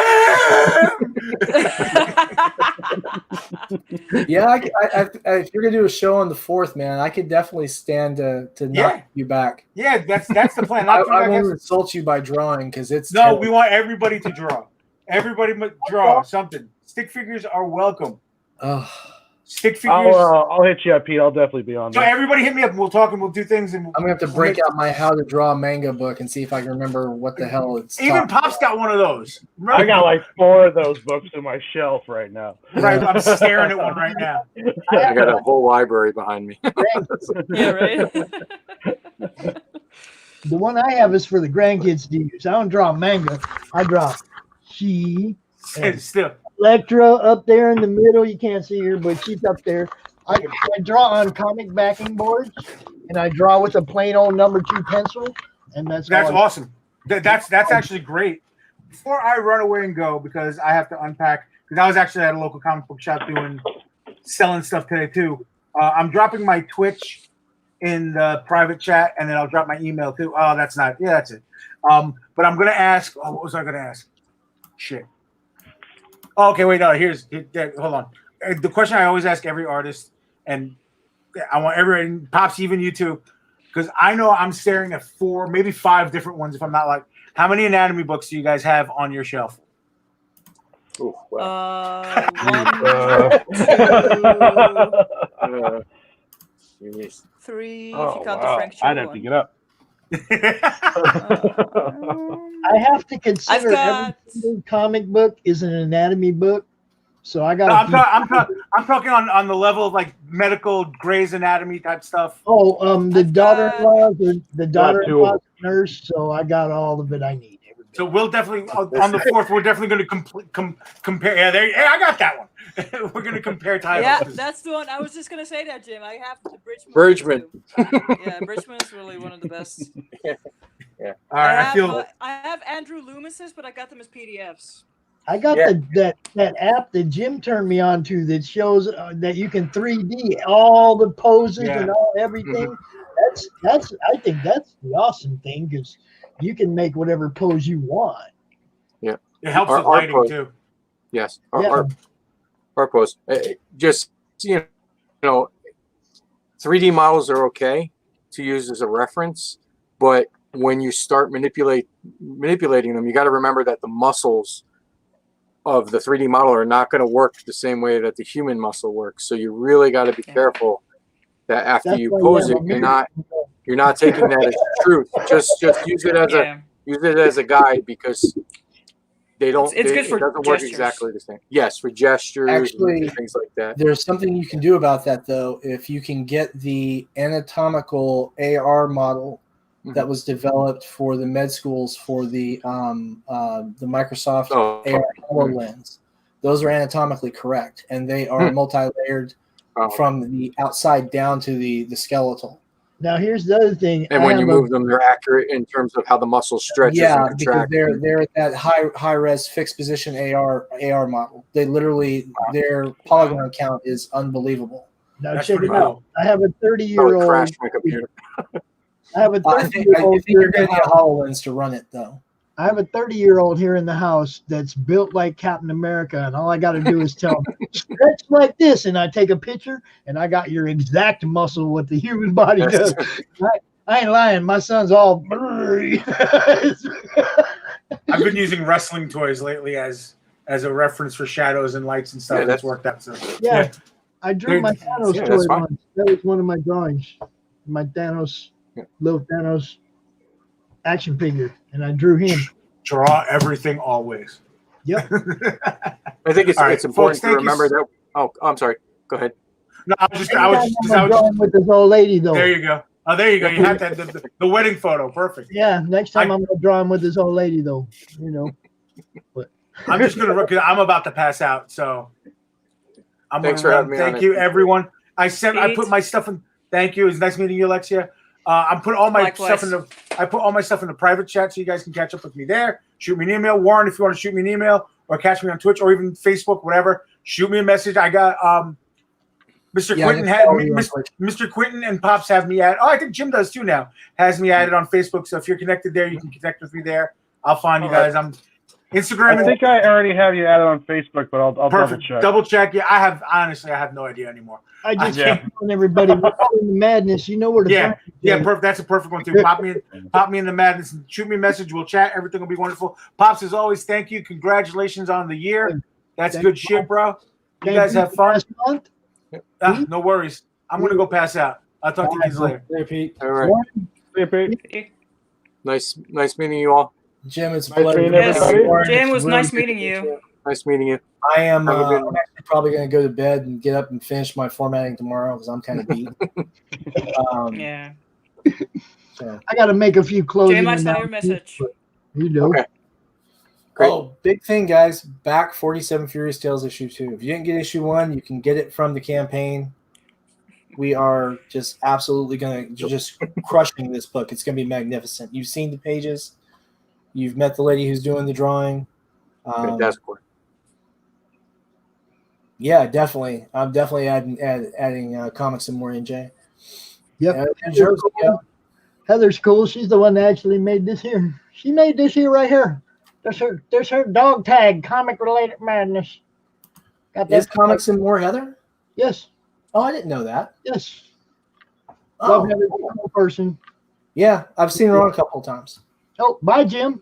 I didn't do that. Well, I mean, he did say bye. Like Oh, 2 minutes no. ago, so.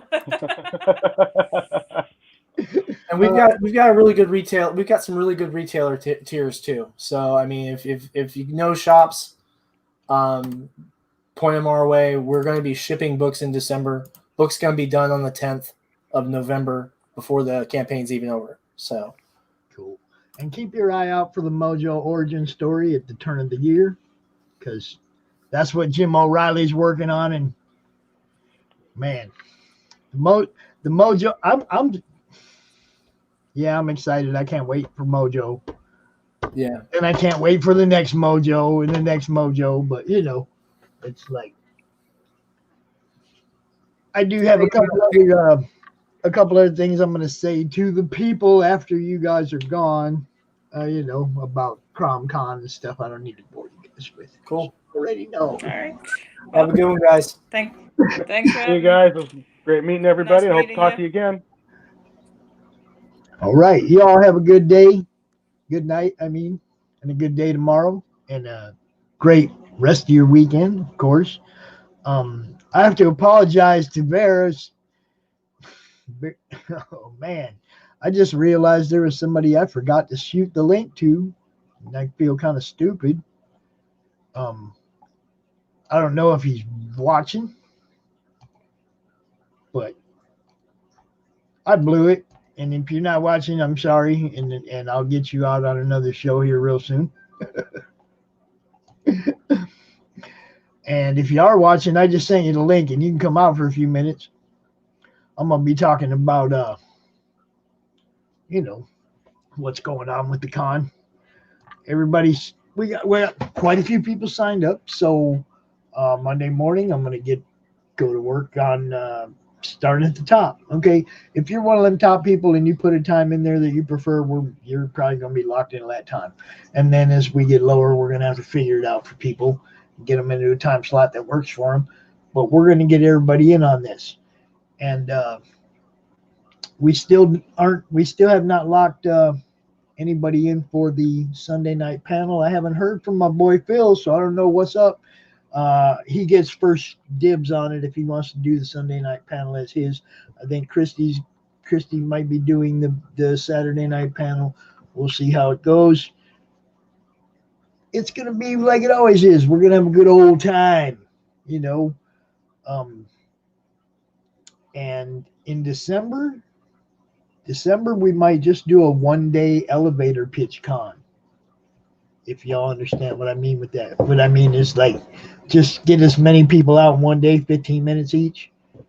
You know, try to do it in one day because, you know, December's kind of whack for everybody. People got family and shopping and all that, you know. So probably not going to try to tie everybody up to a whole weekend in December.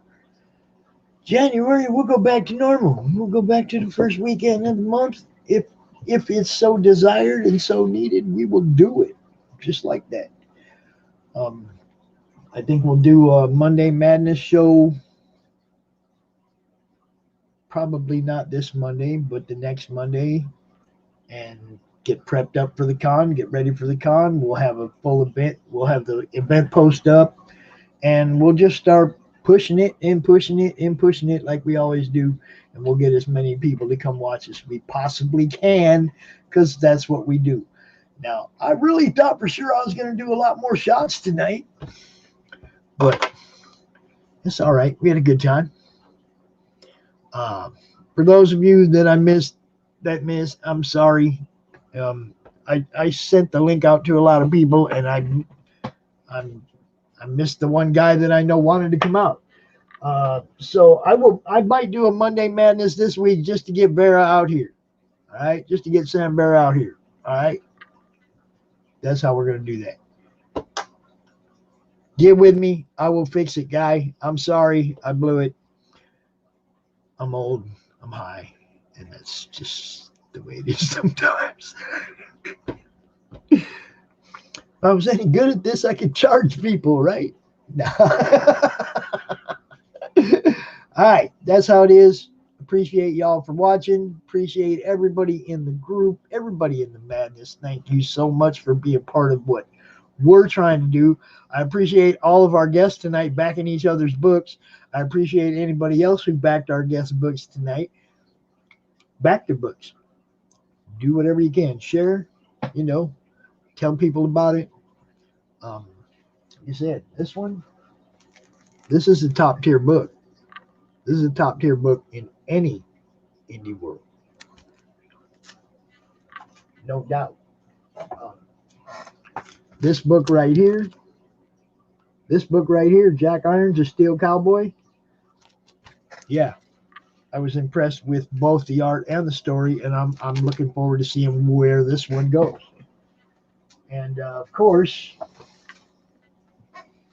the ones I have not read yet, but plan on reading soon. Yeah, you'll be hearing about this one. You'll be hearing about this one from me here real soon. Heather, William, everybody who was watching, Max, all you guys that tuned in, appreciate you. I'm out of here. I'm going to go play video games till I pass out. If anybody plays Warframe, Banzant 2112. Woo! Look for me, baby. That's how we do it.